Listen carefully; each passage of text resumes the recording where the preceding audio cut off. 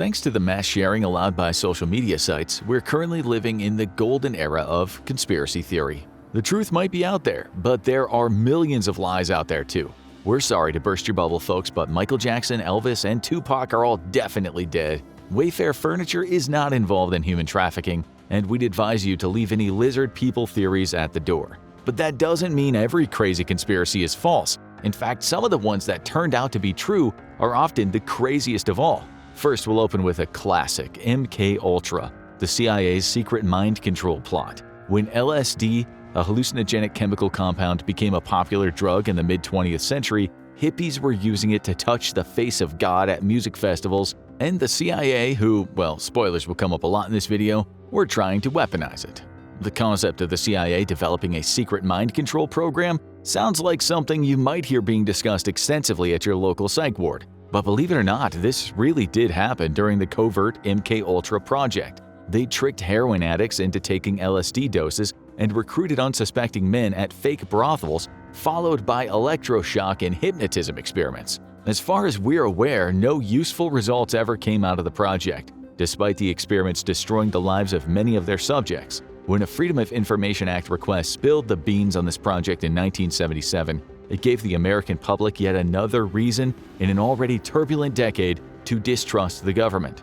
But the US government isn't the only one who was up to some crazy conspiracy-inspiring science experiments. This might seem like a lowbrow joke, but in the 1960s, the Canadian government funded the creation of a real-life gaydar. Before y'all start snickering like high schoolers, you should know that despite seeming pretty silly on the surface, this had horrible consequences for the lives of around 400 people. Frank Robert Wake, a professor at Canada's Carleton University, designed the machine to measure pupil dilation in response to images of a homosexual nature. This incredibly unscientific device was then tested on a huge number of government employees, 400 of whom were fired after testing positive for gay. The cruelest insult on top of all this financial injury, the real-life gaydar was internally nicknamed the Fruit Machine, a nod toward a common homophobic phrase at the time. Stay classy, Canada. Let's hop away from North America and over to North Korea, one of the weirdest countries in the world. There are very few countries that are actively friendly with the DPRK, but one country that has a particularly strained relationship with them is Japan. So much so that there was a long-running conspiracy theory of the North Korean government disappearing Japanese citizens. And as you probably guessed from the title of this video, this conspiracy theory turned out to be completely true. In 2002, the now deceased former Supreme Leader Kim Jong-il straight up admitted that the country had kidnapped at least 13 Japanese citizens. To their credit, they did give 5 of them back after this. The location of the other 8 is still an open question. Okay, back to the United States now. Though this conspiracy theory was performed against the US government rather than by it. The assassination of President Abraham Lincoln by John Wilkes Booth. Even our framing there suggests that John Wilkes Booth was a lone wolf triggerman, a deranged racist out-of-work actor willing to bet his life to take down Honest Abe.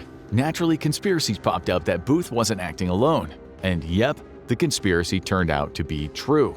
Booth worked with at least 9 other Confederate co-conspirators, most of whom were would-be assassins themselves. These included George Astaroth, who tried and failed to assassinate Vice President Andrew Johnson, Lewis Powell, who tried and failed to assassinate Secretary of State William Seward, and Mary Surratt, who would become the first woman ever to be hanged by the United States government. Not exactly a successful bunch. From a defied American leader to a defied Tibetan leader, you might have heard a number of conspiracy theories about the Dalai Lama, the spiritual figurehead of Tibet. Given that the Dalai Lama is opposed to Chinese expansion, many have accused the United States of funding the Dalai Lama as a form of proxy opposition.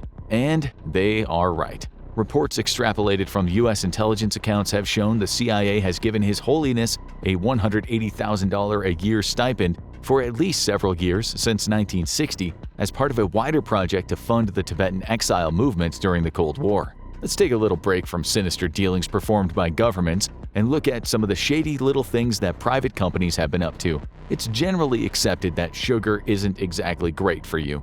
But if the sugar industry had their way, you wouldn't know that. In 1967, the Sugar Research Foundation, a lobbying organization funded by companies that deal heavily in sugar products, oversaw a study that downplayed the links between sugar consumption and cardiac diseases. But corporate sugar conspiracies like this aren't a thing of the distant past. The Coca-Cola Company paid millions to commission a study muddying the link between sugary sodas and obesity back in 2015.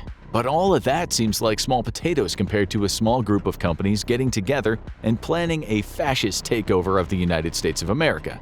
It feels almost like a textbook premise of a conspiracy thriller, but it actually occurred in 1933 with the business plot. Senator Prescott Bush, grandfather of George W. Bush, teamed up with business leaders from Chase Bank, Goodyear, Standard Oil, GM, and the DuPont family with the goal of funding a military coup to take down FDR and install a fascist dictatorship.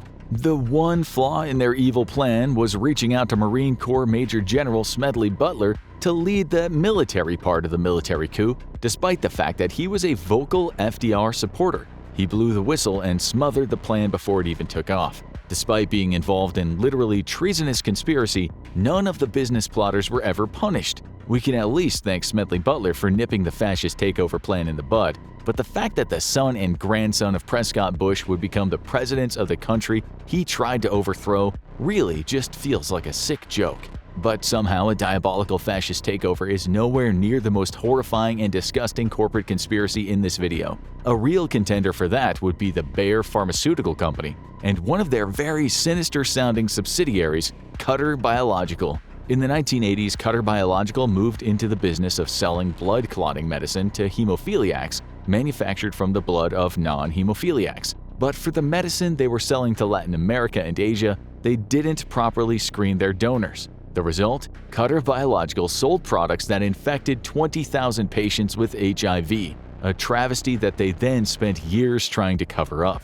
What could possibly be worse than infecting 20,000 hemophiliacs with HIV? Probably being complicit in a cover-up that could spark the end of the world. While climate change has become a hot-button topic recently, due to the fact that we are currently living through its effects, the people behind ExxonMobil Fuel Company knew about it as early as the 1970s due to climate research they funded at the time, then spent millions suppressing.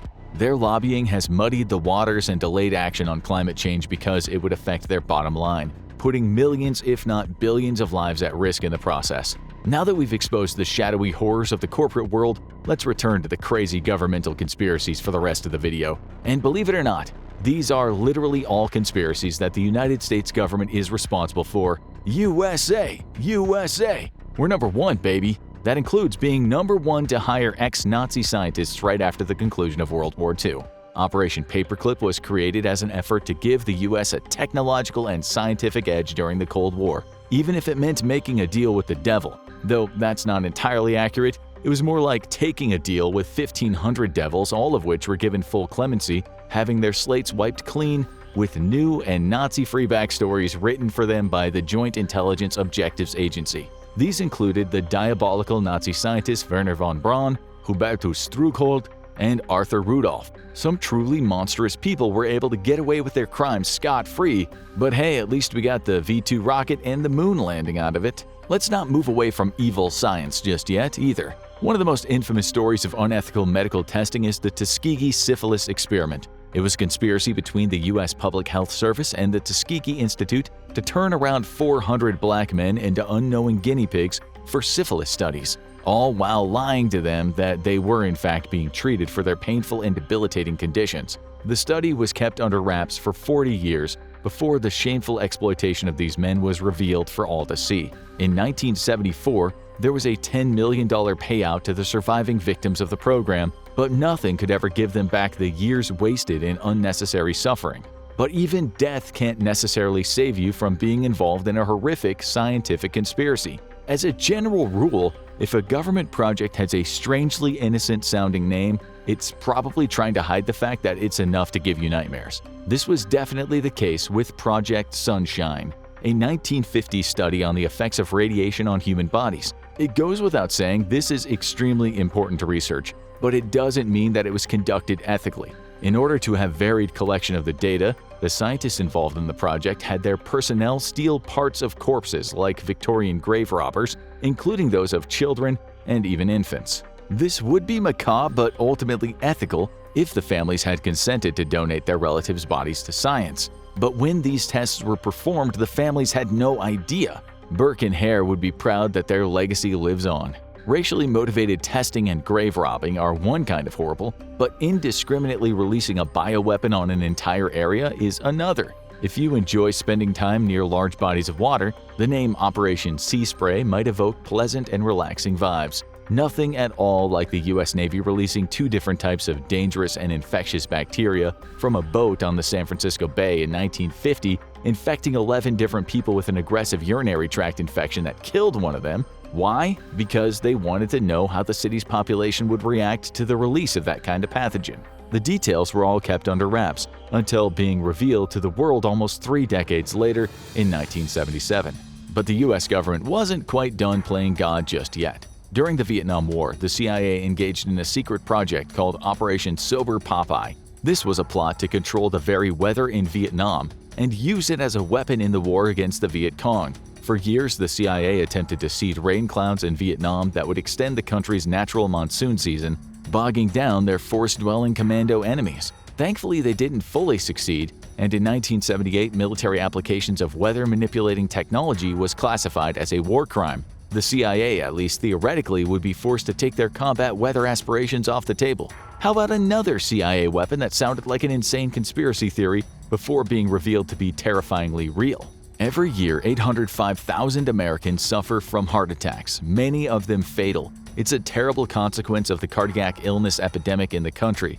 But could it also be the result of elite CIA assassins taking out targets? And how would a CIA assassin induce a heart attack without a trace? A specifically designed heart attack gun, of course, one that fires a frozen dart carrying deadly blowfish poison, which then melts after transfer, inducing a heart attack and leaving a small red dot on the body as the only evidence of foul play. While this might seem like a bizarre fantasy cooked up by someone who watched a few too many James Bond movies, Senator Frank Church revealed the very real heart attack pistol during a public hearing in Congress about some of the seedier activities of the CIA. So let's give the CIA a bit of a break before Infographics Show HQ undergoes a mysterious series of simultaneous heart attacks and look at the shady conspiratorial antics of the US's domestic intelligence agency, the FBI.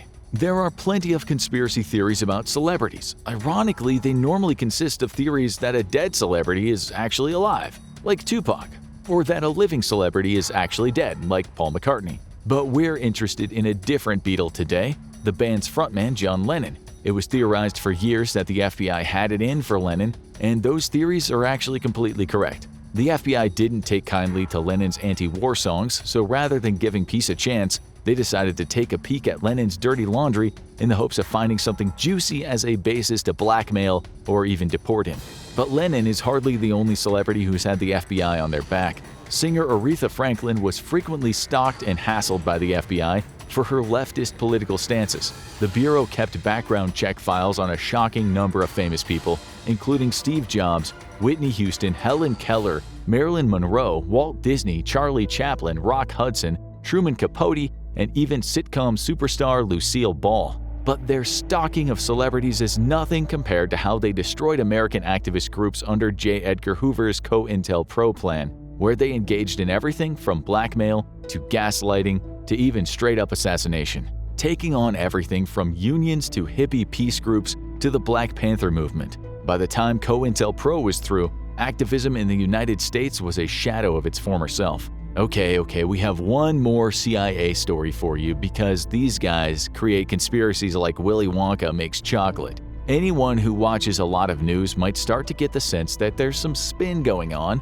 that the seemingly impartial reporting of information might actually be a Trojan horse for an agenda. While these days that agenda comes from the various corporations that all own major news stations, for several decades in the mid-20th century, it was coming from the CIA, courtesy of an initiative known as Operation Mockingbird. Frank Wisner, head of the CIA's Office of Special Projects, spearheaded a far-reaching media influence campaign that gave him control of key figures from the New York Times, CBS, and members of the Washington Press Corps. At the height of the program, 3,000 CIA employees were tasked with maintaining Wisner's complex propaganda machine, as they spied on journalists who worked with whistleblowers and paid other journalists to disseminate false information that served the CIA's narrative. It was a conspiracy theorist's dream and nightmare come true.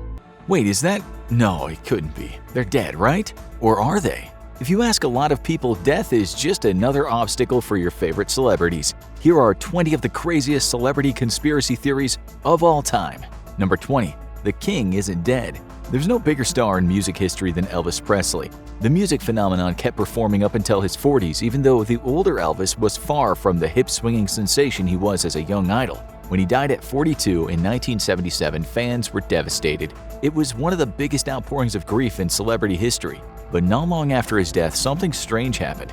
People started claiming that they were still seeing him around. Did the King somehow survive his reported death from heart disease? Did he fake his own death to escape the pressure of performing for millions? What is the answer to the mystery of Elvis's death? To get a clue, you might want to take a walk through Las Vegas. You probably can't go too far without seeing an Elvis impersonator. Decades later, he's still one of the biggest musical icons of all time, and that means he'll never disappear long after he's gone. You might even be able to get married by him.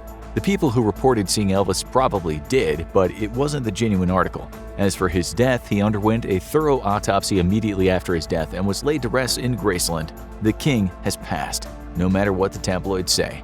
He wasn't the only musical icon to have rumors swirling around him. Number 19. A pale imitation? Michael Jackson burst onto the scene as one of the members of the Jackson 5 and soon attained far bigger successes than his siblings as a solo artist. But fans started to notice something odd. He didn't really look like himself anymore. He started out as a curly-haired young African-American boy, but as he grew older, his hair straightened and his skin seemed to get paler and paler and paler until he looked like a completely different person. Many people started to speculate that Michael Jackson was deliberately bleaching his skin. Was the famous pop star trying to change his race? Those who thought Jackson's skin was changing weren't wrong. Anyone could see it.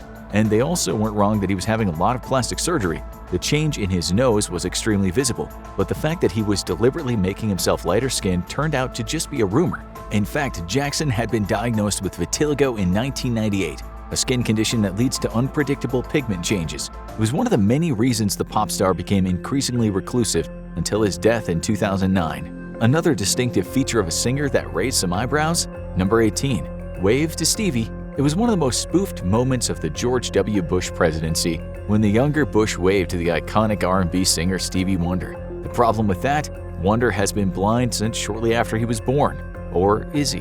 While most of the commentary made fun of Bush's mental lapse, other people started wondering if the music legend might be faking it. Believers pointed to a moment when he picked up a fallen microphone on stage surprisingly quickly, and he sure does like to attend basketball games for a guy who can't see. Could it be true? And more importantly, why? Well, the answer might come from a comic book superhero, the vigilante Daredevil, who is blind but has other enhanced senses. Stevie Wonder might not have radar sense, but it's not uncommon for blind people to develop an acute sense of hearing and touch. Wonder likely sensed the vibration of the microphone and knew where it fell. Additionally, the story of how he lost his sight is well known, and it matches up with medical science. And he would have had to be faking it for decades. Why exactly? Come on, Stevie Wonder's voice is good enough that anyone would be listening to him even if he could see. Some of these theories make you wonder, what are people thinking? Number 17. The Great Switcheroo. It was one of the most bizarre and terrible unsolved mysteries of the 1990s, the murder of a young pageant queen, JonBenet Ramsey, in 1996. The blonde 7-year-old was found dead in her home, and police investigated all her family members and assorted creepy outsiders. But the murder was never solved. More than a decade later, offbeat pop singer Katy Perry burst onto the scene with massive hits like I Kissed a Girl. What do these two facts have in common? Some conspirators believe that Ramsey's death was faked and that she's actually Perry. The two have the same parents. And the switcheroo was facilitated as part of a satanic Mason ritual. Wait, what? If you're looking for evidence of this wacky theory, you might be looking for a while. The key piece of evidence the believers point to is the fact that their facial features are slightly similar, and their parents have slightly similar appearances as well. Working against it, well, for one thing, JonBenet Ramsey's mother died not too long after her daughter, and Perry's mother is alive and well. Also, Katy Perry is 6 years older than JonBenet was, which would make it pretty difficult to switch the two out. Perry's father, a well-known Pentecostal pastor, would likely not be amused by this nonsense. Sometimes there's a glimmer of truth to a conspiracy, and that's about it. Number 16. Marky Mark? No! Mark Wahlberg has had a wild career. He started out as the youngest member of the New Kids on the Block, complete with the nickname Marky Mark. When his music career petered out, he dovetailed that into an acting career and has starred in some of the biggest action movies of all time. But amid that success, rumors circle of a dark past, one where he committed violent hate crimes. He has a criminal record and his restaurant Wahlburgers can't get a liquor license because of it. But did he really beat a man so severely that he blinded him? Like most things in Hollywood, that answer isn't so simple. When he was only 15, Wahlberg and a gang of friends chased 3 young black girls and threw rocks at them.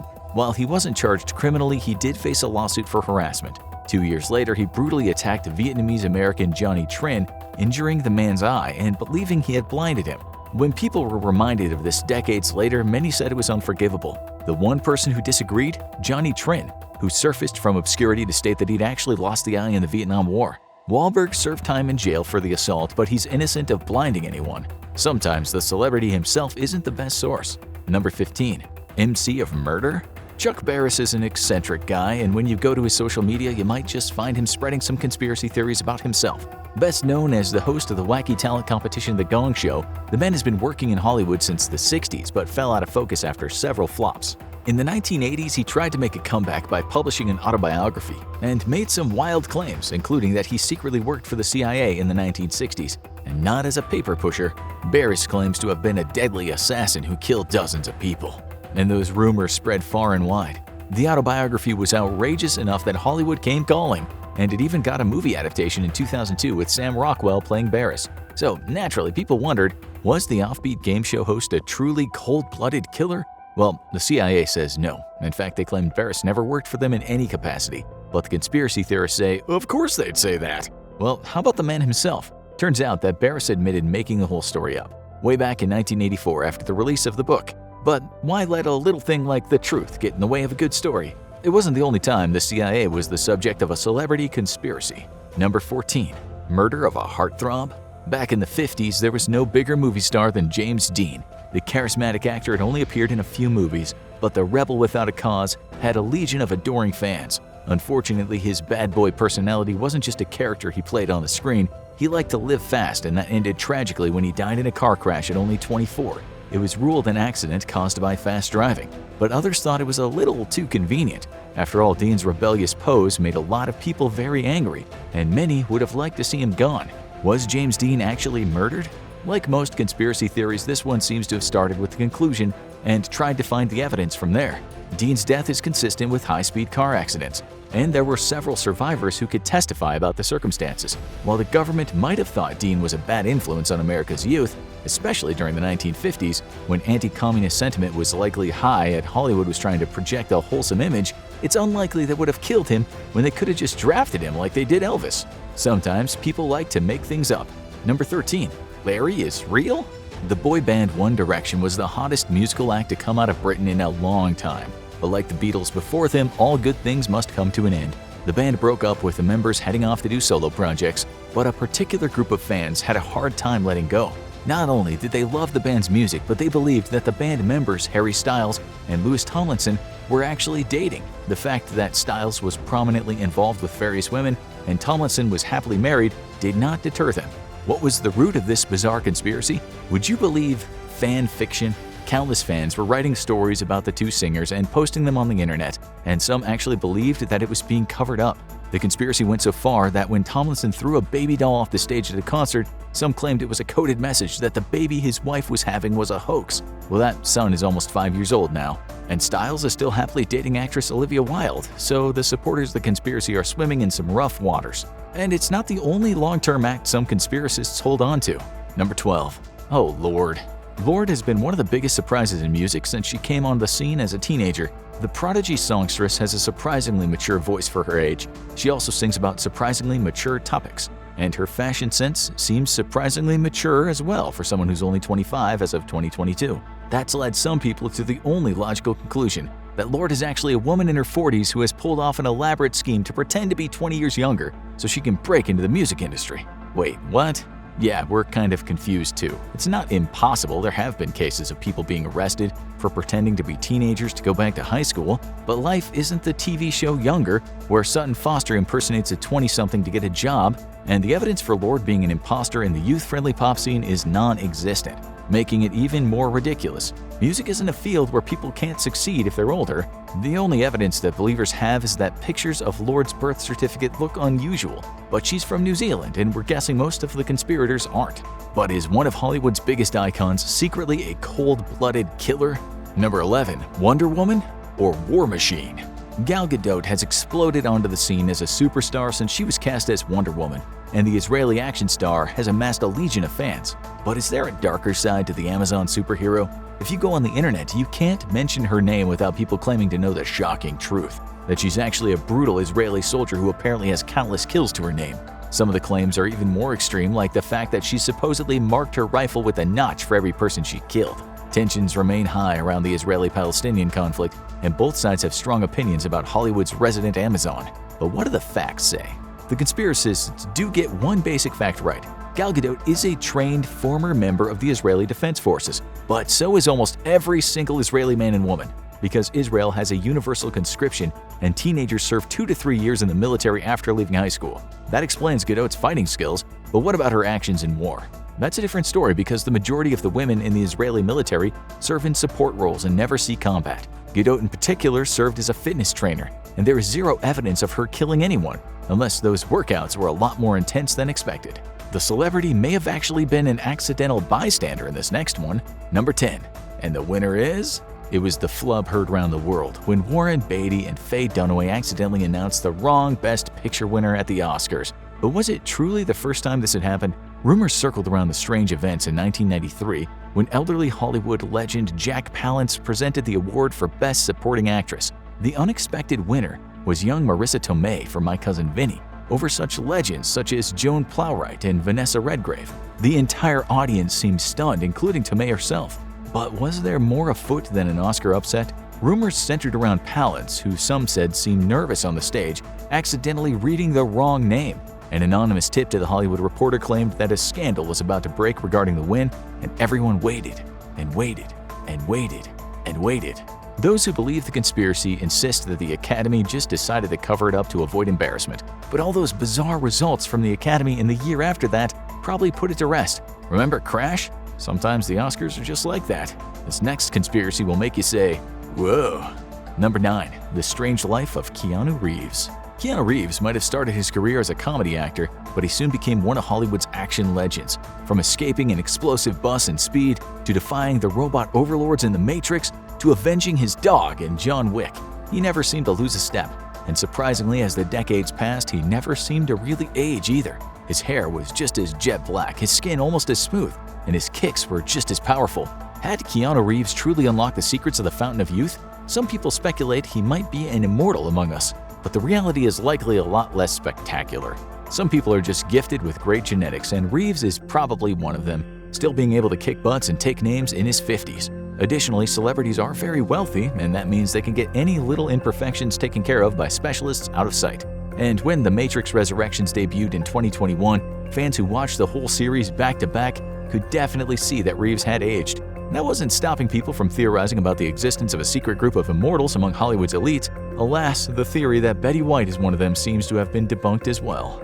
Now let's head across the pond to look at some very different celebrities. Number 8.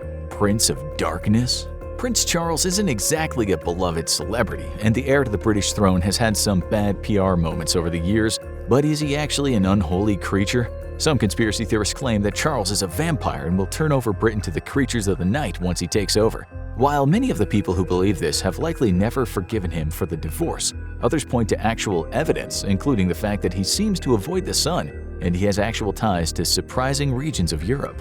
Is there any truth to this terrifying rumor? Would it surprise you to know that Charles's family tree has a very notorious ancestor, Vlad the Impaler? The Transylvanian ruler who inspired the character of Dracula had a half-brother who is Charles's distant ancestor.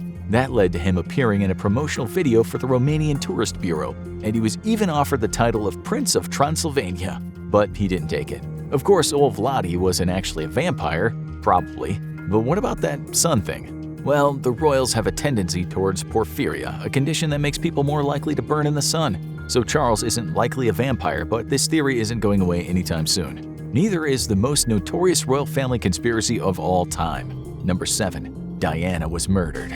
There's no modern royal more beloved than Diana, Princess of Wales. Even after her divorce from Prince Charles, she remained a global celebrity and activist. The public watched the drama as she found new love with Dodi Al-Fayed, and then were horrified when she died in 1997 in a car crash in a Paris tunnel. The blame for the fatal car crash fell on photographers who were chasing her and her new beau in an enclosed space. But as the global mourning continued, other people asked, was her death truly an accident?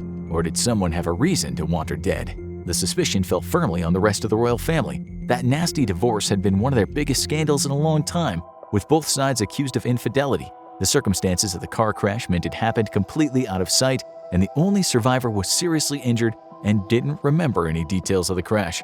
Dodi Al-Fayed was also killed in the crash, and his father claimed a conspiracy when he sued in France, but his claims were dismissed. Much like the deaths of Elvis and James Dean, this tragedy was so high profile that the investigation would likely have turned up any evidence of foul play, but that hasn't stopped the conspiracies. This next one dates back decades and is 2 conspiracy theories in one.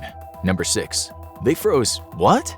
The death of beloved entrepreneur Walt Disney from cancer sent shockwaves through Hollywood, and many people had trouble letting him go. His legacy looms large over the company, but is he still with us in another way? Rumors persisted for decades that Disney had been cryogenically frozen, either just his head or his whole body, depending on who you ask. The family denied this, saying he was just cremated and buried, and at the time, cryogenics technology would have been highly unlikely to preserve a body. Even today, it's never been used to revive anyone. But that didn't stop millions from searching. Was Walt Disney frozen? The conspiracy took another wild turn in 2013 when Disney released a wildly popular animated movie called Frozen. The story of 2 sisters, one with magical ice powers, became the company's top-grossing animated film ever at the time. And then suddenly, if you Googled Disney Frozen, you wouldn't be getting any reports about where Walt's body supposedly was. The theorists claim that the movie was released specifically to throw people off the trail, but it's probably more than likely that the company just liked the billions of dollars the franchise was going to make them. Some people think celebrities are a lot more important than they actually are. Number 5. It's Britney, Mr. President? Britney Spears was the most popular pop star in the world as the 2000s dawned, and then things took a dark turn. She was involved in a controversial divorce, followed by a dramatic mental breakdown, most famously shaving her head and smashing a car windshield with an umbrella. She eventually wound up in a conservatorship that lasted over 10 years and culminated in a dramatic court case where she won her independence, a tragic cautionary tale about the pressure on child stars. Or was it? Some people thought there was a much bigger hand behind Britney's breakdown. Britney Spears' issues began just as President George W. Bush's approval ratings started crashing. Conspirators pointed to her escapades, taking the headlines away from negative events in the administration, and came up with a theory that she was a paid agent of the president. The best evidence against this, besides being crazy, her problems continued long after Bush left office. Although, given that the Free Britney movement really picked up during the Trump administration, the conspiracists will probably be coming back for round 2. Some theories put famous figures at the center of real events. Number 4.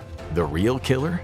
A man named Steve Lightfoot bursts into a town council meeting in Florida. He has information of a murder. The victim? None other than John Lennon, the beloved songwriter of the Beatles. What's that you say? The killer, Mark David Chapman, was caught after the murder and remains in prison to this day? Lightfoot believes that's a hoax because the real killer is still out there. In fact, he's a household name by the name of Stephen King, the iconic horror writer. Is the man behind Pennywise and Carrie really holding a dark secret of his own? Wait, what? This one might be more fringe, but every time someone yells a conspiracy loudly enough, people will believe it. Lennon's death has long been fodder for conspiracists, with people suspecting that the government could have had him killed due to his anti-war activism. But Stephen King, who was 33 in 1980, was nowhere near the killing. The evidence Lightfoot presents for the theory is that the 2 men sorta look alike. But to debunk this theory, people would really only need to talk to the confessed killer, who again is right where they left him.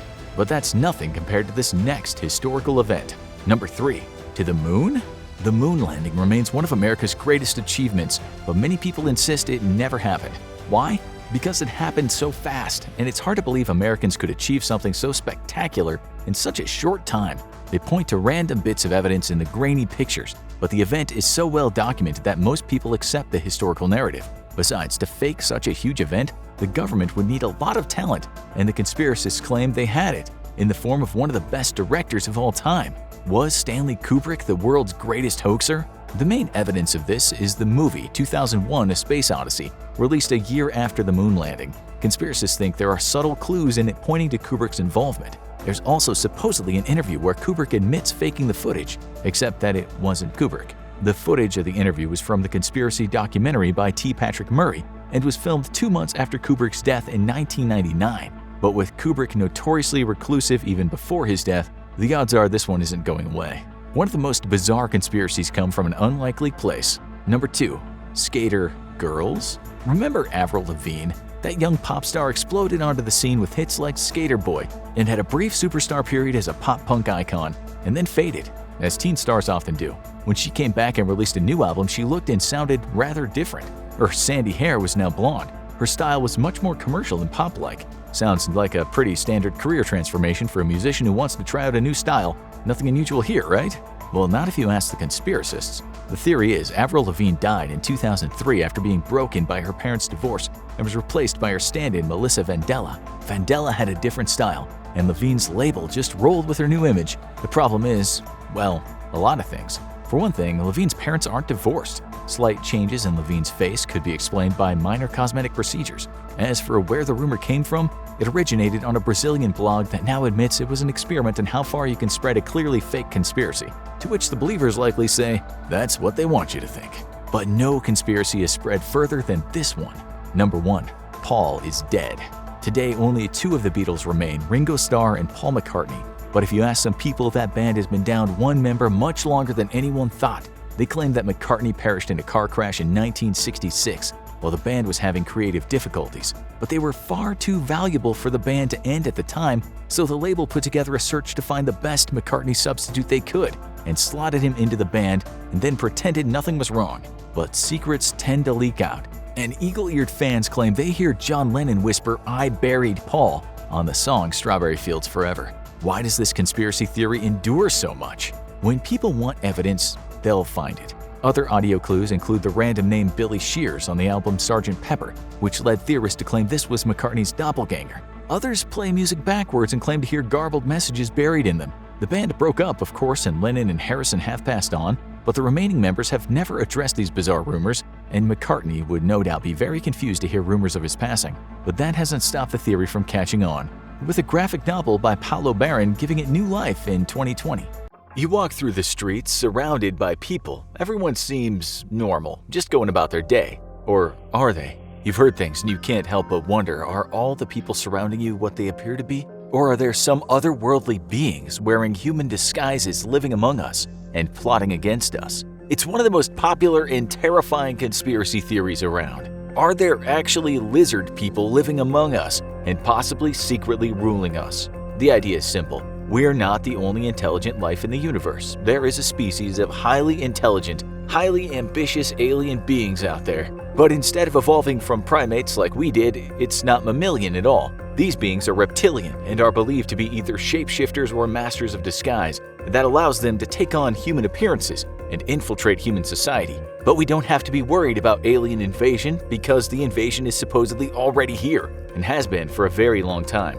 And that's because this theory often has ties to another famous conspiracy, the Illuminati, a powerful and shadowy group of power brokers that control the governments of every major country, a council so powerful that even the President of the United States takes his orders from them. The Illuminati are usually believed to be composed of the most powerful and wealthy families on Earth. While this mysterious group has never been found, and their existence is unproven, the believers in the theory say that's exactly what they want, and a certain small and vocal group of Illuminati believers say they might not be human at all.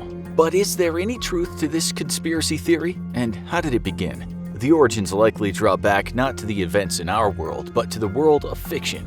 In his short but prolific career as a writer, Robert E. Howard created many of the most lasting concepts in fantasy fiction, ranging from the barbarian nomad Conan to the warrior king Cole. His heroes faced a bizarre mix of supernatural and sci-fi enemies, but few more bizarre than the Serpent Men. This ancient prehistoric race had snake-like heads and lived underground. Other writers like Clark Ashton Smith and most famously H.P. Lovecraft used inspiration from this story to create their own stories involving terrifying ancient reptilians. But the very first inspiration might have come much earlier, and it may bring another iconic mystery. The Secret Doctrine, a book by Russian philosopher Helena Blavatsky, is hard to classify. That's because it was classified as non-fiction, but most analysts believed it contained mostly fiction. A combination of modern science and ancient occult concepts, it claimed to represent the wisdom of the ages and spoke of ancient lost civilizations in Atlantis and Lemuria, where prehistoric races of prehumans lived.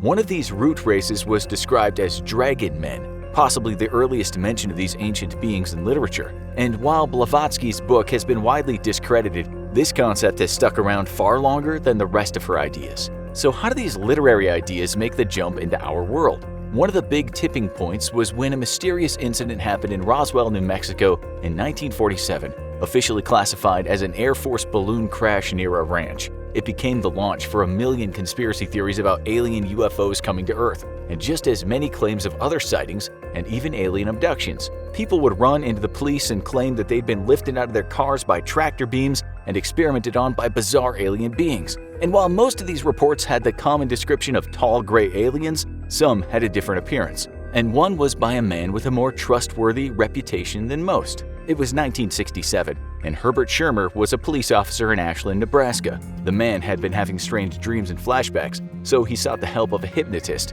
While under hypnosis, he recalled being abducted by aliens and taken on a UFO. His description of the aliens gained larger attention. He said they had reptilian features and, more significantly, reported they had a military-style emblem of a winged serpent on their chests. Could this be a close encounter with the mysterious dragon men who supposedly preceded humanity, or was it a hoax? Most UFO skeptics say Schirmer is not one of the most convincing cases, especially given the addition of a third-party hypnotist, but his case continues to intrigue conspiracists to this day. But is there any real evidence of evolved secret reptiles living among us?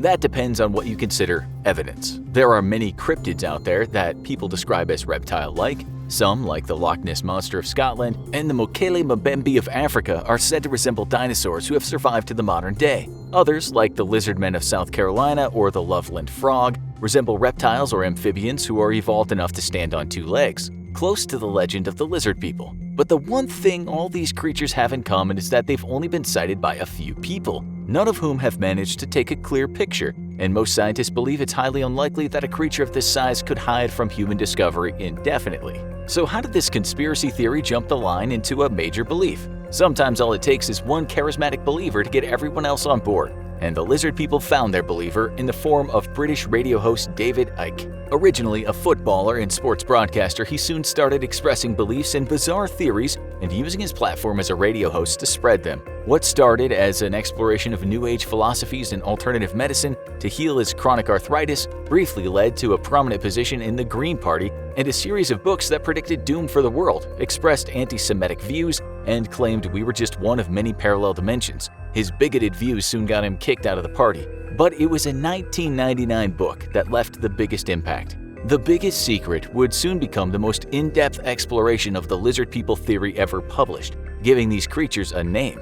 He claimed that they came from a distant star system called Alpha Draconis. Although they didn't stay there, they could travel across dimensions. Called the Archons or Anunnaki, they had been there on Earth for ages and had already hijacked the Earth. But they weren't the ones actually ruling the Earth. They had placed another group of genetically modified hybrid beings on the planet to rule in their place. And they had a name, the Babylonian Brotherhood. These powerful hybrids were supposedly the ones running the planet in the form of an Illuminati, and they had the ability to feed on fear and negative energy. Thus, the manipulations of the government were aimed at keeping us in a constant state of fear and led us to embrace an authoritarian global government that would end freedom of speech and elections and rule indefinitely as part of a new world order. But Icke went further than most believers in his theory. He named names. Icke claimed that these human-reptile hybrids had been running Earth for centuries and were secretly behind several of the most powerful people in the world. These included the Merovingian dynasty, a powerful ruling family responsible for uniting much of Europe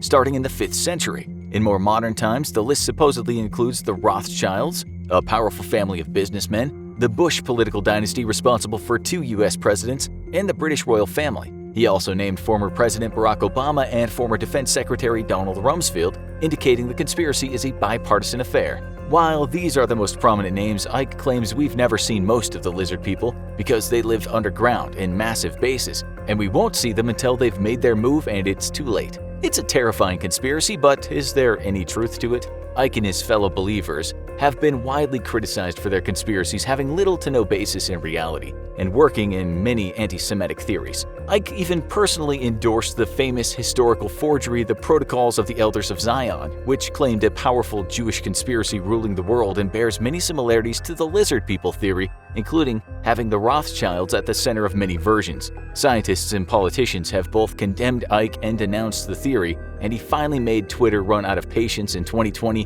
when he claimed that the COVID-19 pandemic was caused not by a virus, but by 5G cell towers. So he's probably just a niche conspiracy theorist, and the lizard people theory isn't very popular, right? Wrong. Despite no real evidence for the theory, it has a surprisingly large following, numbering in the millions in the United States alone. A recent poll indicated that 4% of American adults believe there's truth to the theory, which might not sound like much, but it comes out to over 12 million believers. These believers may not get much mainstream attention, but they communicate actively on the internet, even sharing their beliefs on how to supposedly spot these imposters among us. Okay, so what are the supposed signs of a lizard person in human form? Some are related to the nature of lizards, like low blood pressure. Others are seemingly random, but the believers will insist they're a giveaway, like good eyesight and hearing or red hair. Unexplained scars on the body are supposedly a giveaway, maybe because they're not fitting in their skin quite right. Others have nothing to do with the body and more to do with the mind, with believers claiming that they can tell when someone's too interested in space or gives off the vibe of not belonging to the human race.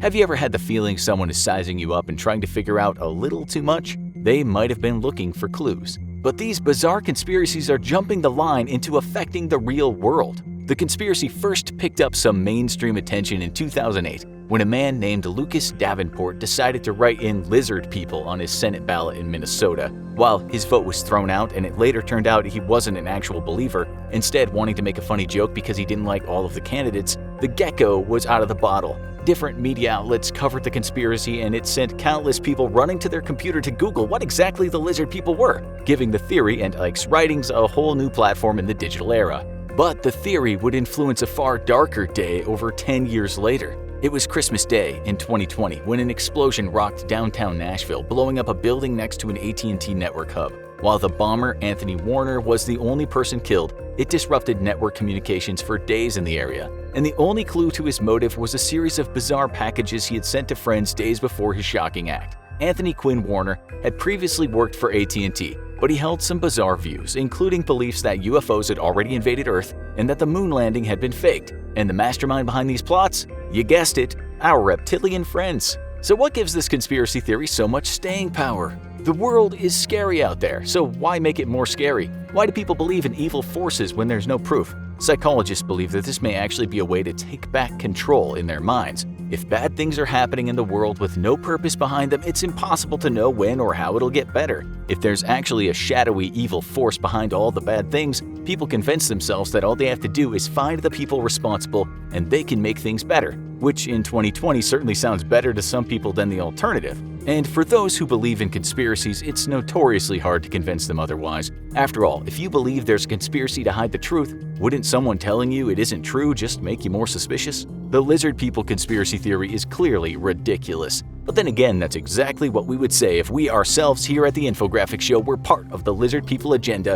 and wanted to get you off our trail. I totally don't have a tail. Or maybe we'd admit that we were lizard people and play it off as a big joke, yet again to get you off the scent. Guess you'll just have to take our word for it that we are probably not part of the global lizard people conspiracy. Now, if you'll excuse us, there's a giant bowl of delicious flies to eat that we've been eyeing this whole time. You all know the story. It's about 11:40 p.m. on April 14th, 1912, and Britain's largest passenger liner, the RMS Titanic, finds itself in a bit of trouble. First, there's a bang, followed by an eerie period of silence, and before you can say, "Blimey, you just hit that old spot," the unsinkable ship starts taking on water. Just over 2 hours later, the Titan of the high seas goes under, and just over 1,500 people acquaint themselves with Davy Jones's locker. It's a bad day indeed for all involved. But a century and a bit later, we could all laugh about it. Or can we? Because what if everything you thought you knew about the sinking of the Titanic was wrong? What if there was no catastrophic iceberg impact? What if someone wanted that ship to go down? What if Jack and Rose didn't even exist? Just kidding. But really, there are a lot of things you don't know about the Titanic. The word on some dimly lit streets is that the ship's destruction involved power, greed, and ultra-rich families. Was there a religious curse on the ship? Or did it even sink at all? Do you think that's crazy? Trust us, there are believers, they are out there, spreading the word on internet forums. Today we'll do a deep dive into their theories. Let's start with the possibility of a giant piece of floating ice not wrecking the ship, but the military doing it. Okay, so you all know World War I started in 1914 and you know the Titanic went down in 1912. But did you know that at this point in time, Britain saw Germany as its biggest threat to dominance in Europe? Did you know the German Emperor Kaiser Wilhelm II wanted nothing more than to build a bigger, better naval fleet than Britain, a country that proudly claimed to rule the waves? When the Titanic went down, Germany already had very powerful U-boats, one that could sink a huge passenger liner. Around 3 years after the Titanic sank, a U-boat destroyed a British passenger liner off the coast of Ireland,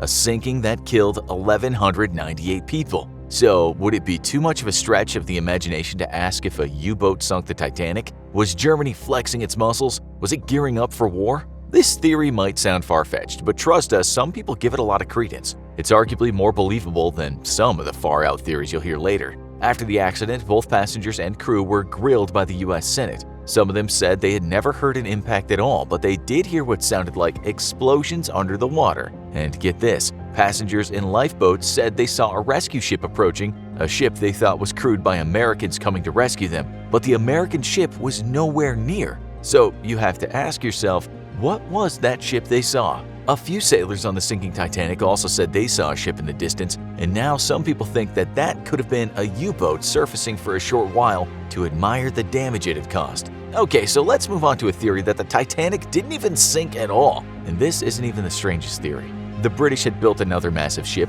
called the RMS Olympic. This beast was the older sister of the Titanic, and both ships looked very much alike. In fact, they were almost identical. They were owned by an outfit called the International Mercantile Marine Group, and that was controlled by none other than J.P. Morgan, the Wolf of Wall Street in those days. In case you're wondering, the Titanic was registered as a British passenger liner, but it was actually owned by the American Morgan, as was the Olympic. In 1911, the Olympic collided with a Royal Navy ship, and the accident caused severe damage. The theory goes that because the Olympic was blamed for the collision, its insurers, Lloyd's of London, wouldn't pay up. That cost the International Mercantile Marine Group a lot of cash. To make matters worse, the other big ship, the Titanic, wasn't yet finished and the work on it had been delayed. This meant no ocean liners in the water and a big loss of money. So, what to do in that situation? Some people believe that the Olympic was patched up, not perfectly, but at least it could sail. After that, it was kind of a switch. They said that the damaged Olympic was the new Titanic. The theory sounds more believable when you hear that the crew on the Titanic said the ship listed to port in the water. That means tilted to the left, which is what would have likely happened if the damaged Olympic was in the water. Okay, so why would they do that? Well, to have at least one ship in the water, for one thing. But there's more, and this is where it all gets insidious. You see, if a damaged ship sailed along icebergs over a long distance, there was every chance it would sink, and it would look like an accident too. So the insurers would have to pay that. If it happened, JP and his company of wolves on Wall Street would get their cash for the banged-up vessel, and they could put the real Titanic in the water. Everyone's a winner. Oh, except the 1,500-plus dead people. Some theorists believe that they didn't actually want people to die because the damage was so small JP and friends thought everyone would be rescued when it went down. This all sounds like a Dr. Evil kind of plan, and there are more than enough people that want to really believe that all those bankers are forged deep in the pits of hell. But there's one reason, and one reason alone, why the tale doesn't ring true. You see, the construction number of the Titanic was 401, and the construction number of its sister was 400. When bits of the Titanic were pulled from the ocean bed, they had the 401 construction number on them. When the Olympic was turned into scrap, nowhere was the number 401 found. JP Morgan isn't off the hook yet. Another theory is that he wanted some people on the ship dead. Sinking the Titanic to slay some enemies might seem a bit excessive, but you have to remember that some people think the Earth is flat and Queen Elizabeth is a lizard inside human skin. The conspiracy theorists say JP wanted very much to establish the Federal Reserve Bank in the US, but in his way stood a handful of people that didn't think it was such a good idea. 3 of them were the wealthy and powerful people named John Jacob Astor, Benjamin Guggenheim, and Isidor Straus. Guess what? They all went down with the Titanic and JP got his bank. The theory asserts JP was supposed to have a seat on the ship, but he canceled the trip at the very last minute. Oh, what good fortune. You read that on Reddit and now you know bankers equal evil, JP Morgan equals murderous villain. But wait for a moment before you go on the dark web and buy yourself a Kalashnikov to take on the world's bankers. A little bit more research tells you that his cancellation was due to the fact that he was having some problems getting his art collection from Europe over to the States.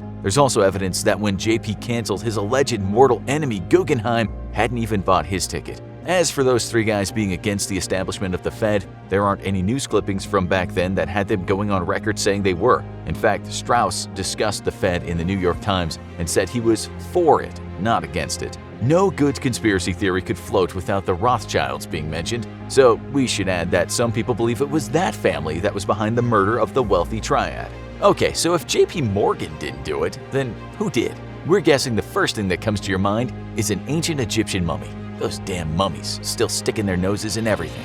This is how the tale goes. One of the people that died on the Titanic was a guy named William Stead. He was a newspaper editor and spiritualist who held some pretty far-out views. Hey, he's said to be the father of tabloid journalism, so far-out views were his mainstay. He was a brave man too, seeing that he helped women and children into lifeboats and gave his life jacket away. He was actually last seen with one of the guys we just mentioned, John Jacob Astor. Both of them were holding onto a raft, but their feet iced up and they went under. Prior to going on that trip, Stead had often talked about a mummy's curse. The curse goes back to some English dudes that bought the mummy case of the Princess of Amun-Ra, and after that, things didn't go too well for them. The case got back to England eventually, but there it sat ready to curse the country. To cut a long story short, everyone who bought it or went near it died, or so we're told. In 1912, a rich American was said to have bought the case, and he didn't believe in all those silly superstitious tales. He wanted to ship the thing over to the US, on board the Titanic. It's a fact that the tabloid creator Stead wrote about what later became known as the unlucky mummy, and so people put 2 and 2 together and got 5, saying that because Stead died, the mummy must have been on that ship. It wasn't. Still, one of the survivors on the Titanic had a story to tell. He was back on dry land. He described how Stead had been telling people on the ship how the mummy's curse was going to destroy London. This made headlines. The Washington Post ran one that went, "Ghost of the Titanic, vengeance of hoodoo mummy followed the man who wrote its history." So much for the tabloids being the only ridiculous news sources. Let's get 2 things straight. No mummy case was on that ship. It's in the British Museum as you watch this. Stead was patently crazy, but we'll forgive him for giving away his life jacket. So if a mummy mad that her coffin had been plundered didn't do it, then who would make an obvious next choice to blame for the sinking of the Titanic? God. It was God that did it, but not the Catholic God, a Protestant God. You see, the construction number for the Titanic was 401, as you already know, but some people say it had another number on the hull that was 390904. What does that say if you look at it in a mirror? No Pope.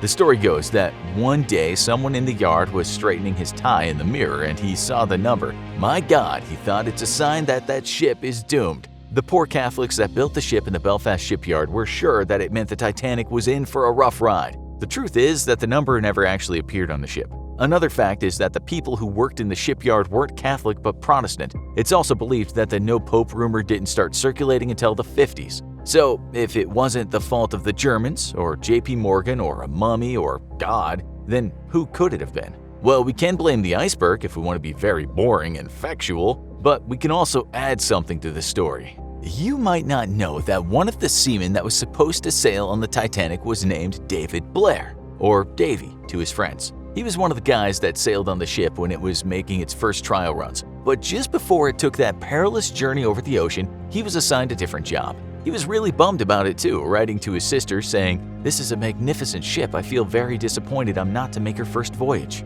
Blair got off lucky, but did he do something naughty after getting the snub? It's a fact that when he left the ship, he took some keys with him, keys that opened a locker to where a pair of binoculars were kept. This was the only locker up where the crow's nest was, and that's the place you really need binoculars when you're looking for things like, I don't know, icebergs. 2 of the lookouts actually survived, and when Congress asked them if binoculars would have helped them to better see that iceberg, both men said yes, most likely. Congress asked, "How much sooner do you think you'd have seen it?" To which one man replied, "Enough to get out of the way." So there you go. Human error was likely to blame.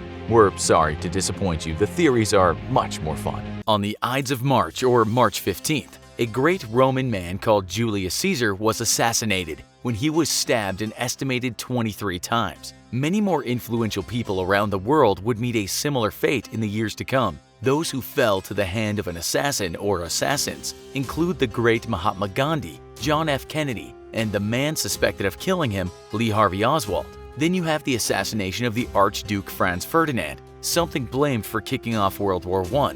President Abraham Lincoln took a bullet to the head, while Martin Luther King Jr. was also assassinated the American way, killed with a firearm. Today we're going to introduce you to someone you might not have heard about, but you should have. His story is fascinating and his death is intriguing. This man, known as Ramesses III, was the second pharaoh of the 20th dynasty in Egypt, and his reign lasted from 1186 to 1155 BC. That's a long time ago, but if you want to see what this guy vaguely looked like, you can, because you can search for images of his mummy online. And you know what people are saying about those remains these days? That it looks like old Ramesses had his throat slit. But let's rewind just a little bit. From what we know about the man, he was a good if not great leader. During his time as pharaoh, what's known as the New Kingdom or Egyptian Empire was coming to an end. As empires always tend to do, it was heading toward decline. After he was gone, the trouble really started. But while he was in charge, he was successful, having beat back Libyan armies twice and making short shrift of the Sea Peoples. These people didn't get into Egypt, but they would attack again. It's said in all, our hero today and his armies fought them off 3 times. As one historian points out, these fights were big deals. He writes, "It should be stressed that the invasions were not merely military operations, but involved the movements of large populations, by land and sea, seeking new lands to settle." Let's just say Ramesses, having won a trio of invasions, likely won over a lot of people. How do we even know what went down more than 3,000 years ago? We don't really, not exactly. But historians rely on what the inscriptions say at Ramesses III's Medinet Habu mortuary temple. You can also hear this in something called the Harem Papyrus. As for those who reached my frontier, their seed is not. Their heart and their soul are finished forever and ever. As for those who came forward together on the seas, the full flame was in front of them at the Nile's mouths, while a stockade of lances surrounded them on the shore, prostrated them on the beach, slain and made into heaps from head to tail. Yeah, he messed them up. Okay, so he won battles. But when empires go into decline, it always starts with a lot of infighting, usually peppered with decadence and many bad decisions. We also have to take into account that some of the people he defeated were settled nearby, and this might have led to new states being formed that would lead to the empire's downfall. Egypt had been fighting on land and in the sea, and as you know, especially if you check out our cost of defense shows, constantly being a warlike nation or defending yourself means spending tons of cash. No empire in the past has ever survived overspending when fighting on too many fronts. This economic turmoil took its toll on the normal people, and they had to put up with the ancient form of austerity, which basically meant less grain. When the people suffer when it looks like there's no way out, usually a bunch of other powerful people get together and start machinating about how to get rid of the failing leader. This is where our conspiracy comes in. We're told that for a long time, no one really knew how exactly Ramesses had been assassinated. Papyrus court documents were found that indeed tell us that a coup had been planned. This is known as the Harem conspiracy because the key figures behind the murder were said to be one of Ramesses' second wives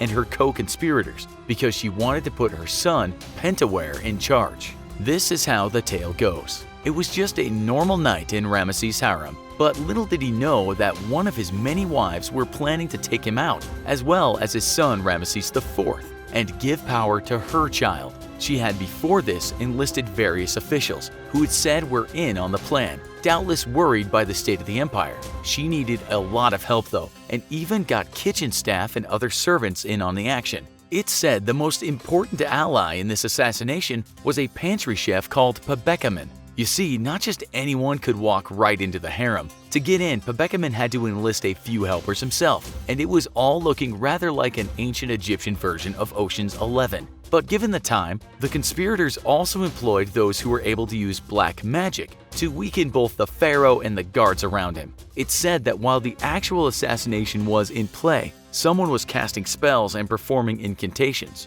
We cannot verify if this part of the killing process worked, but with modern science, we're sure skeptical. It seems the attack was successful, but there's always been a shade of mystery as to how he actually died. We'll get around to that, but we can say the assassination did work. We might also add that Ramesses IV was not felled, and this spelled trouble for the gang of murderous usurpers. In a document called the Judicial Papyrus of Turin, it's written that people were put on trial and names were revealed. It's also said a number of officials in on the plot had been blackmailed, but that didn't save all of them. That document reads that in all, 27 men and 6 women were convicted of high treason and another 5 of corruption. It also reads that most of them should be killed, with the document saying that the court was not killing them, but their actions had killed them. It's not known exactly how they were put to death, but we're told that a number of them took their own lives. 3 of them got off lightly too, and they were merely disfigured. Another got an ancient slap on the wrist. The son who would be king, Pentuer, may have killed himself. No one knows for sure, but some documents seem to infer that he was forced to take his own life. The empire was a mess. The pharaoh had been slaughtered. The other main players had either been killed or were perhaps worried about the state things were in. This was the beginning of the Great Descent that led toward the end of the empire. But how did Ramesses die? Did he actually have his throat slit? Live Science tells us that researchers had for a long time been mulling over the actual cause of death, with some people saying he was stabbed, slashed, and he died immediately, but other people saying he was hurt but lasted another 3 days. So scientists got a hold of the mummy, but this time they were armed with a computed tomography machine, and they performed what are known as CT scans. The large and deep cut wound in his neck must have been caused by a sharp knife or other blade, said the scientists. They added that it was quite the deep wound, and whoever got Ramesses' neck had severed his large blood vessels as well as his trachea and esophagus. Their conclusion was that there was no way in hell that the great pharaoh did much after this, as such a vicious cut would have killed him almost instantly. That also had another surprise. They found an amulet buried in his throat. This had been buried by bandages and no one had ever seen it before. Most probably the ancient Egyptian embalmers tried to restore the wound during mummification by inserting the amulet and by covering the neck with a collar of thick linen layers, wrote the researchers. The amulet, no doubt, was to give him some good luck as he passed into the underworld. But they went even further and went to inspect a mummy they believed was Pentuer. This mummy was known as Unknown Man E. So did he really kill himself? They don't really know, but they did say genetic analysis made them feel pretty sure that they'd got their mummy. It was the son, and all they could say about his death is that his utterly horrific contorted expression likely means he died horribly.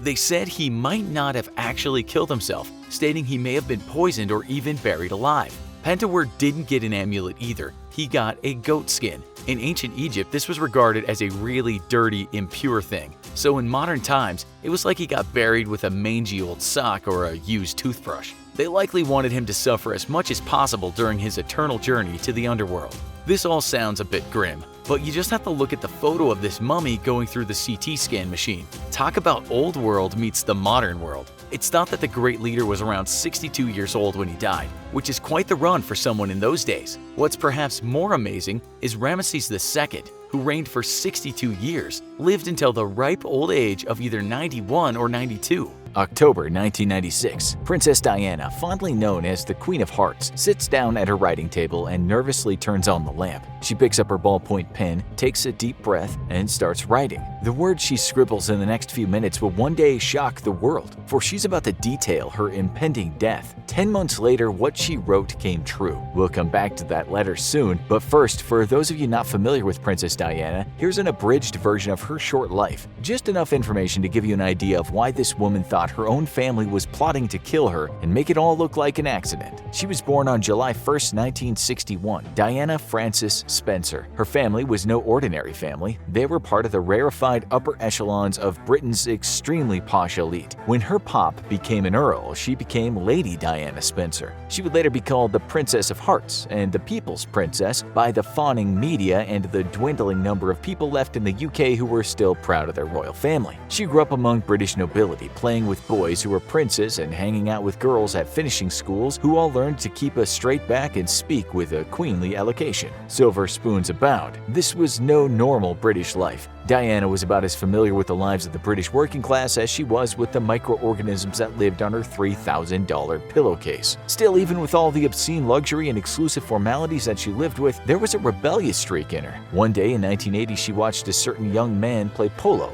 This was Prince Charles, not a big fan of the much superior sport of darts. Soon after, they went out on the royal yacht together, and it wasn't long until she met his parents at the royals' home from home, Balmoral Castle. Over a year later, around 750 million people watched on TV what was called a fairy tale wedding. Hundreds of thousands of clamoring Brits hugged the street as the two rode by in a horse-drawn carriage. It might have looked like a fairy tale, but if you've ever read the originals, they're often rather violent and twisted. Notably, during the ceremony, she did not utter the word obey during the vows, to hold from this day forward, for better or worse, for richer, poorer, in sickness and in health, to love, cherish, till death do us part. But they decided together to omit the obey part. So it was a match made in heaven. A pretty princess with an adorable smile had met her Prince Charming, but in a few years she'll describe this heaven as hell. We're not going to get into everything. We have no bedroom secrets for you, but after love-making, missionary style no doubt, two children were produced, William and the novelty prince for Americans, Harry. The thing was, Diana wanted to do things her own way.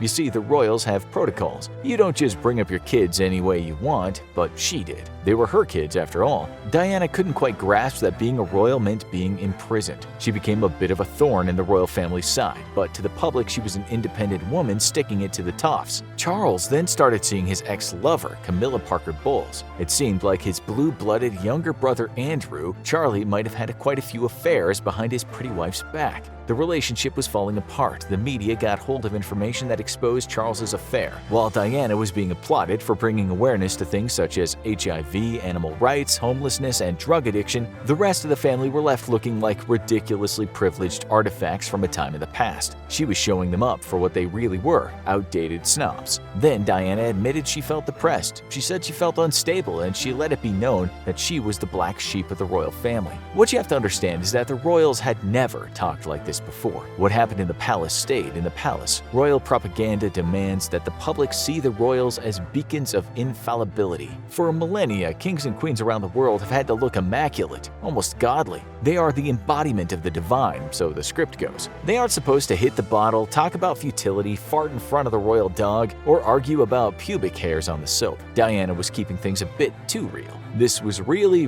problematic for the rest of the unreal family. It's one of the reasons why Harry plays being human these days. Diana's honesty forced an evolution. She went on TV and talked about Charles and his relentless cheating. She talked about how low she felt, admitting that on occasion she purposefully hurt herself. Enough was enough. The Queen then told the pair they had to divorce. This loose-lipped woman had to go before the House of Cards came tumbling down. Diana, now dropping more bombshells than the American military in Laos, said Charles had impregnated his personal assistant, Tiggy Leg Burke, and she had aborted the baby. Suffice to say, it wasn't anything close to an amicable breakup. Diana's head would have been on the chopping block and her children imprisoned in a dungeon a few centuries earlier. The concern for the family now was, once she's single, what is she gonna say to the press? Let's remind ourselves that the royal family very likely harbors many dark secrets. Prince Andrew or Lord Mountbatten are outstanding examples, but we won't get into that today. That's why when Diana died, many people thought the Queen of Hearts had been taken care of, in the mafia sense of the expression. August 31st, 1997. The British look at the TV and see the headline, "Paris car accident, Princess Diana seriously hurt." No one knows exactly how it happened because her car crashed inside the Pont de la Ma tunnel in Paris. Her partner, Dodi Fayed, also died. He was the scion to a family fortune made by his billionaire father, Mohammed Al Fayed. The driver of the car also died.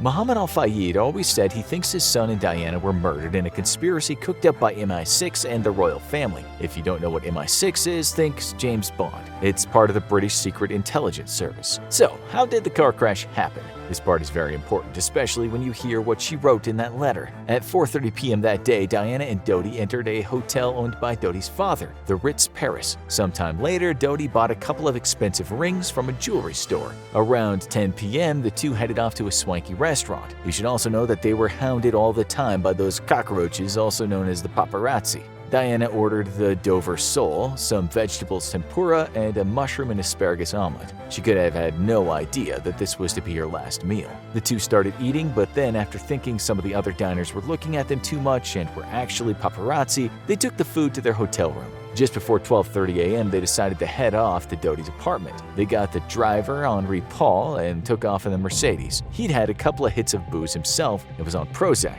although Prozac isn't really known for making a person high. Still, he was driving a bit recklessly because he was trying to lose the paparazzi. He lost control of the car in the tunnel, hit a pillar, and the two men died instantly. The Queen of Hearts spilled a lot of blood, and while she was cut out of the wreckage, she died soon in the hospital. The medical report would say Diana's body arrived in a condition of serious hemorrhage and shock. An urgent surgery showed a severe wound to the left pulmonary vein. Despite the closure of this wound and the 2-hour external and internal cardiac massage, no official respiratory circulation could be established. There was another guy in the car, though. His name was Trevor Rees-Jones, and he was the couple's bodyguard. His face was pretty much flattened in the accident, and many of his bones broke. Like Humpty Dumpty, he was put back together again, but it took many surgeries. He later said he didn't believe there was any conspiracy to kill Diana, although Doty's father didn't believe him. After all, the bodyguard had served in the British military before. The father believed this guy was in the employ of the Secret Service. It was a dark day in Britain, even for a country that suffers interminably horrible weather. The country mourned, the paparazzi was despised, and then things began to calm down, and the British again got used to being just mildly depressed all year round. But then the media started bringing the tragic event up again. Turned out that some news media was originally told that Diana had just been a bit bashed up after the crash, but was in no way in mortal danger. In fact, a Sky News anchor later said, "I got a call saying Doty was dead, Diana was fine, but they thought she'd probably broken her leg." The cops had to investigate this. Remember, what happened in that tunnel stayed in that tunnel. No one has ever seen how Diana died. Even the bodyguard doesn't really know what happened, since after the accident he looked like he'd been sucker punched by a transformer. Doty's father said Diana was pregnant with his son's baby. He also said the British royals could not accept that an Egyptian Muslim could eventually be the stepfather of the future King of England.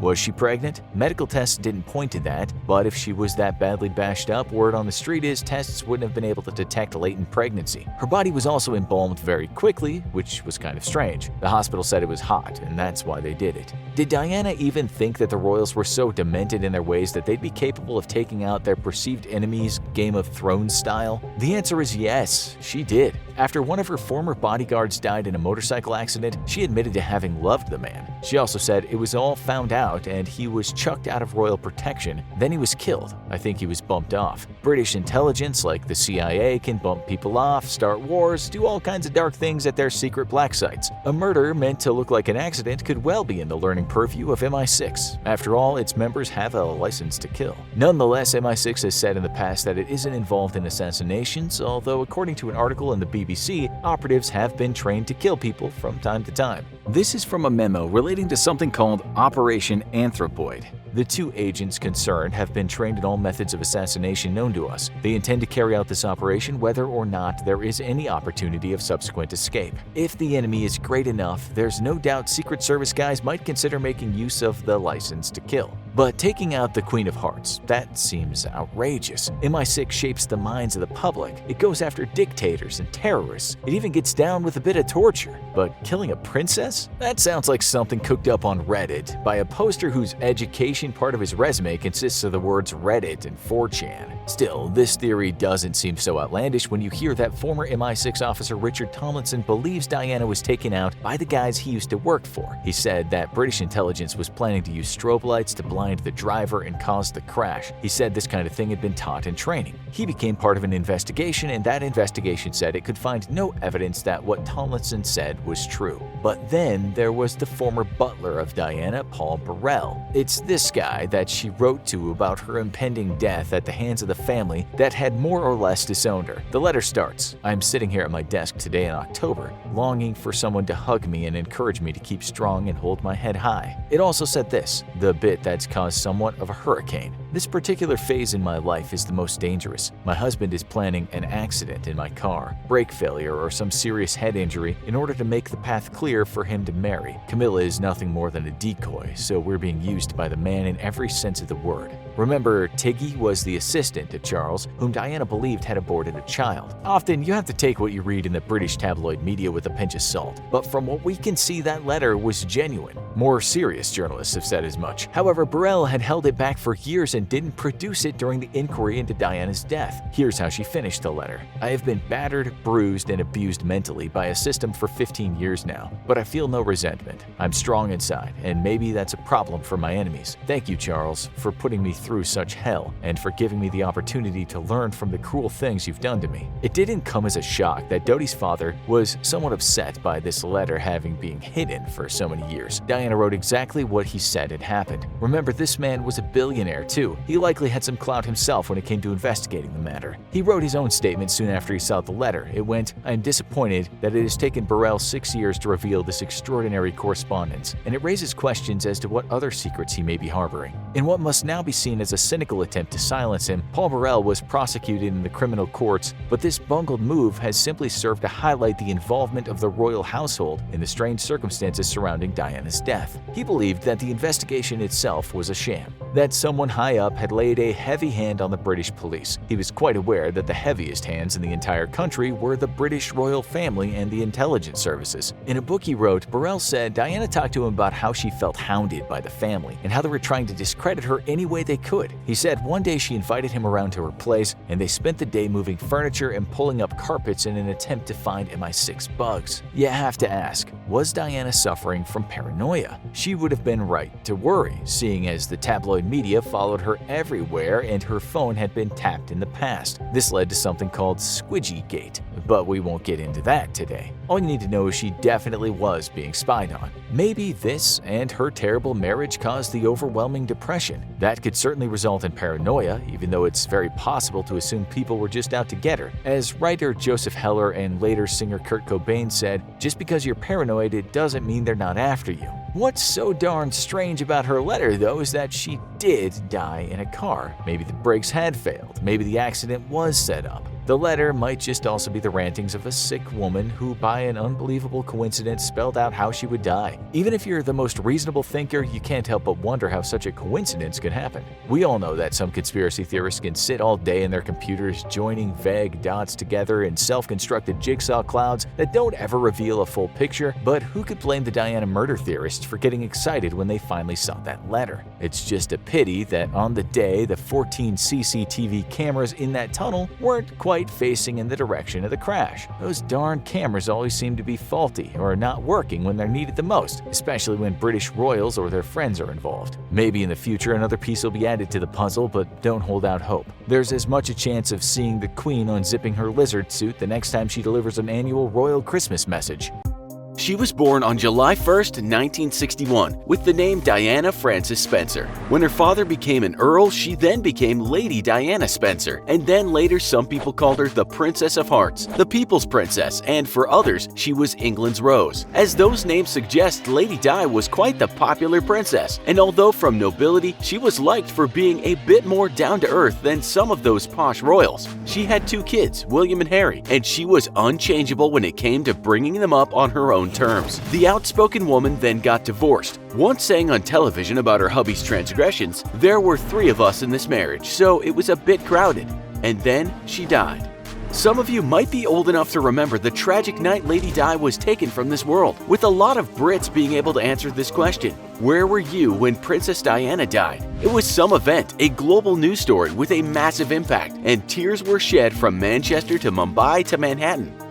As we said, Diana upset the apple cart a little during her marriage to Prince Charles, and after she divorced him, she wasn't willing to let herself or her kids be pushed around by the royals. It's said she fell out with Queen Elizabeth before she died, and would have the occasional argument with Prince Philip. It was a right old royal drama, as people might say in London. She was a rebel in some respects, but a rebel with a cause. One of the reasons for her popularity was that people believed that Diana wanted to use her title, her star presence, to do some good in the world. She supported many charities and many causes, including helping raise awareness about HIV, animal rights, homelessness, drug addiction, and use of landmines, certain diseases, and more.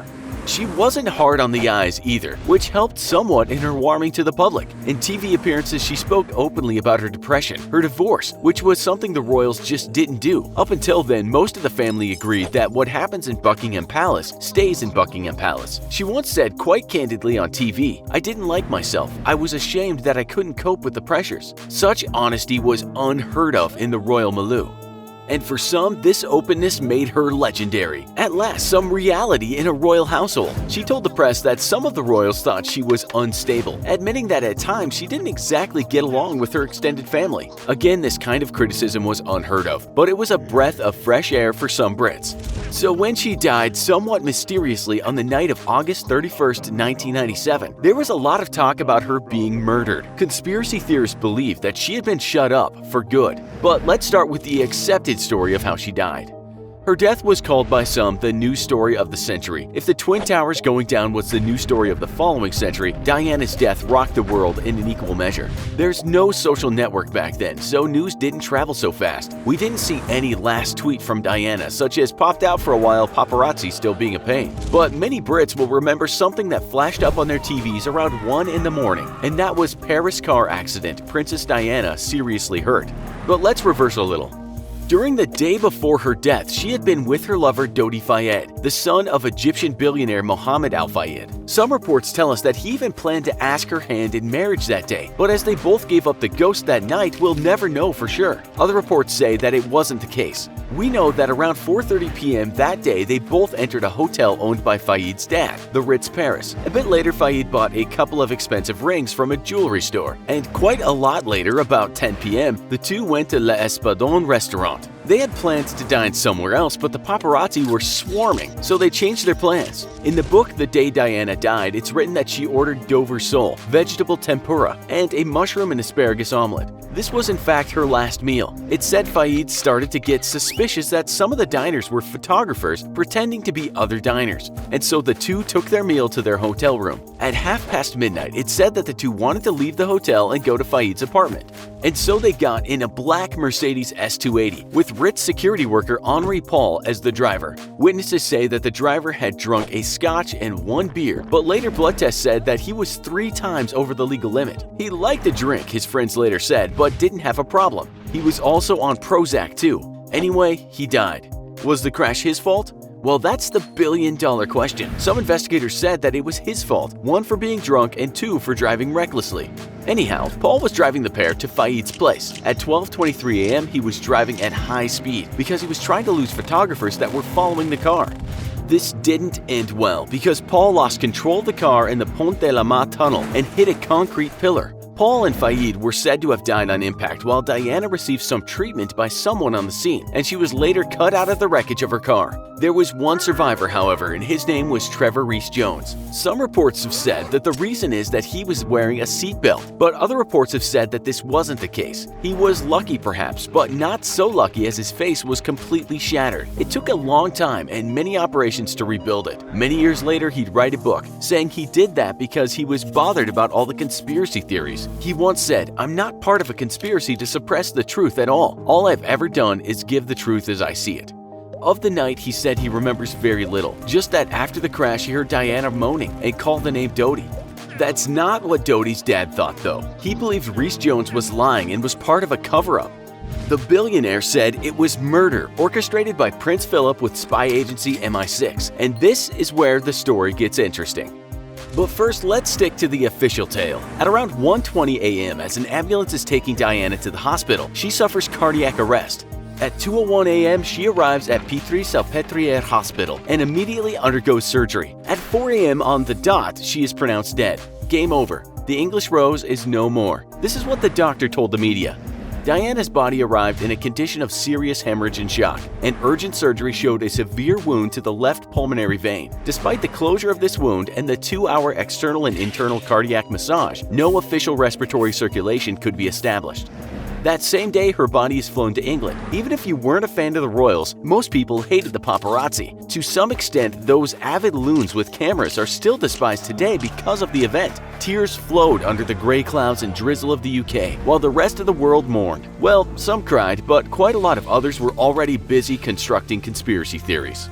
If you saw the wreckage, you wouldn't have been surprised to hear that people died. The car looked like it had gotten on the wrong side of King Kong. But a strange thing is, some initial reports said Diana had just suffered a concussion, a broken arm, and cuts to one of her thighs. And this is what a Sky News anchor later said. "I got a call saying Dodi was dead. Diana was fine, but they thought she'd probably broken her leg. Maybe this was just a mix-up, but it kinda looks suspicious. Because of all the theories, the English police later started an investigation called Operation Pageant. Millions of dollars later, and they concluded that it was just an unfortunate accident. Many people don't believe this, and let's not forget that there are quite a lot of folks in the world that believe the Queen is a lizard hiding in human skin.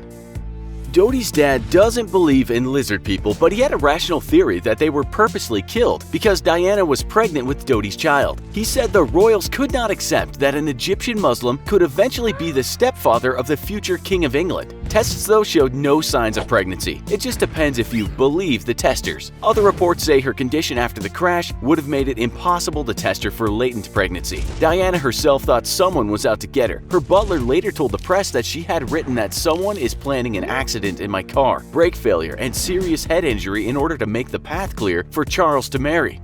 This is true, and she had let it be known that she believed someone was doing things to her cars. One of her bodyguards even died in a bike crash, and Diana said that she thought he had been bumped off. This is not conspiracy, she actually said that. It is very compelling but insubstantial evidence. There's a series of tapes of Diana being very honest about her life. In them she talked about this bodyguard, a man she said she had loved. She also said this: "It was all found out and he was chucked out of royal protection. Then he was killed. I think he was bumped off." Yep, that's a big deal. There are also theories that the photographers were partly involved, that they actually caused the crash and were working undercover with MI6 or the Wicked Royals. Still, it doesn't hold much water because those guys were all professionals and they were doing what they always did. Was the surviving bodyguard in on it, as Dodi's father said? Well, he was smashed to pieces, so if he was, he really took one for the team. Then some other people, actual witnesses, said they saw bright flashes along the road. Was someone trying to blind the driver as he raced along at high speed? Was this all set up, from someone chasing the car to make it drive fast and then someone else blinding the driver? Police didn't think that was the case. Something else people say is that if Diana had been taken to a hospital sooner, she may well have survived. The thing is, in France, people are often treated on the scene, whereas in the UK or US, there's often a scoop and run policy. The investigators also said that if it was true that medical staff didn't treat her well on purpose, then that conspiracy would have had to involve numerous people, from emergency crews to doctors to many other people. Could that many people all be working for MI6? Doctors also later said that there was no way that anyone could have survived her injuries. She was as good as dead when that car kissed the pillar. Then others say Henri Paul, the driver, was secretly in the service of MI6. An investigation did find that he had a lot of money, too much perhaps for a bodyguard. But again, the British police said they could find no evidence to support the theory that Paul was working with the agency. Maybe one of the best of the theories came from a man called Richard Tomlinson. This former MI6 spy said he thought the agency was involved in her death. He said her death was similar to the way MI6 had planned to knock off former president of Serbia, Slobodan Milosevic. That was to blind the driver using strobes. The police investigated these claims, and while they found that MI6 and MI5 had planned to take out a powerful man in Serbia, it wasn't Milosevic. They also said that they hadn't planned to do it with strobe lights. Tomlinson was later discredited and then arrested by French police and then treated pretty badly by MI6.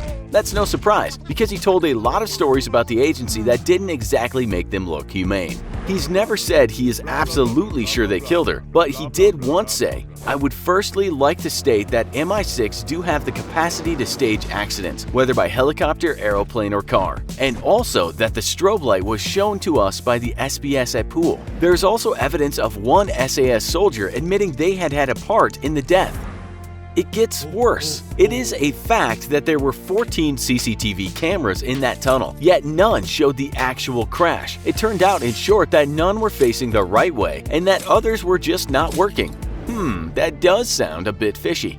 There are also reports of a white Fiat Uno being involved in the crash, and some believe it was being driven by someone working for MI6. They say it hit Diana's car and there has been a cover-up. Witnesses even say that they saw such a car leaving the tunnel, but no one saw it in the tunnel.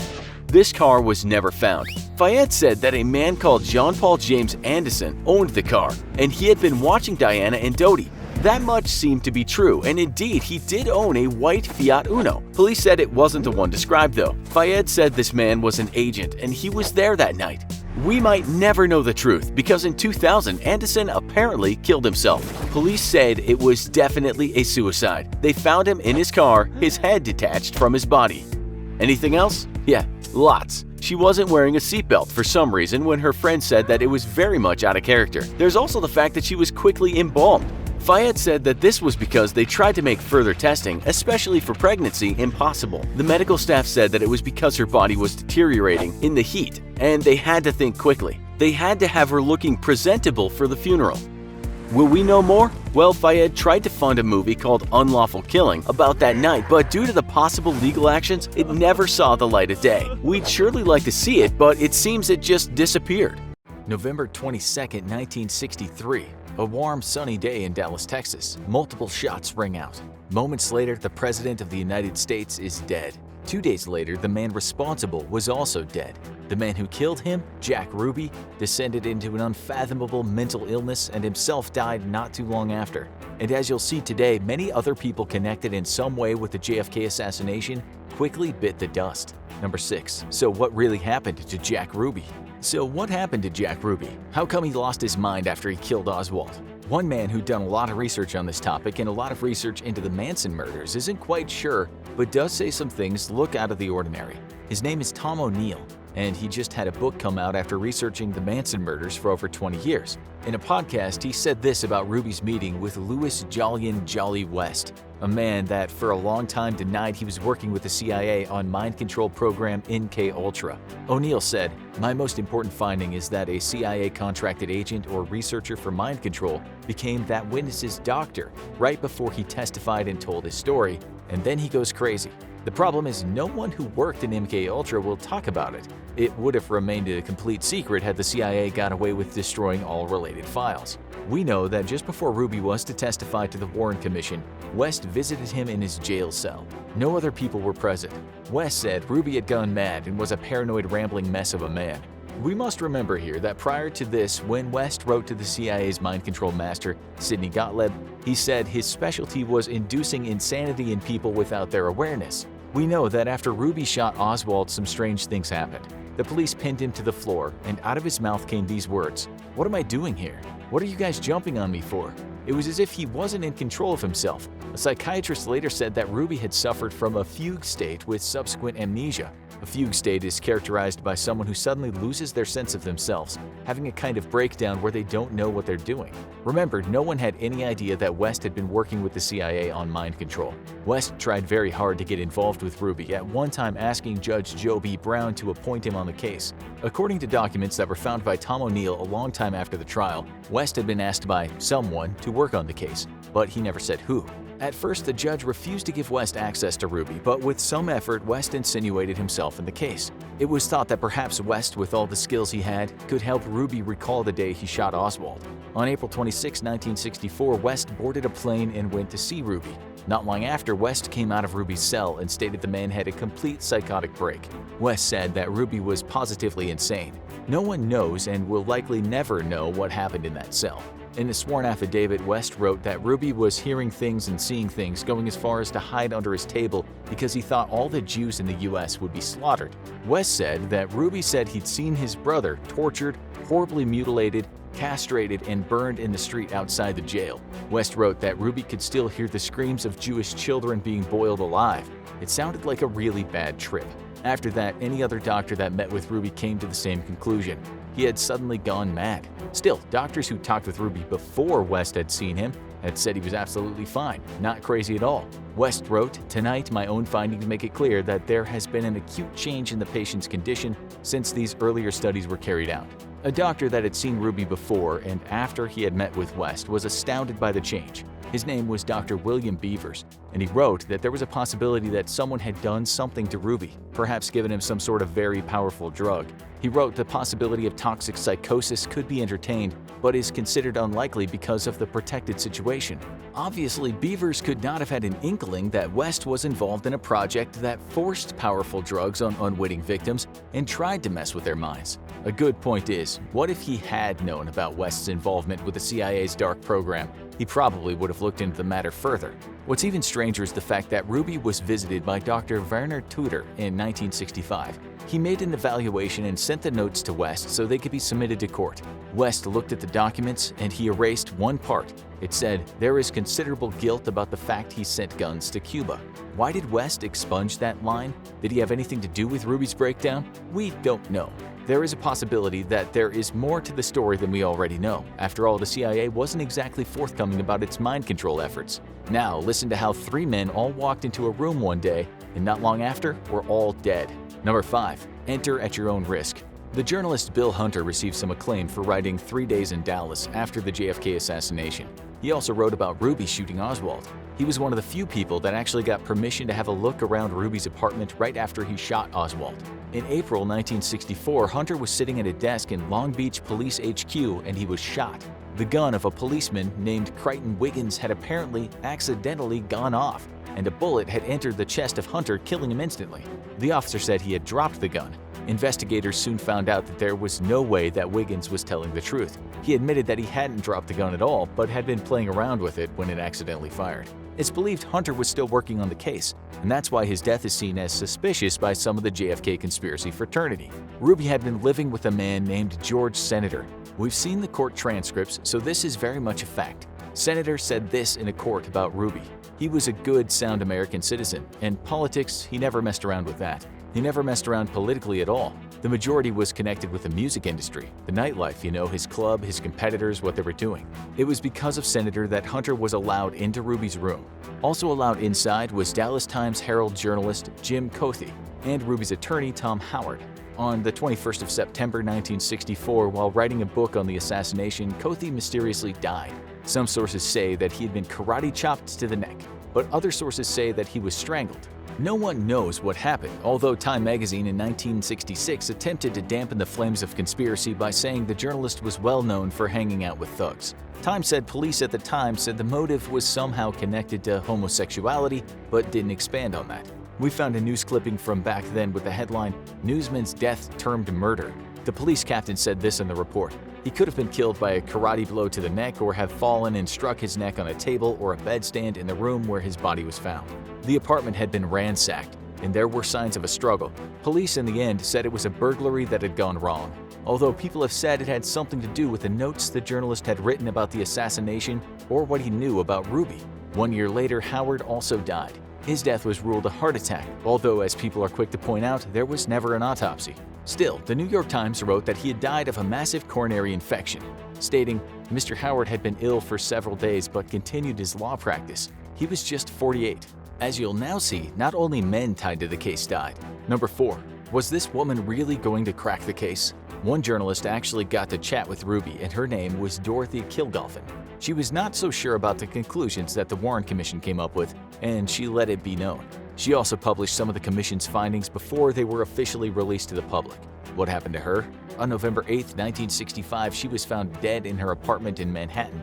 Prior to that, she had written that the CIA and the Mafia had worked together. Some people have also said that she was a CIA asset.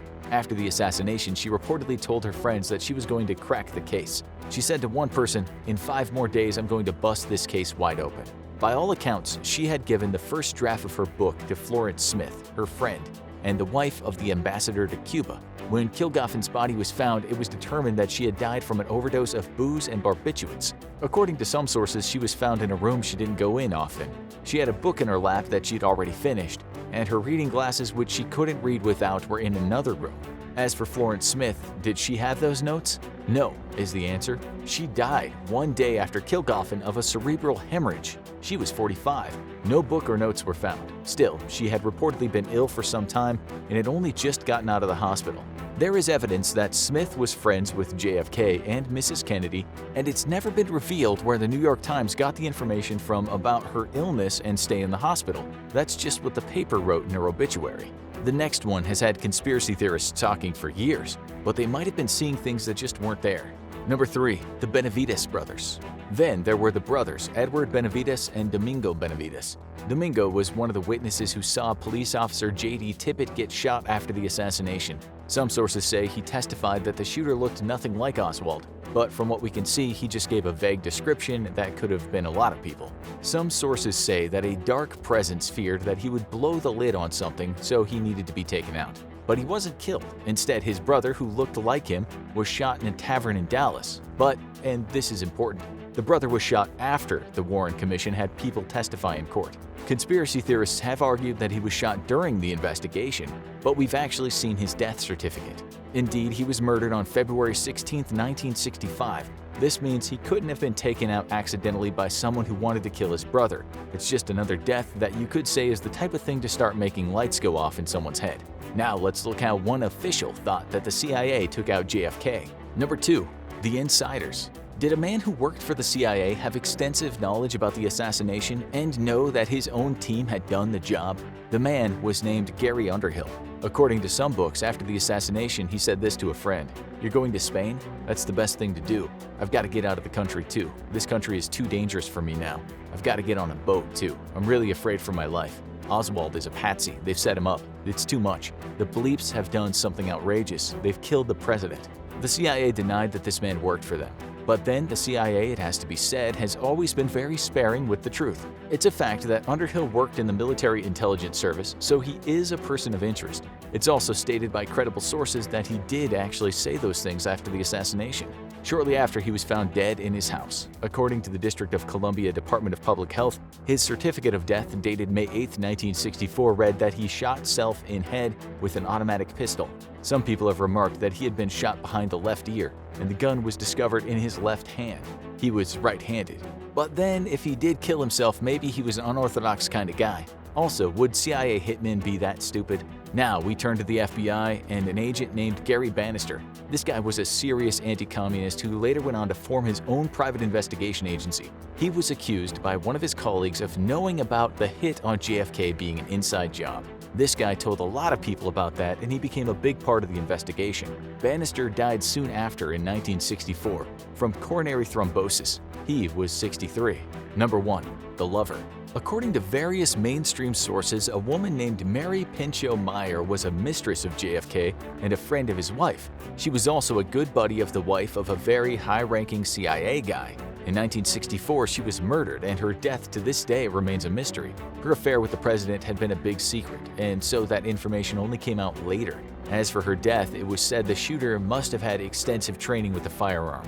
An African-American man named Ray Crump was charged with the murder, but when the case went to trial, he was acquitted. So why would someone have taken this woman out execution style? It's well known that she kept a diary, and in it were things that some people thought the world didn't need to know. After she was killed, people went in search of that diary. One of them was a CIA agent who was caught trying to break into her apartment, according to journalist Ben Bradley. But, so what if the diary exposed the president? So what if he and his mistress smoked weed together in the White House? Did that really qualify for her execution? Well, some of the people believed that this woman knew too much, maybe more than has been let on, and that's why she had to go. It's also worth noting that after the Warren Commission came up with its report, she was very skeptical. Maybe that was one of the reasons why the agency was wiretapping her phone. This is all true, and you have to admit her death and the timing of it do sound quite suspicious. If you were ever skeptical of John F. Kennedy's assassination being an inside job, this is the story that could change your mind. Welcome to what many believe to be the most convincing of all JFK conspiracy theories. Before we talk about the evidence, and there is tons of it that may surprise even our most skeptical viewers, we need to talk a little bit about the motive. Why would the CIA, perhaps with various other officials of the American government, want to take out their own president? After all, if found guilty, it's a crime that would disgrace America forevermore. The risk involved was monumental, so there had to be a very, very big reason to go through with such a risky and treasonous plan. So we'll start our story in Cuba, Veradero Beach to be exact, about 2 hours from the capital of Havana. The French journalist Jean Daniel is having lunch in the living room of the summer residence of the Cuban leader Fidel Castro, a man the CIA went to almost ridiculous lengths to try to assassinate. At about 1:30 p.m. Cuban time, the phone rings. The news from the other end is that someone had tried to assassinate John F. Kennedy. Castro and Daniel had already talked quite a lot about Kennedy before they received that news. The Cuban leader had pointed out he was reassured by how JFK and the Soviet leader Nikita Khrushchev had been getting along so well, and that they were possibly working to effectively end the Cold War. At one point, Castro told Daniel, "I know that for Khrushchev, Kennedy is a man you can talk with. "I've gotten this impression from all my conversations with Khrushchev." Castro told him that he was looking forward to working with Kennedy once the president secured a second term. This was a man the CIA despised. So when news outlets confirmed that Kennedy was dead, Castro, according to Daniel, was very solemn. Castro turned to him and said, "Everything has changed. Everything is going to change." It certainly did. There were to be no more peace talks with the Soviet Union, that's for sure. The Cold War would rage on for many more years. On March 13, 1962, the United States Army General Lyman Lemnitzer, who was the chairman of the Joint Chiefs of Staff, presented a plan to the Secretary of Defense, a man JFK trusted, Robert McNamara. Like many of the people working in the highest echelons of the American military and intelligence, Lemnitzer wanted to invade Cuba. Nonetheless, to do that, the U.S. would need a good reason, so Lemnitzer introduced Operation Northwoods to McNamara. This plan pretty much sums up the kind of people that surrounded Kennedy. Operation Northwoods was what was called a false flag operation, a fabricated event in which a fake hostile action requires an offensive response. Lemnitzer wanted to attack the U.S. military bases and blame it on the Cubans. Among the bullets and bombs, U.S. intelligence propagandists would spread rumors on the radio about this vicious attack on innocent Americans. They would hire friendly Cubans to walk around close to the attacks in Cuban military uniforms. They'd then pretend to capture those men. There would be fires set, aircrafts burned, installations bombed, ships attacked, and later even funerals for mock victims. Lemnitzer said they would publish casualty lists in all the biggest newspapers, along with sad stories to get enough popular support to start an invasion of Cuba. In Part 4 of the proposal, he wrote, "We could develop a communist Cuba terror campaign in the Miami area, in other Florida cities, and even Washington." He said there would be wounding of innocent people to be widely publicized. They would want to explode a few plastic bombs in carefully chosen spots. U.S. citizens would be outraged, and of course, they'd say, "Yeah, go kill those commie terrorist bastardos." As crazy as that all sounds, it was par for the course. Such subversion was not unusual during the Cold War. Lemnitzer said all the Joint Chiefs were on board with the plan, and the CIA was firing on all cylinders to make it happen. They believed the evil communists had to be stopped at any cost, which is partly why the CIA committed or encouraged human rights abuses all over the world during the Cold War. This was the political environment JFK entered when he was elected president. To appreciate the JFK assassination conspiracy theory, you have to understand what length certain people in the U.S. military and intelligence would go to. Kennedy dismissed Operation Northwoods, telling Lemnitzer and other key advisors he could not foresee anything in the near future that would justify and make desirable use of the American forces to overt military action in Cuba. This is all well documented, as is everything we'll tell you today. JFK was isolated in his own government, according to the conspiracy theory. He'd already lost support among many of his advisors after the 1961 Bay of Pigs incident, when the CIA secretly sent 1,400 Cuban exiles that they'd trained into Cuba. Kennedy was a much younger president, one with different ideas about how to carry out politics. This plan had been drawn up during the Eisenhower administration before him, and even though JFK would go on to dismiss similar plans during his term, at the end of the day, he was expected to do what he was told. This all started when Castro's forces overthrew the Cuban dictator Fulgencio Batista in 1959. The CIA now wanted to throw Castro out, just as they'd covertly done with success to leaders in Iran and Guatemala, with plenty of assassinations along the way. To get the job done, Cuban exiles were trained by the U.S. at guerrilla training camps in Guatemala. American involvement was supposed to be kept secret, which did not happen.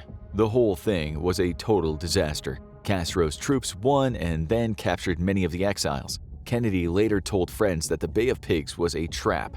The older men around him had thought that he'd be drawn into sending troops in. He told his friends Dave Powers and Ken O'Donnell they were sure I'd give in to them. He added they couldn't believe a new president like me wouldn't panic. He said they had me figured out all wrong.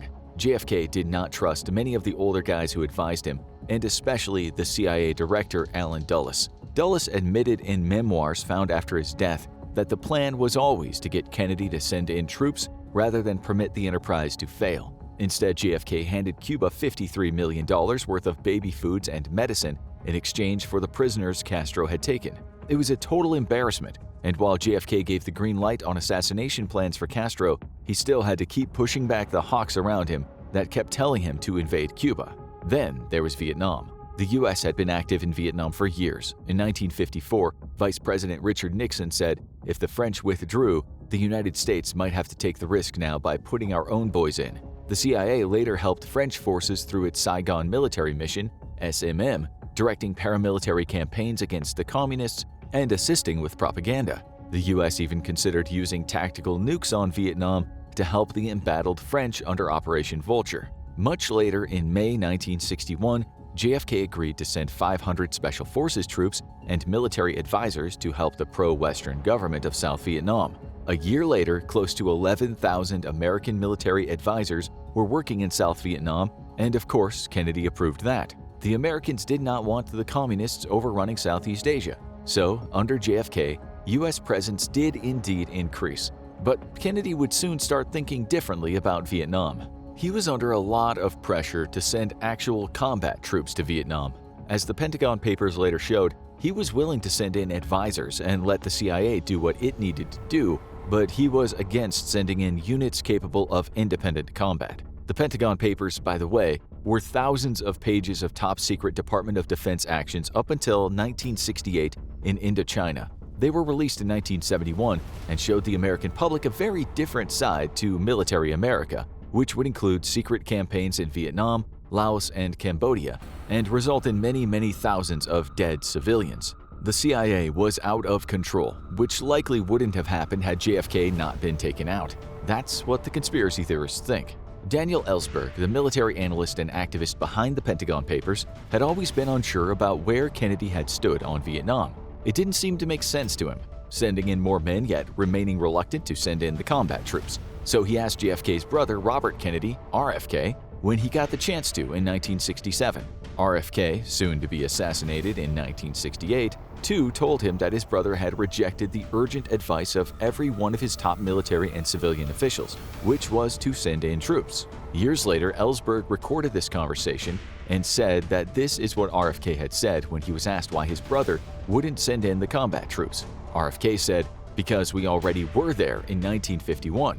We saw what was happening to the French. We saw it. My brother was determined to never let that happen to us." JFK knew what would happen partly because of the Senate Majority Leader, Mike Mansfield, who he'd sent on a fact-finding mission to South Vietnam in 1962. Mansfield returned and told JFK that getting into a war in Vietnam would be a mistake. JFK later signed a National Security Action Memorandum 217, which forbade high-ranking military and civilian personnel from going to South Vietnam without State Department clearance. This rattled the Pentagon. JFK told Mansfield he was thinking about a full withdrawal from Vietnam, but he would wait. His actual words were, "But I can't do that until 1965 after I'm re-elected.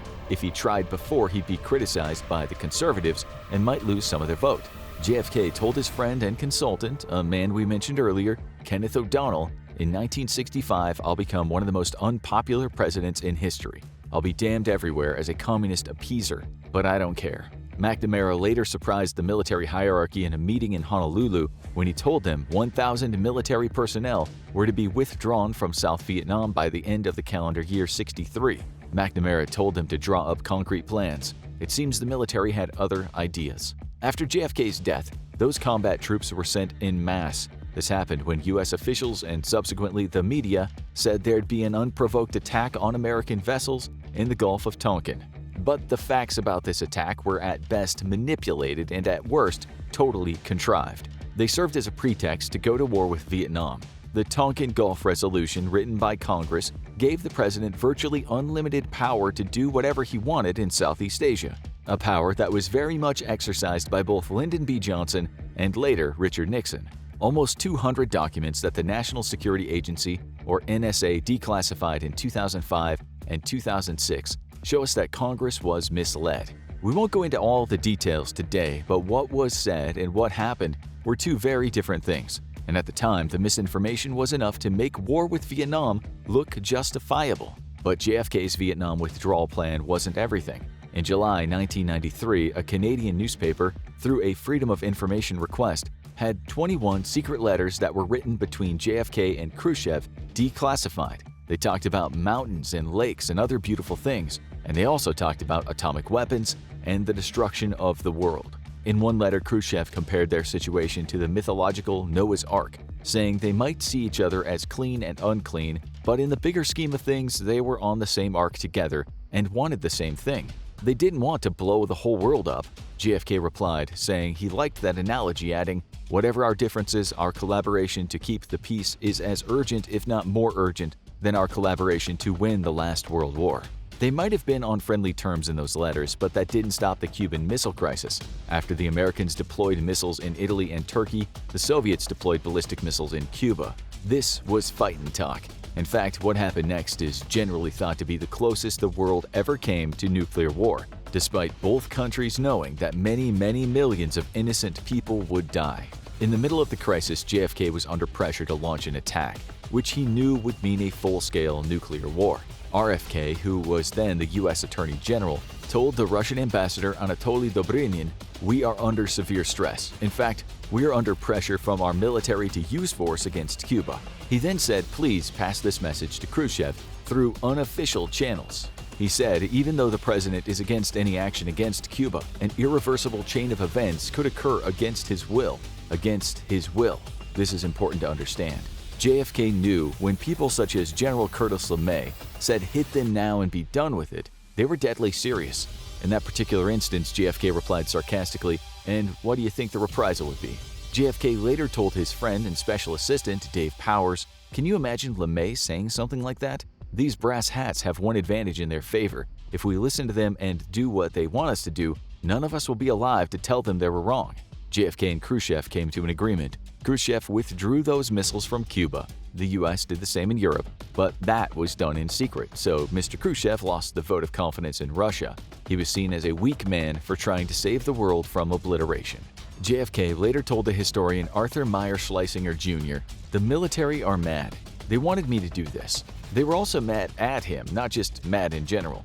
They got even madder when he made his commencement address at the American University in Washington on June 10, 1963. He started the speech by telling the students in attendance he wanted to focus on one topic: peace. His words have gone down in U.S. history. To understand why he was taken out, you need to hear some of his speech.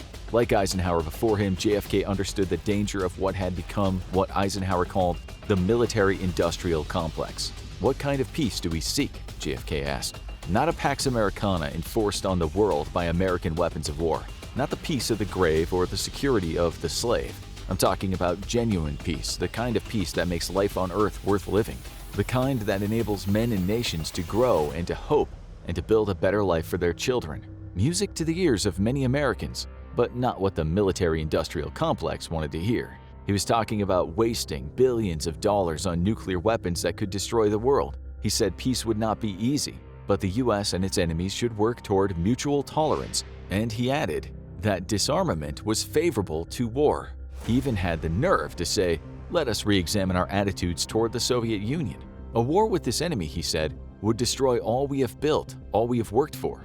He said he hoped our military forces are committed to peace and disciplined in self-restraint. Our diplomats are instructed to avoid unnecessary irritants and purely rhetorical hostility. He said the words peace and disarmament. The word peace for the Pentagon is like garlic for a vampire. Did JFK really mean it though? Was he serious about disarmament and ending the Cold War? Documents on this matter and his actions say yes, he was serious, according to the conspiracy theorists. With all of these talks of peace and disarmament, JFK had basically put a target on his head. Then on July 25, 1963, JFK delivered a 26-minute televised address on the nuclear test ban agreement. He and Khrushchev had agreed not to test new nuclear weapons. Kennedy told Americans in their living rooms that since the nuclear weapons had been created, all mankind has been struggling to escape from the darkening prospect of mass destruction on Earth. This was not disarmament, but he did say a journey of 1,000 miles must begin with a single step. On October 11th that year, he signed the initial order to withdraw 1,000 troops from Vietnam. That target on his head got much bigger. In Action Memorandum 263, he said that the major part of the U.S. military task in Vietnam can be completed by the end of 1965. This memorandum later came out in the Pentagon Papers. Even so, when JFK signed that order, the CIA was doing things in Vietnam that he had no control over. The reporter and editor for the Washington Daily News, Richard Starnes, wrote that the CIA had penetrated every branch of the American government in Saigon. They ran the show. There was what Kennedy wanted in Southeast Asia, and there was what the CIA wanted. They were out of control, and always had been. which is why Kennedy said he would splinter the CIA into 1,000 pieces and scatter it into the winds. He said this about an agency that hired mafia assassins to take out politicians and had an assassination manual that talked about throwing people from buildings to make their deaths look like an accident. The manual explained in some cases, a CIA assassination must be made to look like it was committed by a fanatic of some sort. It added politics, religion, and revenge are about the only feasible motives, although it is intended that the assassin die in the act. You'll hear more about this kind of fantastic assassin later, but first, let's finish this first part of the show. Our motive explanation with National Security Memorandum 239, which was titled U.S. Disarmament Proposals and was signed by John F. Kennedy. It said, "I have in no way changed my views of the desirability of a test ban treaty or the value of our proposals on general and complete disarmament.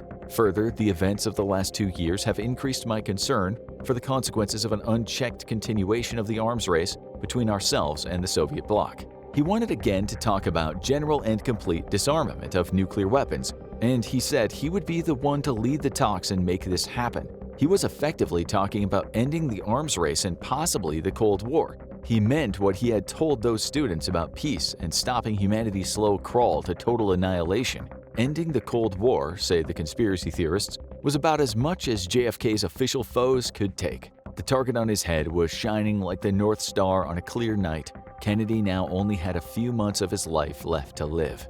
Now, you have a motive, but as yet, no evidence. On October 31, 1957, a man named Lee Harvey Oswald arrived at the American Embassy in Moscow and met the consul, Richard Snyder. Oswald, who 2 months before had been discharged from the U.S. Marine Corps, told Snyder he wanted to renounce his U.S. citizenship. He then handed Snyder a letter that explained, "My allegiance is to the Union of Soviet Socialist Republics."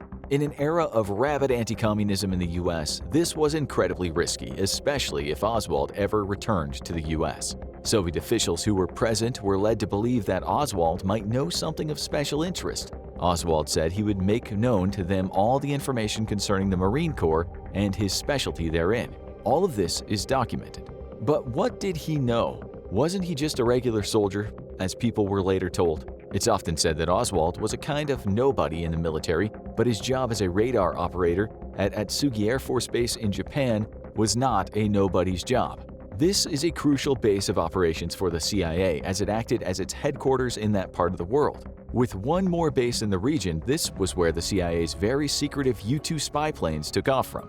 This program was run by CIA officer Richard Bissell, who worked closely with CIA Director Allen Dulles, both of whom were tasked with using these planes for spying missions over the Soviet Union. Rather than a nobody, Oswald had crypto clearance at the radar control room where he worked, meaning the most top secret of top secret clearance. Oswald often listened to the radio communications of the U-2. He certainly would have known many things the Soviet Union would have wanted to know. Marine Corps Lieutenant John E. Donovan was later Oswald's officer at another base where Oswald had the same access to ultra top secret information. But what's incredibly strange is that when the Warren Commission later interviewed Donovan about Oswald's involvement in JFK's death, they asked not one thing about Oswald's U-2 work and his access to top secret information. You'd think that that would have been important, say the conspiracy theorists. When Donovan was asked about that years later by a writer, he told the writer that he actually asked the Warren Commission investigators, "Don't you want to know anything about the U-2? They replied, "We asked you exactly what we wanted to know from you, and we asked you everything we wanted for now, and that's all." Donovan then asked another guy from the program if they had asked him about Oswald's U-2 work, and he confirmed that he wasn't asked about it either. Weird. It's also weird that 6 months after Oswald defected, the first U-2 plane was shot down by the Soviets. It was as if they had insider information. But guess what? When a year later Oswald returned to the US after some factory work in Minsk, the Americans who had been made aware of Oswald's possible connection to the U-2 attack allowed him to walk right back into the country without a problem. They gave him a passport and even a loan just 24 hours after he applied for the passport. This was insane considering that Oswald had worked on classified spying technology and defected to the enemy shortly after. Many would see this as treason. Something fishy was going on. People who later wrote about this said every single obstacle was removed for Oswald on his return to the US. The Warren Commission never uttered a word about Oswald's crypto clearance and his U-2 work. But why?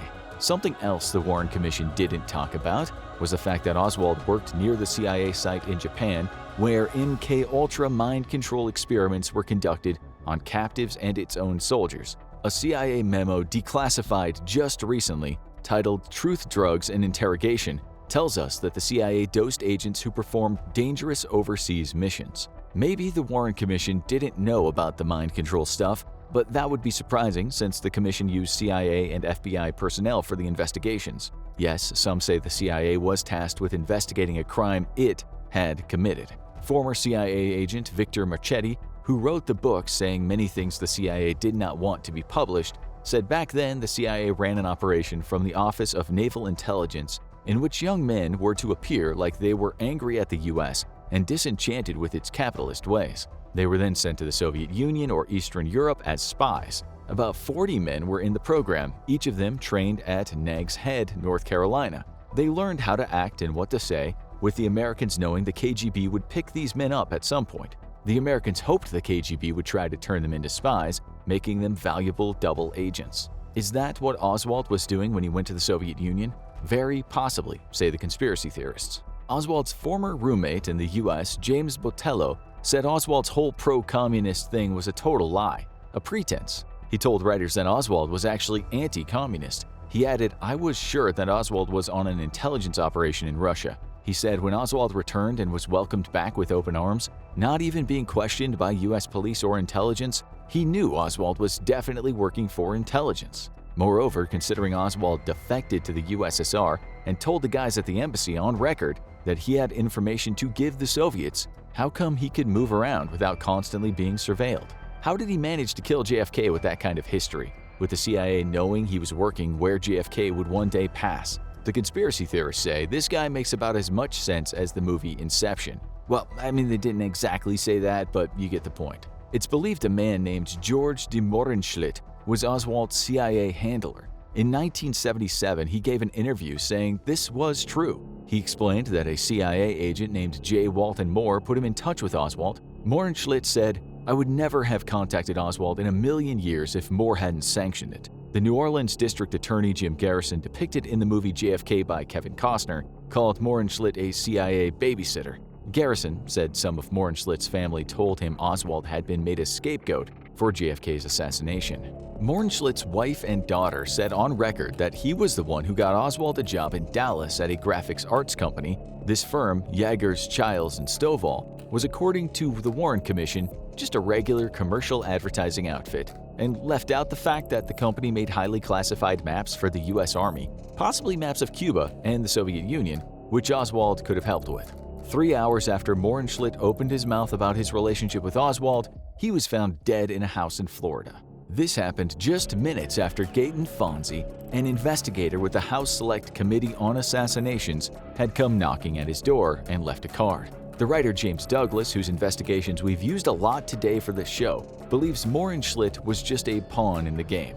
Garrison understood only too well that people who talked tended to suddenly die, which is why he hid one female witness we'll discuss later. We'll also show you a bunch of very mysterious deaths. The man running the CIA's counterintelligence programs from 1954 to 1967 was James Jesus Angleton. This Yale graduate was a fervent anti-communist and was the head of the CIA's assassination program, which he ran with Army Colonel Boris Pash. The latter is more famous for investigating Robert Oppenheimer for alleged spying activities for the Soviets regarding the atomic bomb. Pash also led the Alsace mission when the Americans tried to grab Nazi scientists who'd worked on the atomic bomb and chemical weapons. After that, he took charge of the CIA's so-called wet affairs, which were assassination and kidnapping programs. When the Church Committee and the House Select Committee on Assassinations, HSCA, looked into such men, they found that Angleton's Special Investigations Group had a file on Lee Harvey Oswald. It was called a 201 file. The CIA had this on Oswald for 3 years before JFK was killed. The Warren Commission had not found this, and if it had, things might have turned out very differently. 201 files were for CIA operatives that needed to be watched closely as they become suspicious. But what's also interesting here is that documents were unearthed that showed the CIA had been creating phony 201 files for the ZR Rifle project which was related to the assassination of political leaders. The reason that some of these files were forged was so the CIA could one day use that person as a scapegoat. They could say, look, we already knew this agent was up to no good, and then place all the blame on him. The HSCA interviewed a woman named Ann Egerter. She worked for Angleton and had seen Oswald's 201 file. It was her testimony that showed us that Oswald was actually a CIA asset, but one who was under investigation by the CIA, or perhaps being set up to become a scapegoat. We should say that she was indirect with her answers when interviewed, but researchers now say her testimony implies strongly that either Oswald was indeed a member of the CIA or was being used in an operation involving members of the CIA. The former CIA finance officer Jim Wilcott also backed up the fact that Oswald was a CIA asset. Wilcott became a whistleblower who said he left the CIA when he realized the work they were doing had nothing even remotely to do with humanism. His wife, who was also CIA, left too. They both testified that by leaving, they'd be able to sleep better at night.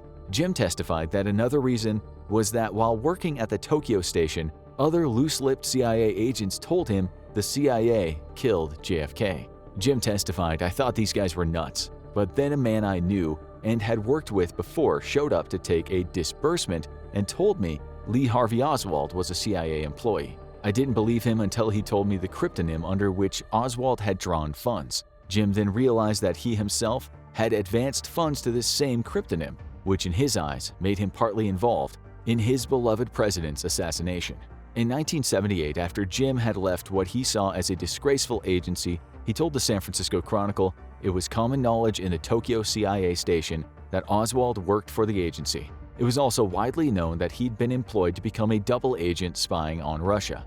Jim explained Oswald was recruited from the military for the express purpose of becoming a double agent assigned to the USSR. More than once, I was told something like, so-and-so was working on the Oswald project back in the late 50s. He added, one of the reasons given for the necessity to do away with Oswald was the difficulty they had with him when he returned. Apparently, he knew the Russians were onto him from the start, and this made him very angry. After this kind of talk, both Walcotts had their lives made very difficult, which, as you'll soon see, happened to many people. They were followed everywhere they went. They struggled to find work. Their car tires were slashed. They regularly received threatening phone calls. Now we should talk about Richard Case Nagel, a CIA double agent who was arrested on September 20th, 1963, after walking into the State National Bank in El Paso, Texas, and firing 2 shots into the ceiling. He said he'd purposely got himself arrested because I would rather be arrested than commit murder and treason. Nagel had worked for Field Operations Intelligence, which was tasked with covering up the true nature of the CIA objectives. As a double agent, he also worked for the KGB, and one of his tasks was surveilling Lee Harvey Oswald. Nagel admitted all of this later at a time when fewer people believed Oswald had acted alone in killing JFK, or even acted at all. Nagel also said the KGB knew about the JFK assassination plot before it happened. He said if anyone wanted to stop the assassination, it was the KGB. JFK was a much better leader for the Soviets than anyone who might replace him. The KGB told Nagel to either kill Oswald or to at least try to convince him that he was being set up to become a patsy. He told him when he met Oswald in New Orleans. Nagel also sent FBI boss J. Edgar Hoover a registered letter saying he'd been ordered to kill Oswald and that there was a plan to assassinate JFK. Nagel believed that he would somehow be implicated in this assassination, so he got himself arrested. Jim Garrison interviewed him and later said he was the most important witness there was. Nagel said after talking to Garrison, he survived 3 attempts on his life and then agreed to stay quiet for a nice pension. But what about his letter to Hoover? He said he wrote it in a way to persuade the reader that its sender was familiar with CIA procedure, that it was not a crank letter. He used the alias Joseph Kramer, a pseudonym of a Soviet agent known to the US. Surely that would mean the FBI knew what was going to happen to JFK. The FBI has always denied it received such a letter. Since there is no letter, Nagel has been painted as a loon. But then, in 1995, the Assassination Records Review Board, ARRB, got in touch with Nagel, saying they would take him seriously as long as he told them everything and handed over every document he had that could show he was telling the truth. They mailed him a letter saying that on November 1st, 1995, which was the day he was found dead in his bathroom in his house in LA. It was said to be a heart attack, in spite of him being in good health and having no heart issues. We should add that under MKUltra, the CIA worked on methods to cause people to have heart attacks. His son Richard was left the key to a storage lockup in Tucson, Arizona, where his dad had told him he kept all of his documents in a purple trunk consisting of everything about his time in the CIA. When Richard arrived, he found all of his father's things, minus the purple trunk. It was gone. It was also strange that the day Richard went to Arizona, his house was broken into and ransacked. Weird. We should also mention Thomas Arthur Vallee, the man believed to have been the CIA's first patsy, who was to be blamed for the assassination of JFK on November 2nd in Chicago rather than November 22nd in Dallas. This was only made public knowledge 4 decades after JFK was assassinated. Information about Vallee, the fact that he looked like Oswald and had a background similar to Oswald's, was never made available to federal agents in Dallas at the time of JFK's visit. The assassination in Chicago failed, but Vallee was still arrested. The file on Vallee said he was a far-right-wing lunatic obsessed with guns, a loner, and paranoid. This fits perfectly with what the CIA like to call lone actors when they need to blame a crime on someone. The Secret Service had learned about the Chicago assassination plot, so raced to Vallee's house where they found an M1 rifle and 500 rounds of ammunition. They told the Chicago police to watch this man 24 hours a day. A day later, policemen Daniel Groth and Peter Sherla pulled over Vallee's car and found a hunting knife in the back. In the trunk were 300 rounds of ammunition. When investigators later interviewed Vallee, he told them he'd worked in Japan on the secret U-2 program. They found his car's license plate had been frozen. Journalists were told the plate information was classified. As for those 2 detectives, they went on to have astonishing careers in police intelligence. The academic Daniel Stern investigated Groth's police career and said he'd never had anything close to a normal career. He went missing for long periods. He and other researchers said Groth actually worked for counterintelligence. Had they been part of a plot to make Vallee a patsy, placed there just in case the assassination was successful? Vallee's sister, Mary, believes her brother was set up as a potential assassin. She said Thomas was never the lone nut he'd been portrayed as, although he did have a history of some mental health issues. That's why he was honorably discharged from the Marines in September 1956. What's more, Vallee later told the journalist Edwin Black that he'd worked for the CIA at a training camp in Long Island, training Cuban exiles in the art of assassination. Just like Oswald, he'd somehow managed to find a job right where the Chicago assassination attempt would happen, where JFK's motorcade would pass. It was as if his life was the double of Oswald's. Later investigation showed Vallee also had access to a window at his new workplace that had the perfect view of the motorcade that was to pass through Chicago. Secret Service heard that 2 snipers with high-powered rifles were believed to be waiting for the president to pass through. The Secret Service, now knowing about the threat, arrested 3 men as possible snipers, and another 2 men were being held. These men were in custody just as the Chicago cops arrested Vallee. The possible snipers arrested that day also didn't become known to the public for decades. Abraham Bolden, the first black person to ever guard a president, was there in Chicago. He later said he couldn't understand why some of JFK's security was so lax. He said some of the men were drunk half the time. Bolden started drawing lines between what happened in Chicago and what happened in Dallas. On May 17, 1964, he tried to call the Warren Commission about this, but he didn't get through.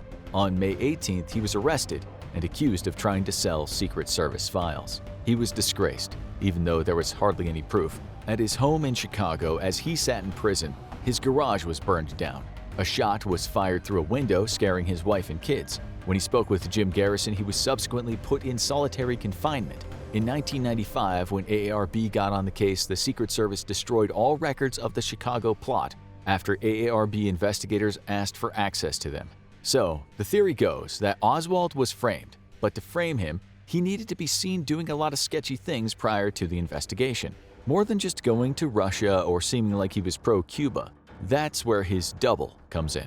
Prior to the assassination, there were many sightings of a man who looked like Oswald. He was seen at a firing range on a few occasions. The theory says that the CIA was trying to make this man look guilty by sending a body double to the local firing range. One of the witnesses in the Warren Commission, Malcolm Price, said someone who looked like Oswald asked for help with his scope at a Dallas firing range. The witness, Garland Slack, said he was at another firing range, and this Oswald character drew attention to himself by burning up his ammunition on Slack's own target. Slack said when he complained, the man gave him a look he would never forget. The problem was, when the Warren Commission was told about these events, Oswald was supposed to be in Mexico City, visiting the Russian and Cuban embassies. There were too many Oswalds. The conspiracy theorists say they weren't just setting up Oswald, but indicting the whole of the Soviet Union in a Cold War they needed the American public to support. 4 days before JFK was shot and killed, the Soviet embassy in Washington received a letter written by Oswald, or at least signed by Oswald. J. Edgar Hoover's FBI read the letter before it ever got there. In the letter, Oswald admitted to meeting with Valery Kostakov, the KGB's undercover assassination specialist. So the man who apparently killed the JFK 4 days prior to killing him sent a letter talking about hanging out with the Soviet assassin. This was a perfect setup. But how do we know Oswald wrote the letter? Asked the conspiracy theorists. The Russian ambassador wrote, "This letter was clearly a provocation. It gives the impression we had close ties to Oswald." He said the US must have been aware of the letter. He added that whoever wrote it was no doubt behind the assassination. When Lyndon Johnson became president after JFK, he actually decided not to scapegoat the Soviet Union, but he didn't question the fact that Oswald was guilty. The Warren Commission would later make out that Oswald's plan was to escape by plane to Cuba after he knocked off the president. This obviously didn't happen since Oswald was arrested and later shot dead by someone we'll discuss later, Jack Ruby. Maybe not a man who you think he was. Oswald didn't fly away, but it had to look like he had planned to do it. The patsy needed a fake getaway. On November 20, 1963, a car drove into Red Bird Airfield just outside Dallas. It parked close to the American Aviation Company, a private airline. One man stayed in the car and a woman and a guy entered the office. They said they wanted a Cessna 310 for November 22nd and wanted to fly to the Yucatan in Mexico, not too far from Cuba. Wayne January, who was the owner, became suspicious when they asked lots of strange questions such as how far the plane would go, at what speed, and where else they could fly besides Mexico. These were amateur-sounding questions, the type a kid or criminal would ask. January also said he looked in the car at the guy that didn't come in, and not surprisingly, he said it was Lee Harvey Oswald. He said that after the assassination, of course, Red Bird Airfield was just 5 miles from where Oswald lived. In 1991, through a Freedom of Information request, a British man named Matthew Smith got hold of the FBI's report on the Red Bird Airfield incident. Smith then flew into the U.S. to find Wayne January and told him what the FBI had said about the incident. January was shocked. The FBI had written that the incident occurred in July, not November, 2 days before the assassination. It also said January had been unsure about it being Oswald in the car when he had told him it was for sure him. His exact words were, "I gave them a 9 out of 10 chance." The reason for all the lies, say the conspiracy theorists, is that in January's testimony he said he thought those two people were thinking about hijacking a plane to Cuba. After President Johnson decided not to implicate Cuba or the Soviet Union in JFK's death, they now didn't need this Red Bird Airfield incident. It had to be played down. Just half a day after the Red Bird incident, a police lieutenant in Louisiana named Francis Frug was called into a hospital in Eunice, Louisiana. There he met a woman who was in withdrawal from opiates. Her name was Rose Charmaine. She said she'd been driving with 2 men, who later threw her out of the Silver Slipper bar that they were drinking at, and she got run over. Frug took her to another hospital where she could have her withdrawal in more comfort. And on the 2-hour journey, Charmaine told him the 2 guys she'd been driving with had told her they were going to kill the president when he arrived in Dallas. She said they were either Cubans or Italians. He didn't, of course, think so much of it since she was in a bit of a state at the time. But when 2 days later JFK was shot, Frug called the hospital and told him not to let Charmaine out of there. He couldn't believe it. Had she really known? After JFK was killed, they contacted the FBI about what she had told them, and they were told they already had their man. They didn't want to know about Charmaine's story. In a strange twist of fate, it also came to light that Charmaine had once worked for the nightclub owner, Jack Ruby. She also told Frug that through Ruby, she had met Lee Harvey Oswald. She explained that Ruby and Oswald were actually quite close. She never got to testify in the subsequent JFK investigations. On September 4, 1965, she was found dead in the middle of a road in Big Sandy, Texas. The driver of the car that had hit her said that he had swerved to miss some suitcases piled in the road. Only when he swerved, he went over a body. It's never been explained why a woman at 3 in the morning was lying in the road next to a pile of suitcases. Dr. Charles Crenshaw, who later wrote the book about JFK's assassination, said her autopsy showed the kind of head wound that's usually associated with a gunshot wound. She might not have even been hit by the car. Jim Garrison wanted to exhume her body, but the state of Texas refused his request. When Mac Manuel, the owner of the Silver Slipper, was later interviewed, he identified the two men that she was with as Sergio Smith and Emilio Santana, two Cuban exiles. Santana told Jim Garrison that he had worked for the CIA in 1962 when he first got to Miami. He was involved in moving weapons on the sea for guerrilla fighters in Cuba. The CIA admitted to using him but said they terminated his contract in 1963. Charmaine's story might sound unbelievable, but it's just a little bit strange that she talked about knowing JFK was going to be killed at a time that she was seen with Cuban CIA operatives. The conspiracy theorists say this is just one coincidence of hundreds of strange coincidences. As for the other man, Smith, he'd once been arrested in Venezuela on charges of plotting to kill President Ernesto Betancourt, the so-called father of Venezuelan democracy. Records show Smith was released from prison and the U.S. Embassy came to his aid.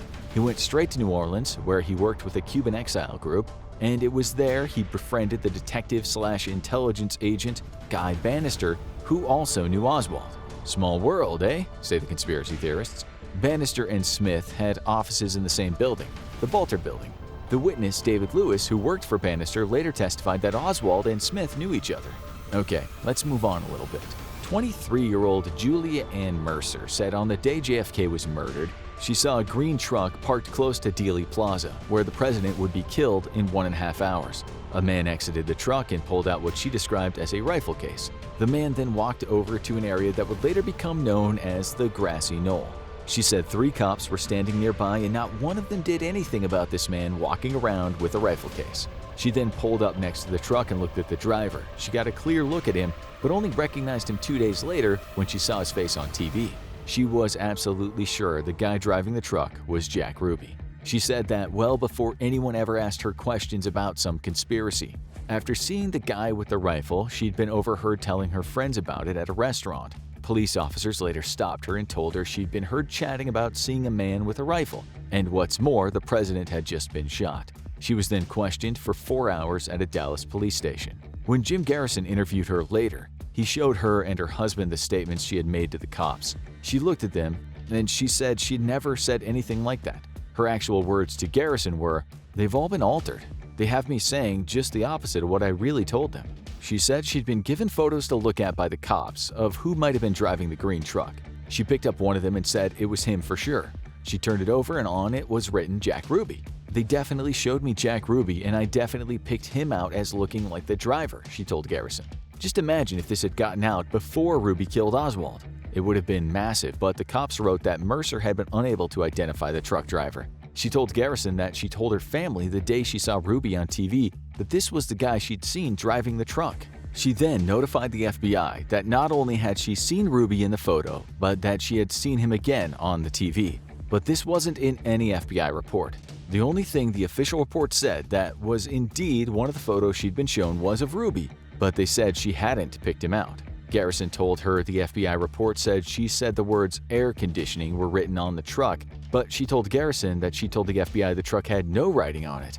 "I clearly said there was no printing on the truck," she told Garrison, but that didn't stop the agents from spending 2 days looking for air conditioning trucks. She also told Garrison neither of the signatures on these 2 pages of the affidavit are mine, although they are close imitations. On the day of the assassination, Sheriff Bill Decker and Police Chief Jesse Curry were both nervous. They knew the president would be exposed. Both of them had been told by the Secret Service to lighten security that day. Decker had told his men they were to take no part in the security of the presidential motorcade. The House Select Committee on Assassinations later said both these men were just following orders from the Secret Service, orders that proved to be fatal to the president. The Secret Service said that JFK was the one who didn't want officers all around him, but subsequent interviews refute this. Air Force Colonel Fletcher Prouty, who'd protected President Eisenhower before, said all the windows of buildings in the vicinity should have really been locked down with tape over the order "Do Not Open," but that never happened. There was a vacuum of security for JFK. Deputy Sheriff Roger Craig said just after the president was shot, he saw a man running down the hill toward another man driving a light green Rambler station wagon. He tried to stop them, but he couldn't get across the street and the car took off. Craig then ran toward the Texas School Book Depository to tell the Secret Service. There he met a man who said he was Secret Service, who Craig said didn't seem very interested in what he had to say. Craig later went to the police station and talked to Captain Will Fritz of the Homicide Division. By this time, Fritz said they had a man in connection with the killing. Craig asked to look at him to see if he was the same man he'd seen running toward that green Rambler. It was the same man, but how could it be? Oswald said that station wagon belongs to Mrs. Payne. Don't try to drag her into this. Mrs. Payne, who Oswald and his wife had stayed with, owned a station wagon, but it was a Bel Air Chevrolet. This would all be refuted anyway when the Warren Commission would say Oswald walked out of the building and got on a bus. The witness, Helen Forrest, also said she saw the running man enter a green Rambler. James Pennington corroborated what she saw, while some witnesses said they saw a man in a hat and tan or brown sports coat. Carolyn Walther said she saw a man in the school book depository leaning out of a window holding a rifle. Marvin Robinson and Roy Cooper both saw a man running down the hill toward the Green Rambler. The Warren Commission rejected all these reports of a Green Rambler. They couldn't use them because when Oswald was seen getting into the Rambler, Officer Marion Baker and Roy Truly said they'd seen Oswald on the second floor of the Texas Book Depository.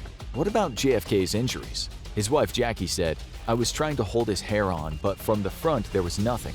But from the back, you could see, you were trying to hold his hair on and his skull on." The Warren Commission wiped these words from their investigation, saying they were in poor taste. What these words might also have done is help prove that her husband was shot from the front. We won't get into the magic bullet theory too much because it would make our story even longer, but just keep in mind that this very crucial fact was striked from the official report. On the day of the shooting, William Allen Harper was taking photos near the grassy knoll. He actually found a large piece of skull fragment, which he then took to his uncle, Dr. Jack Harper. Jack passed it on to Dr. Cairns, the chief pathologist at the hospital where they worked. Both Cairns and another pathologist looked at the fragment and said it was a piece of skull belonging to the occiput, the lower back of a human skull.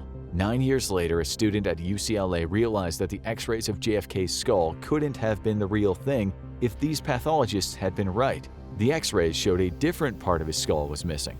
The x-rays fit the official story, which said there was only one gunman. But the skull fragment those guys had looked at suggested there must have been more than one perpetrator, meaning JFK was also hit from the front. Dr. David Mantic, a radiation oncologist, later investigated the x-rays and determined they were not authentic. They'd been forged, he said. As for Oswald, he told the cops that when the president was shot, he was having lunch on the first floor. He then went up a floor to buy a Coke from the vending machine. A key witness whose testimony was ignored by the Warren Commission saw Oswald there at 12:15. Her name was Carolyn Arnold. She said she knew Oswald well because he was always stopping by her desk and asking for change for the vending machine. She said she knew the time when she saw Oswald as it was lunchtime. She went into the canteen for some water and saw Oswald sitting there with his Coke. She said he was alone as usual and appeared to be having lunch. This was apparently 15 minutes before he must have raced up 3 flights of stairs, set his sights on the president, shot him, and then escaped. JFK was also supposed to pass there at 12:25, so the killer was apparently sitting back and acting relaxed 10 minutes before getting ready for the shooting in a different part of the building. About 1.5 minutes after the shooting, Dallas patrolman M.L. Baker flew into that second-floor canteen, where he saw a calm Oswald. Baker then asked the superintendent, "Do you know this man?" Superintendent said yes. Oswald then finished trying to get a Coke from the machine. 1 minute later, the clerical supervisor, Mrs. R.A. Reed, also saw Oswald on the second floor. He had a can of Coke in his hands. They all testified that when they'd seen Oswald, he was not out of breath and looked totally calm, and yet the Warren Commission was trying to say he'd pulled off the crime of the century and moved about as fast as Casper the Ghost. 15 years later, Arnold found out that the FBI had changed her statement from seeing Oswald on the second floor to seeing him in the hallway off the first floor. "This doesn't make any sense to me," she told a journalist. Her testimony of Oswald calmly eating lunch just did not fit the narrative. There are many more witness statements as to what happened at the book depository and in the street, and many of them are contradictory or not very reliable. This has been discussed time and again, and yet no one can say with certainty what happened. So we'll move on to focus on broader aspects of the case. As you know, the Warren Commission said Oswald then killed Officer J.D. Tippit and later fled into a movie theater. This is only one story, though. There's another take on this tale, say the conspiracy theorists. The Warren Commission says Tippit pulled over Oswald at 1:15. They exchanged words, Tippit walked around the car, and Oswald shot him. Oswald hit him with 4 bullets, after which he took off on foot, reloading his gun on the way. The report says 12 people saw the shooter and at least 5 made Oswald out in photographs at the station. Calvin Brewer, manager of a shoe store, also saw Oswald. He said he saw Oswald acting weird, and then he went into a movie theater. Julia Postal, who was in the ticket booth, saw the man sneak in, so she called the cops. The time was 1:45. Even so, Warren Butch Burroughs, who ran a concession stand in the theater, claims to have seen Oswald at 1:05. He didn't see Oswald enter the theater, but he saw him inside. Butch said he was 100% sure of that. He also said Oswald bought popcorn from him at 1:15, exactly when Tippit was shot. Again, it was as if there were two Oswalds. 18-year-old Jack Davis also saw Oswald at this earlier time. Davis said he was weirded out because there was loads of space in the auditorium, but this guy sat really close to him as if he was trying to be seen. The man then got up and went to sit somewhere else. He proceeded to get up again and went to the lobby. Davis said Oswald returned about 20 minutes later, although Butch said the Oswald he saw instead went to sit by a pregnant woman. Butch then said after Oswald was arrested in the theater after being wrestled to the ground, he was astounded. He said he saw another Oswald like a twin brother. One Oswald was carted out of the front of the cinema, and Butch said he saw the other Oswald being taken out the back. Bernard Hare, who owned a hobby shop, saw the commotion out in the street at the front and then went into the back of his store where there was an alley behind. Regarding what he saw at the back, he later said police brought a young man out, they put him in a car and drove off. That was all fine at the time for Hare, but years later he learned that Oswald was taken out the front, which he said he knew was wrong because he'd been there and seen he was taken out the back. Both Hare and Butch's stories seem to suggest there were two Oswalds, as does the story of police officer L.D. Stringfellow, who said in a police report that Oswald was arrested on the balcony at the theater auditorium, but he wasn't. He was arrested in the main bottom part. So, who did Stringfellow see being arrested? And who was the Oswald that the motor mechanic T.F. White saw around 2 p.m. who was wandering around a free man? The other Oswald by now was in a police station. White saw a car that seemed suspicious, a red Falcon. He took the license plate PP4537. A man in a white shirt got into it, who White realized later that night when he saw the man on TV was Lee Harvey Oswald. But how had he seen him at 2 p.m. when he was apparently in custody at the time? White's wife said, "Say nothing, keep your mouth shut." Years later, a journalist got that license plate number. When he checked it out, it belonged to Carl Amos Mather, who worked for Collins Radio, a contractor for the CIA. The FBI then talked to Carl Mather's wife, who said Carl was very close to the deceased Mr. Tippit. It was she and Carl who broke the news to Tippit's wife after he was shot. 15 years later, Carl said he'd testify to the House Select Committee, but only if he was granted immunity from prosecution. There were too many coincidences, say the conspiracy theorists, too many connections, but the best one follows. The official timeline is further complicated by the story of Robert G. Vinson, who worked in the U.S. Air Force for the North American Air Defense Command, or NORAD. He saw the second Oswald too. He was on the same getaway plane as Oswald. Let us explain. Vinson wanted to go to Colorado Springs, which was home, so he went to Andrews Air Force Base and, as was customary in the Air Force, asked if he could hitch a ride on one of the planes. No planes were leaving, so he wrote his name and serial number on a sheet, so he was on the list to go next. He then went to breakfast, but halfway through it, he heard his name called on the loudspeaker. He was told a C-54 cargo plane was leaving for Denver. Great, he thought. The plane had no markings on it, and when he got inside, it was empty. He saw two men in overalls working on the plane, but strangely, they also had no markings on their clothes. Vinson was also surprised that no one asked him to sign the manifest, which happened every time he hitched a ride. When he was high in the sky, he heard a voice on the intercom say, "The president has been shot." The plane suddenly banked left and headed south. Soon in the distance, he was very surprised to see the skyline of Dallas. Two men in Dallas got on the plane, a taller man and a shorter man. He thought nothing of it until sometime later when he saw Oswald on TV, and he knew he was the shorter guy. Both these guys got off the plane when the plane landed again. Vinson later said, "I couldn't understand why they were in such a rush." Vinson later found out the plane had landed in New Mexico. He eventually got home, and sometime later he told his wife that Oswald had somehow been on his plane. His wife said he was nuts. He kept quiet about it for 30 years, and in all those years, despite immaculate service, he never got a promotion. Let's remember, he put his name and serial number down at that Air Force base. If the man really was Oswald, someone must have known Vinson had shared a plane with him. In 1964, Vinson was called in for what he was told was a special project. He soon discovered it was with the CIA. They put him through a series of psychological tests and then asked him to work for them. He refused as he had still had his ambitions in the Air Force. It seemed in the end he had no choice. His bosses later told him he was going to work with the CIA at Area 51 on the Blackbird SR-71 spy plane. The conspiracy theorists believed that the CIA wanted Vincent close, working on top-secret projects and unable to talk about his job. Vincent later said that he wasn't dumb. He knew that this work meant he was being asked to keep quiet about his plane ride. He later said he knew the CIA would never let him out of their sights. The CIA, he thought, could have killed him, but instead they hired him. But in 1992, when Congress passed the JFK Records Act and Vincent was already retired, he contacted Dan Glickman, a Democratic representative for Wichita, Kansas. Vincent now knew under the new act he was able to talk. Vincent's story made the news, and later it became a book. Investigations showed that the C-54 could have landed about 5 minutes from where White had seen Oswald in the Red Falcon. So this is how the second Oswald got away, according to the theory.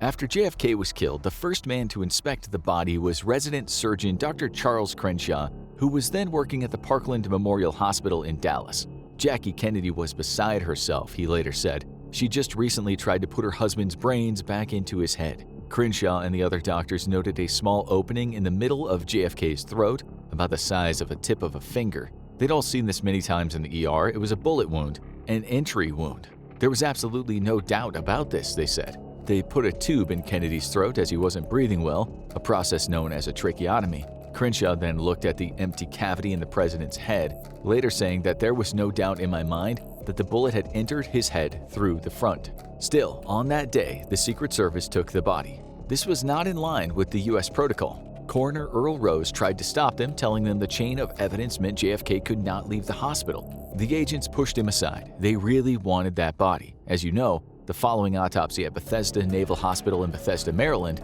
revealed something very different than what the doctors had seen.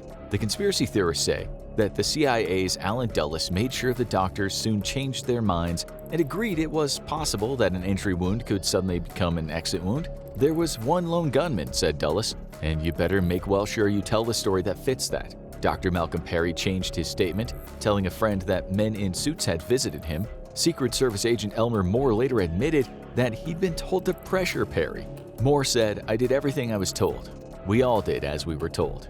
Crenshaw said in 1992, "We believed the medical truth would be asking for trouble. I was as afraid of the men in suits as I was the men who assassinated Kennedy," adding that anyone who would kill a president wouldn't think twice about killing a doctor. He wrote a book titled JFK, Conspiracy of Silence. He was subsequently smeared.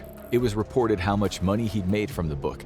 The Journal of the American Medical Association said in a paper that he might not have been in the trauma room that day. Doctors and nurses at least came forward and said he had, and that what he said was the truth. It didn't matter. Once he was smeared, there was always a shadow of doubt hanging over him, say the conspiracy theorists. Even the doctors that did the official autopsy were under pressure. They were told not to examine the throat. Navy Medical Corpsman Paul O'Connor was there. He said they were told to leave the throat because the wound was just a tracheotomy wound, not a gunshot wound. It got very tense, he said in an interview, later adding, "We were all military, we could all be controlled." Lieutenant William Bruce Pitzer, who was head of the Navy's audiovisual department, got something worse than a good old smearing, according to this theory. He worked on a 16mm film of the Bethesda autopsy. He saw everything.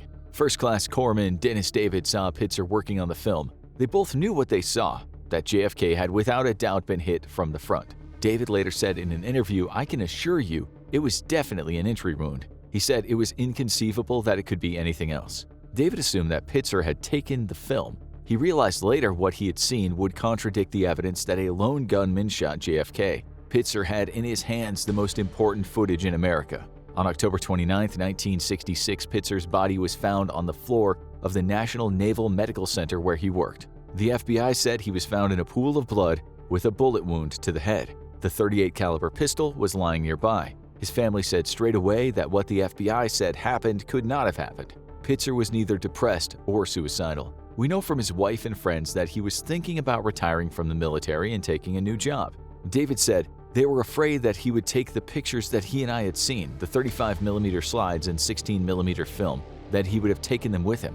Pitzer was thinking about moving to a major studio, so David said they'd be afraid Pitzer would have given them this evidence to work with. Both the slides and the film have never been seen again. This allegedly incontrovertible evidence disappeared when Pitzer died. Naval intelligence went to see his wife, Joyce, after she died and told her not to talk to anyone. She kept quiet for 25 years. Even at 80, she said she was afraid if she spoke, they'd stop her pension. She'd actually been told something incredible, something darker than the dark side of the moon. A retired Army Special Forces lieutenant named Daniel Marvin had visited her. She said he told her in 1965 the CIA had approached him with an assignment. The job was to assassinate her husband. She always knew someone had killed him, but Marvin said he hadn't been the man to do it. He'd refused to take out anyone on American soil, but he was still telling her someone in the CIA had her husband killed. Marvin had been a Green Beret and later trained as an assassin at a secret training camp in Fort Bragg, North Carolina. It was called the Special Warfare School.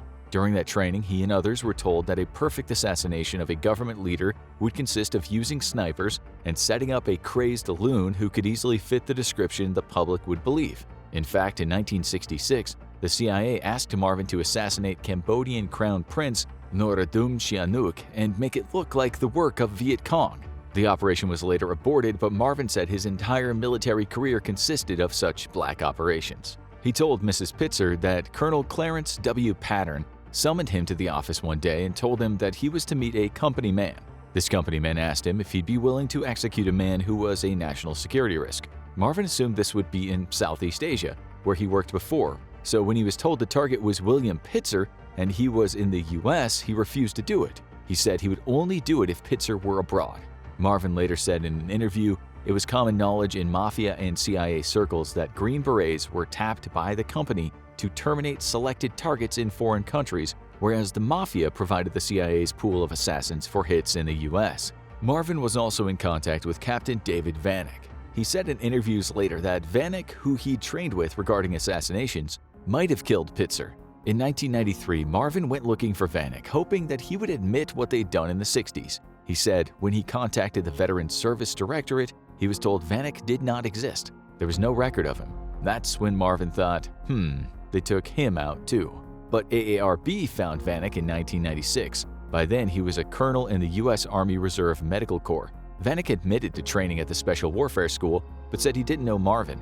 He also said he couldn't recall a meeting with the company man and didn't know William Pitzer.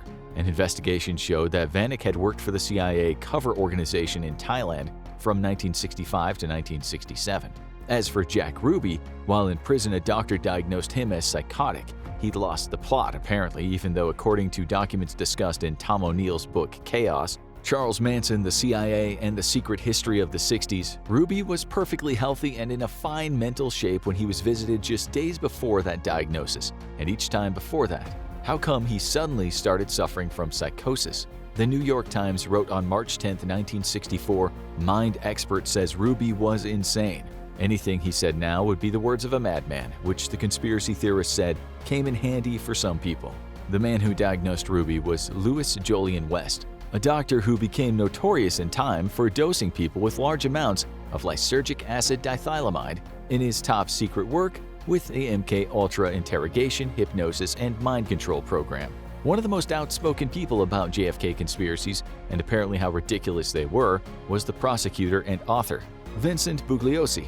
This same man threatened to sue Tom O'Neill when during the 25 years O'Neill researched his book on Manson, he discovered Bugliosi's famous book Helter Skelter was full of provable lies and completely missed the CIA's many connections to the Manson murders. It's just another coincidence that Bugliosi became a kind of spokesperson for the CIA and the US government in detailing how the conspiracy theories were not true.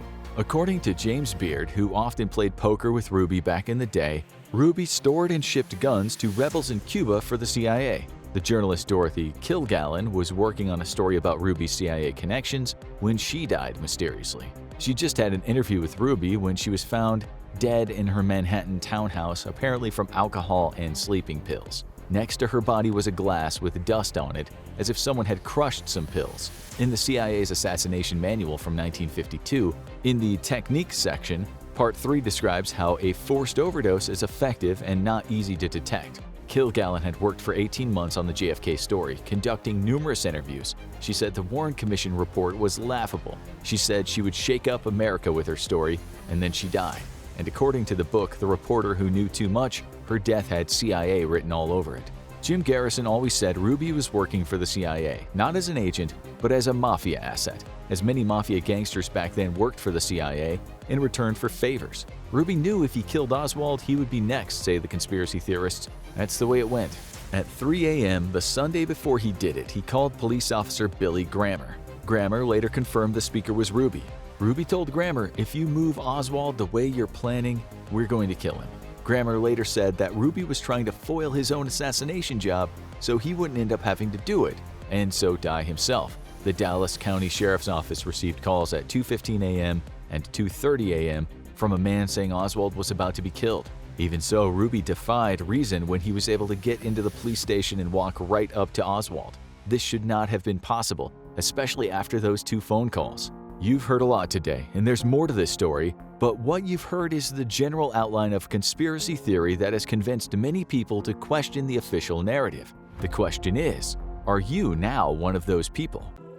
The following is a story from one of our unfortunate writers. During the holidays, I traveled back home to see my mom for what I thought was going to be a fun break, but things turned a bit sour one evening when she broke some important news to me. The Earth is flat, she announced, speaking in a serious tone, usually reserved for matters of life and death. What on earth are you talking about? I said to her. And again, she told me the planet was actually flat, and all these years we've been lied to. The fact is indisputable, she said, immutable, incontestable. And she knew that because she'd been doing a lot of reading on the internet. Okay, I told her, state your case. This is how our conversation went. Okay, she said. Firstly, you don't know that I'm wrong because you never observed the Earth as a whole. From where you stand anywhere on Earth, the world will seem flat to you. That's a fact. I peered out the window. She was right about that. Things did look pretty flat out there. Was the entire world just one big whopper? So that's it, I said. Just because I can't observe the entire thing, it must be flat? No, she replied. That's just my starting point, and stop smirking. This is deadly serious. At that point, an image flashed through my mind of my mother surrounded by men in white coats coaxing her to take her daily medication.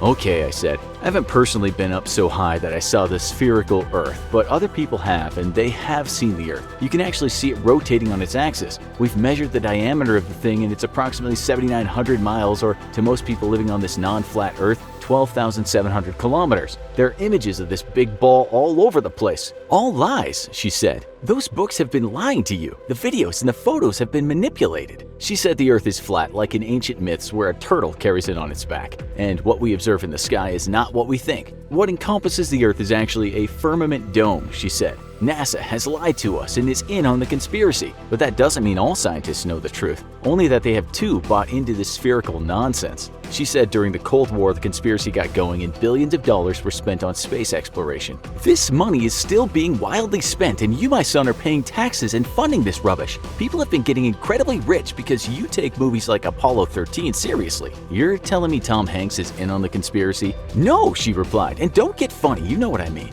Okay, I said. I have one word to say to you. Seasons. Expand, she said, trying to sound scholarly. We have different seasons all over the world, ergo the sun's rays are hitting different places and they're making places hotter or colder. Those rays hit different parts of the Earth, and so when it's winter at one place, it's summer in another place. If the Earth were flat, all the Earth would have is the same season all at the same time. You don't need to be a rocket scientist to know this. She told me that the sun just moves around the flat Earth, so it hits certain places at certain times. She then went to get a plate out of the kitchen and began moving an orange around it. She said the sun and the moon were the same size, and she said the sun, that orange she was holding, rotates around the North Pole, which is actually in the middle of the flat Earth. But Mom, I said, the sun is much bigger than the moon and that is observable. That orange plate thing doesn't really mean anything. I also explained to her that if this theory were true, then New York and Los Angeles would see the sun set and rise at the same time, which is not true. There is a time difference, so when it's evening in New York, it's afternoon in LA. How can that be?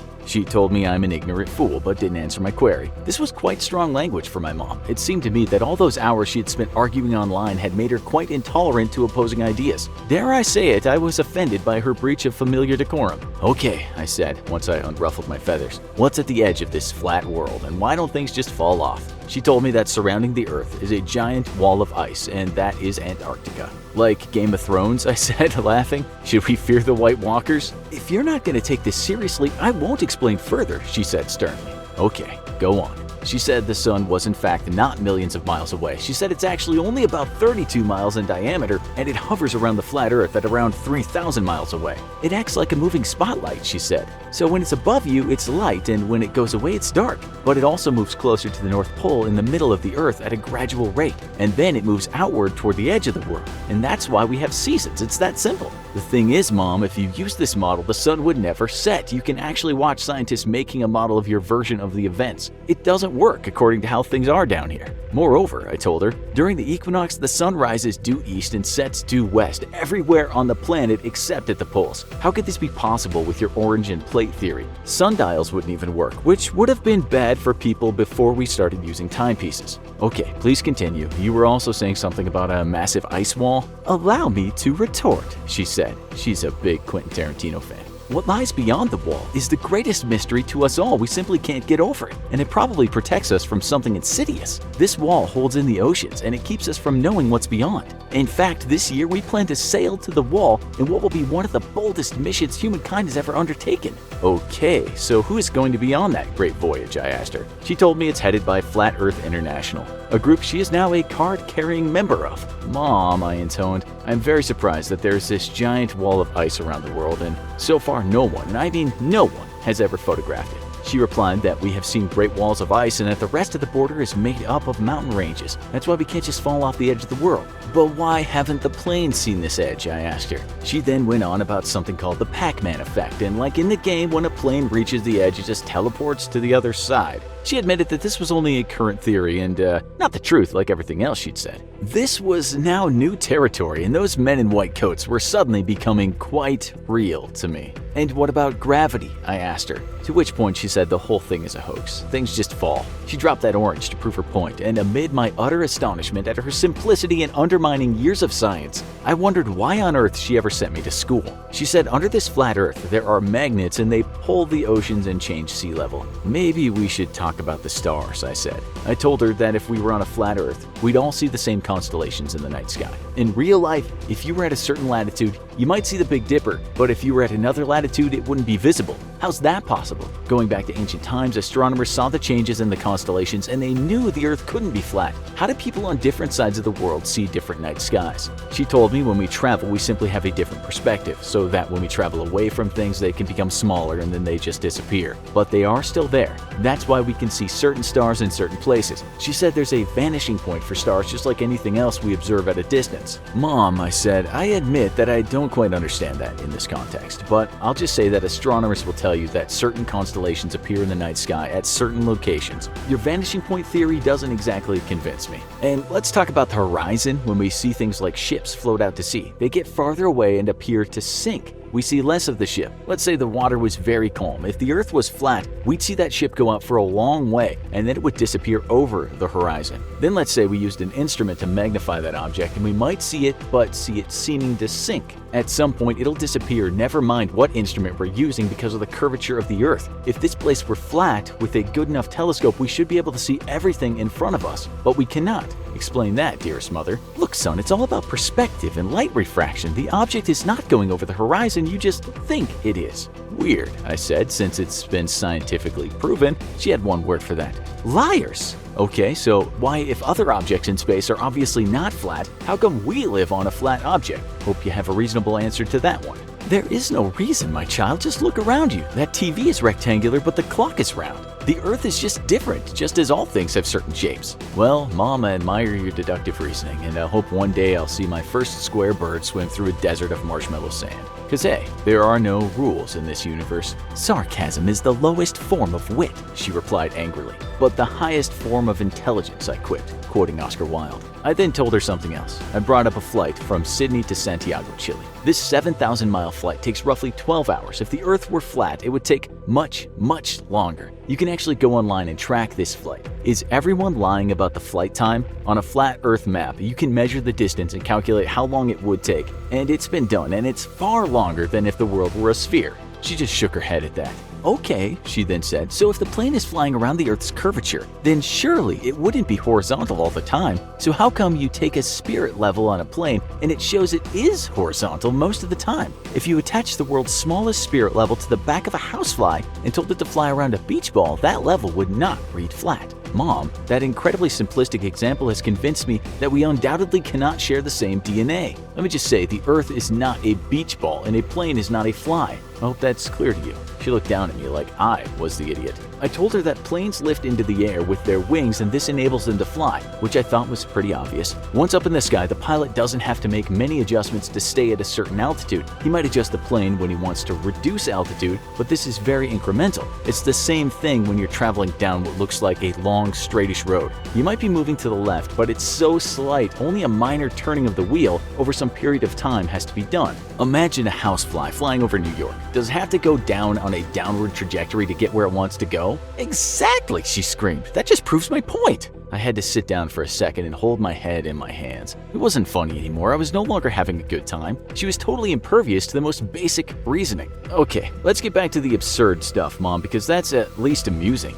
And I'm talking about the Great Ice Wall that no man has ever breached. You have to wonder why the plane can't get over this wall, because there are plenty of aerial photographs of Antarctica taken from planes. Well, she said, maybe you just don't want to show us what's out there, so no plane is allowed to go that far. If it did, it would pack man back like I already told you. But we will get to the edge of the world, and that's why we're going to sail there on the Great Flat Earth Expedition. Okay, and you know the ship that they'll be sailing on will use navigational instruments that were designed on the scientific basis of the curvature of the Earth? Like if the Earth were flat, you could just use 3 satellites and be on your way. But because it's spherical, you need satellites on the other side of the Earth. You do understand that, don't you? She scowled at me, but then that turned into a smug smile. Oh, you'll see. We'll get there and all you deniers will be in awe at what we've achieved. Wait a minute, I said, and I went into the kitchen. I came back and passed her a plastic cake knife that we never use. You might need this, I said. It's dragon glass. That's just a made-up story, she said.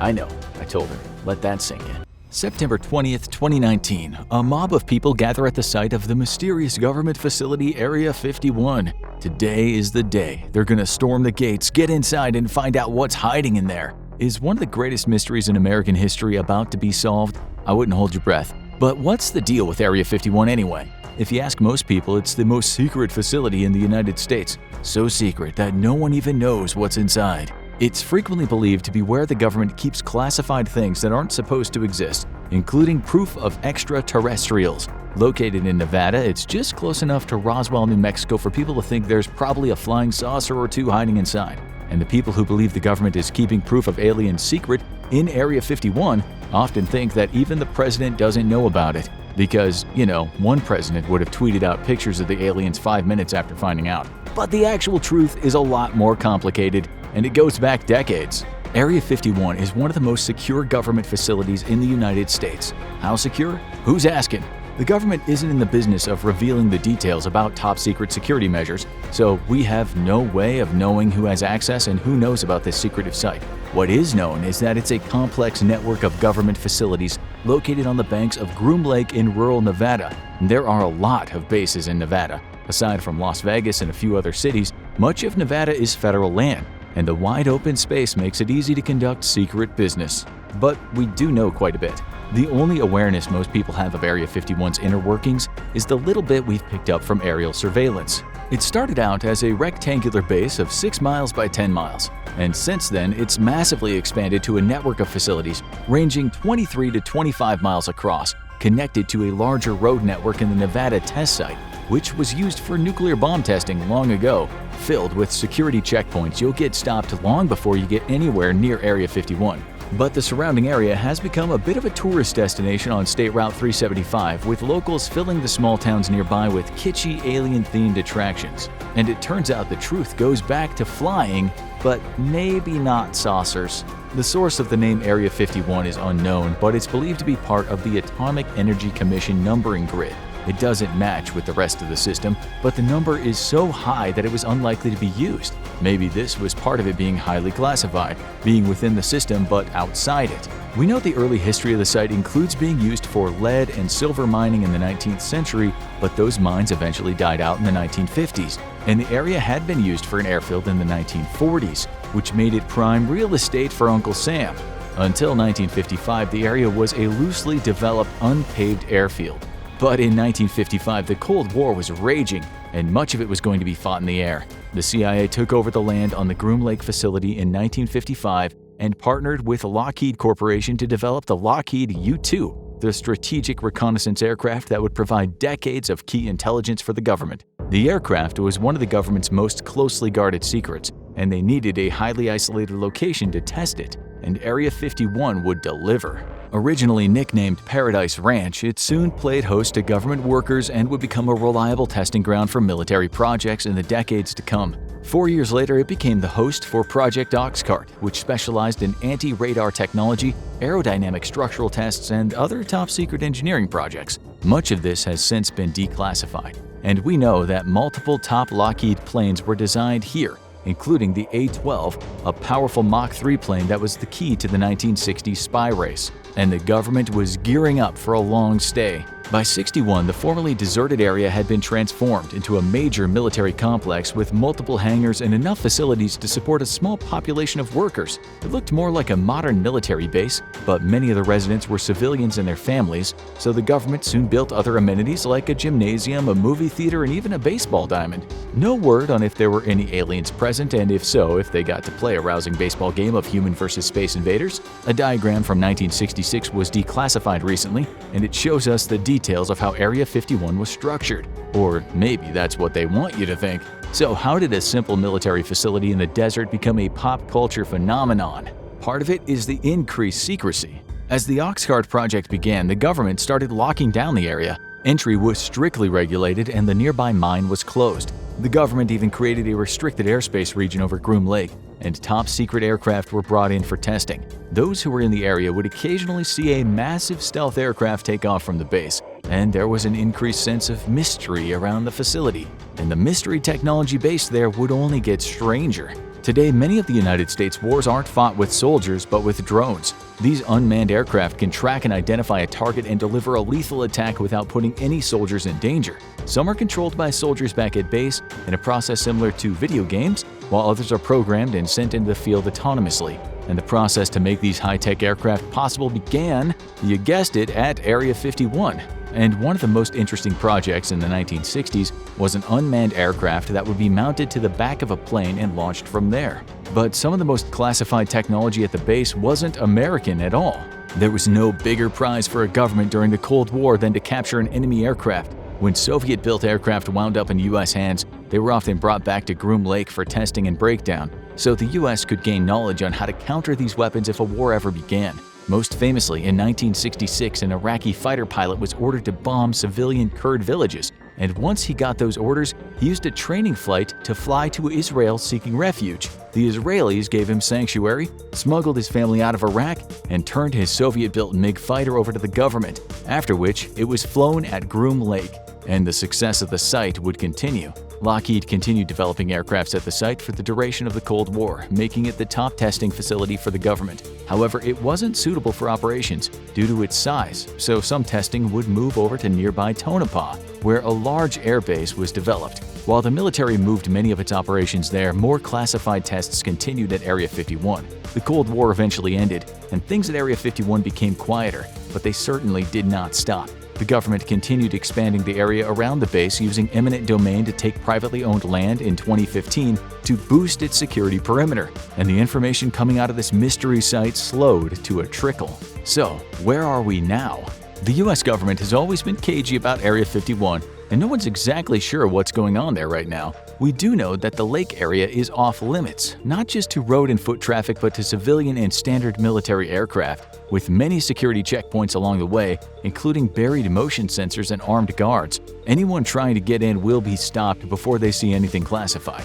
The only ones that do get in regularly? The Air Force, using their specialized Janet fleet of aircraft. These private planes are used to transfer military and government personnel to classified facilities, and we don't know who's on these planes or what their business is at Area 51. And any attempts to get more information about Area 51 have been fruitless. Officially, the government map only shows the mine area as being part of Area 51, but declassified documents have shed light on the history of the area and revealed many of its Cold War-era secrets. But the site is still as secretive as it ever was, and there don't seem to be nearly as many test flights as there used to be. Satellites have provided more information on the site, including showing runway markings, bases, and aircraft stationed there. Most details have come from the Freedom of Information requests leading to declassified documents. but the government is still keeping its secrets. In 1994, the government was hit by a lawsuit from a group of people who worked at Area 51.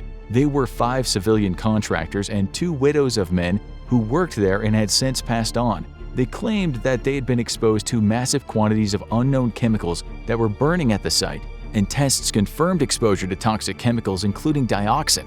The claimants reported skin, liver, and lung injuries and sued both the Air Force and the Environmental Protection Agency. They had their day in court, and the government immediately petitioned to have their entire thing shuffled away under the state secrets privilege. When the judge declined, President Clinton quickly issued an order exempting the facility from disclosure in the lawsuit, and the lawsuit had to be dismissed due to lack of evidence. What is the government keeping secret at Area 51, and has it killed people? Whatever the truth is, every president since has extended this protective declaration annually, including arch political rivals like Barack Obama and Donald Trump.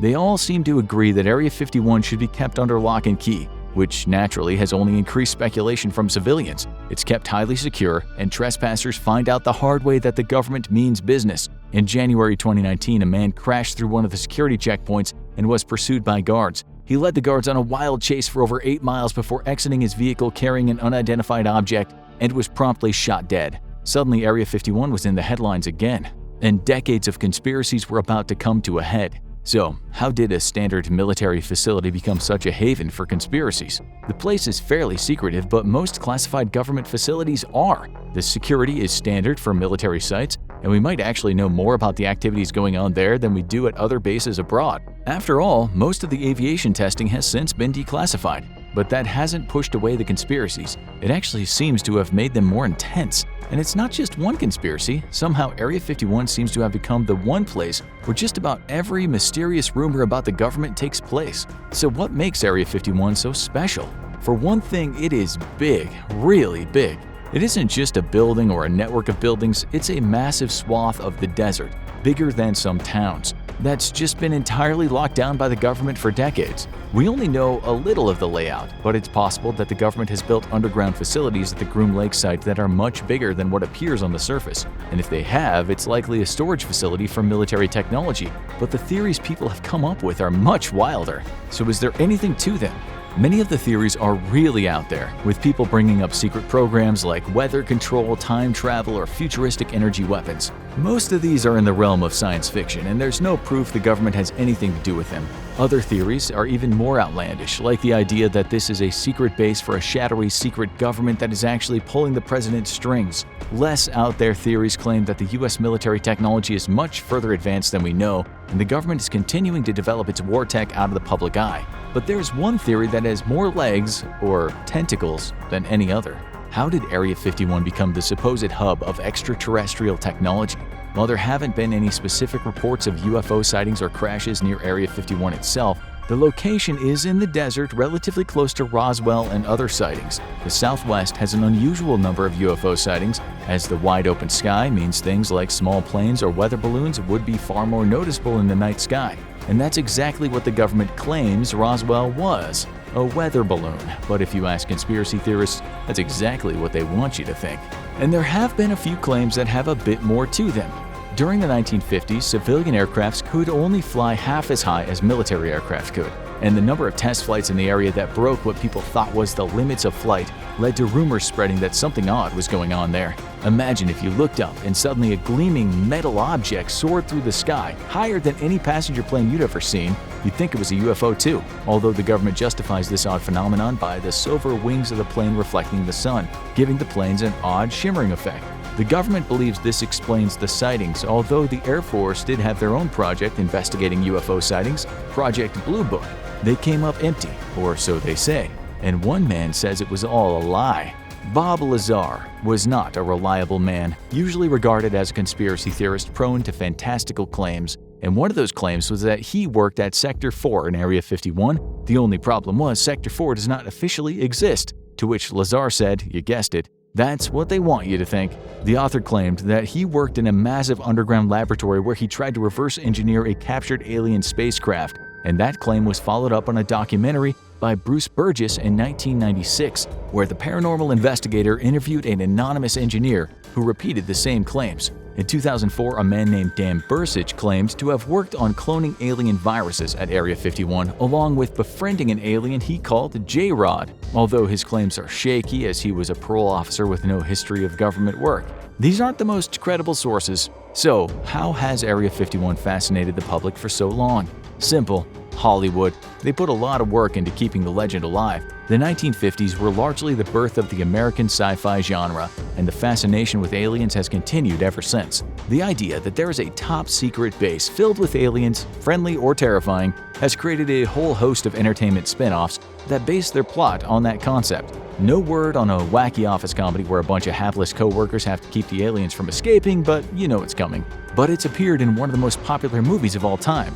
In 1996, everyone was going to see one movie, Independence Day, a thriller where a fleet of giant spaceships comes to Earth and begins attacking major cities. The aliens, a hive mind-like group of monsters, used planets for their resources and left them in ruins. And the fate of humanity was in the hands of Will Smith and Jeff Goldblum.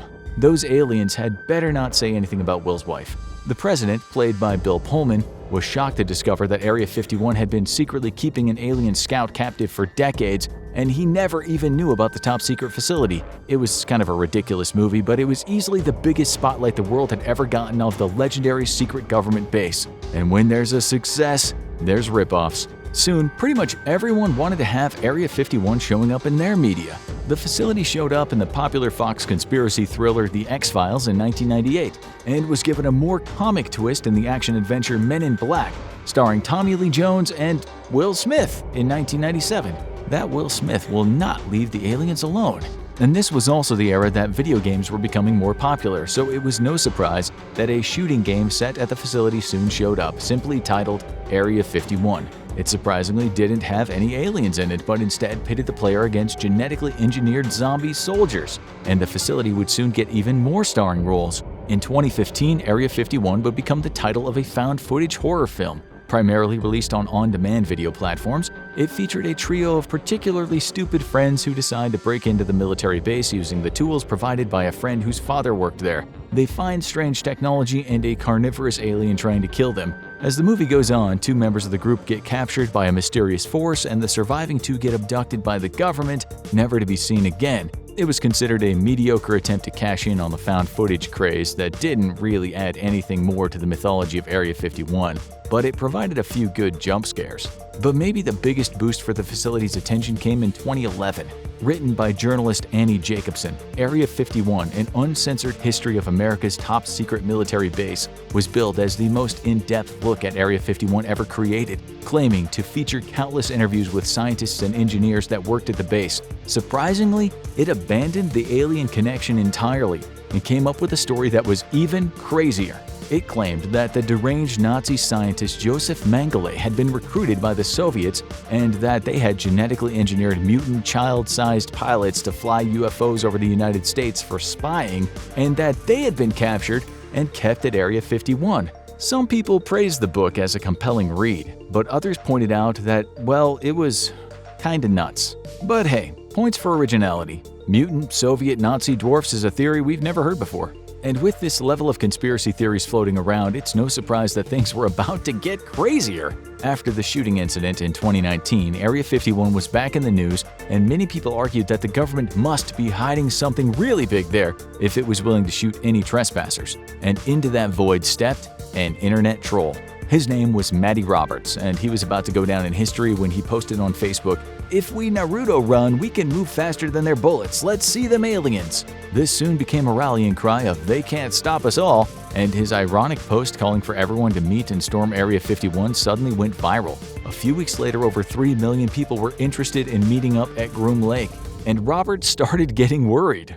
Exactly what had he kicked off? He quickly issued a post saying that he was only joking and he didn't want a visit from the FBI. But it was a little too late. Soon it was a sensation, with music star Lil Nas X even releasing a remix of one of his songs celebrating the raid. Soon, even the government had to step in, with an Air Force spokeswoman saying that the government was aware of the plans and that anyone who tried to break into an open training range for the Air Force would be turned back, arrested, or stopped by any means necessary. The FAA even stepped in and increased flight restrictions over the area. When the military's public relations office posted a meme implying that any people who tried to break in would be vaporized by a stealth bomber, they were forced to delete the meme and apologize. Apparently, vaporizing your constituents is bad PR.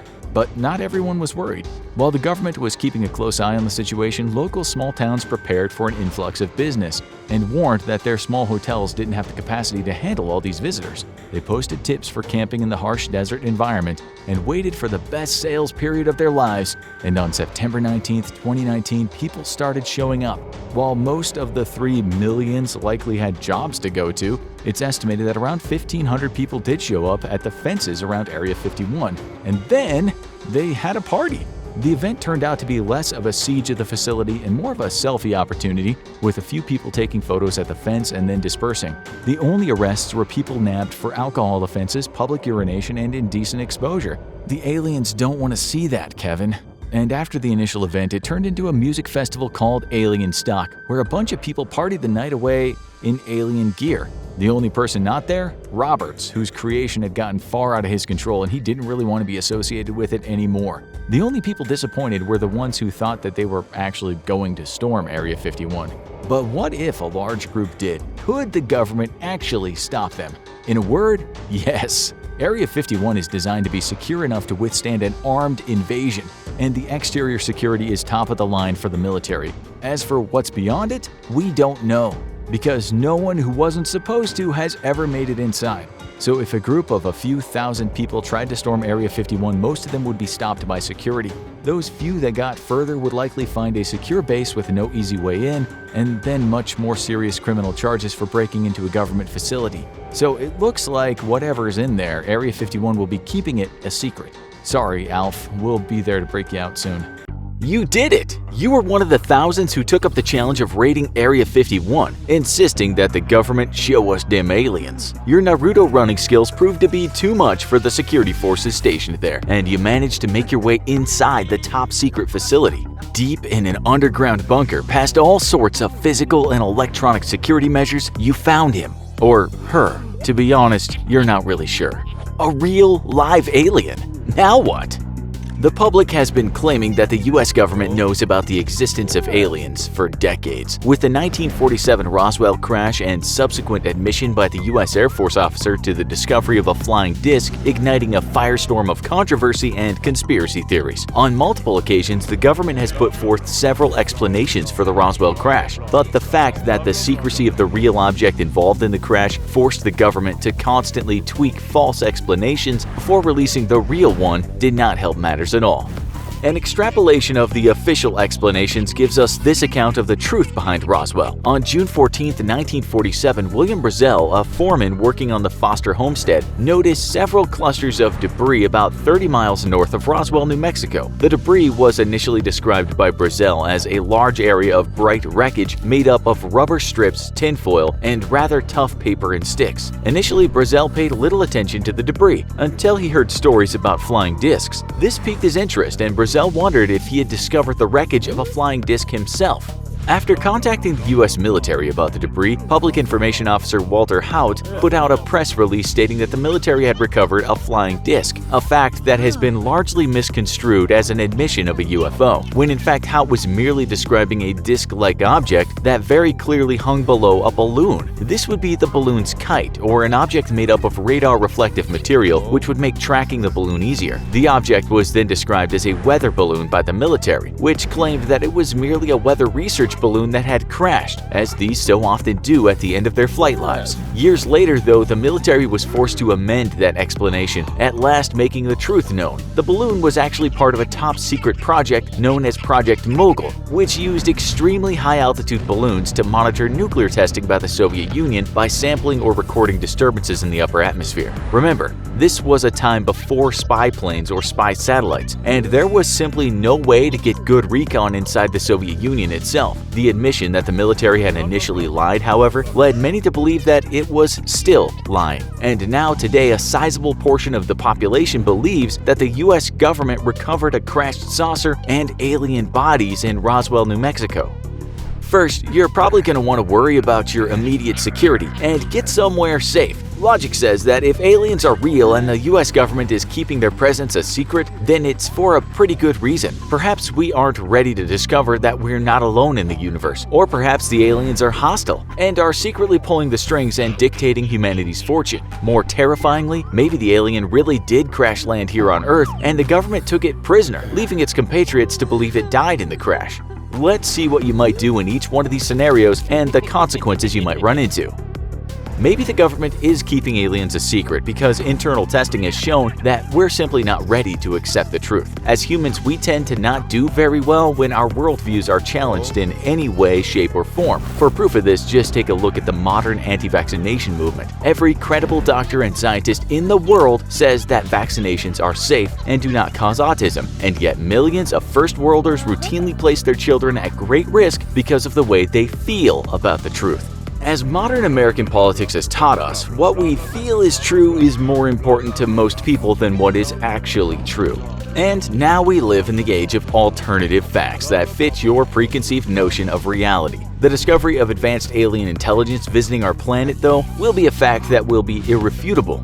Your Aunt Karen can disbelieve that vaccines are safe because she lives in a comfortable, safe first world bubble where measles and other horrible diseases probably can't get to her thanks to the millions of us who agree with science. The consequences of her terrible choices will never be real to her, so she'll never have to confront the false reality she lives in. However, an alien presence will be in our face in a rather big way, and the sudden reveal of advanced superintelligent aliens whizzing through our skies as they please will be impossible to explain away, especially if they decide they want to start moving in next door. Such a dramatic shift in the perceived reality of billions of humans, a reality where we're not alone in the universe, could be too much to bear. Big questions such as what is our place in the universe, what do these aliens want with us, and how will they judge us for the things we do to our environment and each other could all prompt a very real panic. Needless to say, it would be a lot more comfortable to live inside our bubble, where we're alone in the universe. And if aliens exist, then they're safely far away from planet Earth on another star system entirely, where they can remain an idea and not a reality that affects our daily lives.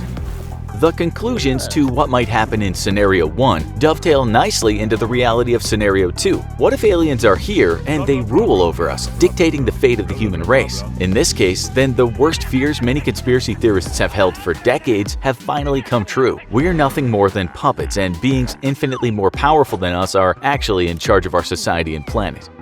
In the movies, the big reveal that aliens secretly rule the Earth typically leads to a plunky resistance movement that bravely fights against all odds to free humanity. In the real world, this would remain nothing more than fantasy. A species intelligent enough to cross the galaxy to get us, and then to be able to move enough personnel and hardware here from their planet to keep us under their grip, is a species that frankly is too far advanced for us to ever rise up against. Consider that it takes humanity somewhere on the order of $2,000 to $3,000 to put a single pound of material into orbit. That means that putting a 60-ton Abrams tank into orbit would cost us about $300 million.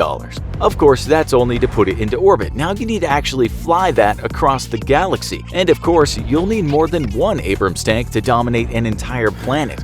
The point we're hoping being made clear here is that if aliens can afford to move so much hardware across the galaxy to threaten our species, then they are hopelessly more advanced than we are.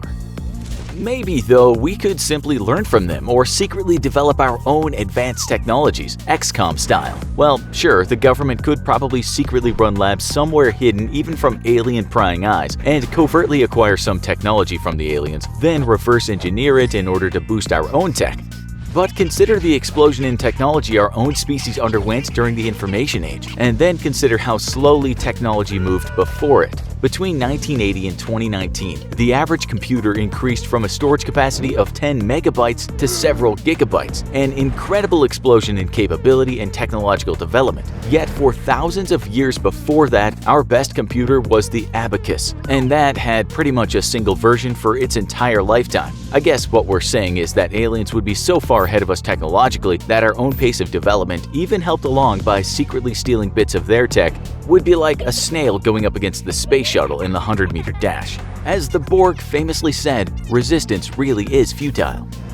What about the third scenario though? What if the alien you discovered in Area 51 was secretly being held there against its will by the US government? What if the government was running all sorts of tests on it, perhaps pressing it for information on its alien technology, while keeping his or her existence a secret so that its alien buddies thought it had died in the original crash?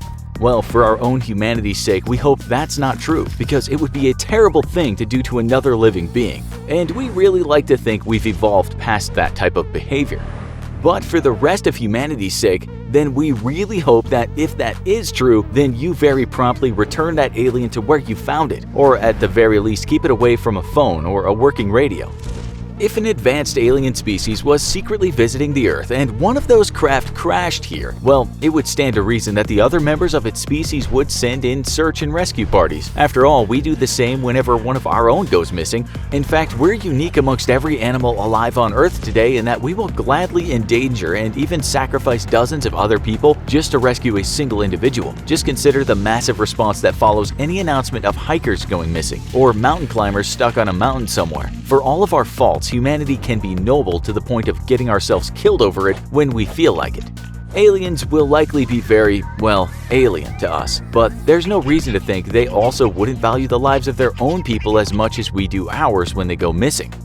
Now, consider what might happen if these very advanced aliens were to discover that their dear brother or sister had crash-landed on our backwards little planet, and us stupid apes held him or her hostage for decades, trying to get the secrets of advanced technology out of him or her. Holding a member of an alien species against their will would probably be tantamount to humanity signing its own suicide letter, and we could expect a pretty harsh response from a civilization capable of wiping us out with but a thought. Perhaps we were nothing more than a scientific curiosity, being studied the way we study animals in the wild. But this one act proved our savage nature, and now we're going to suffer the consequences for our own greed.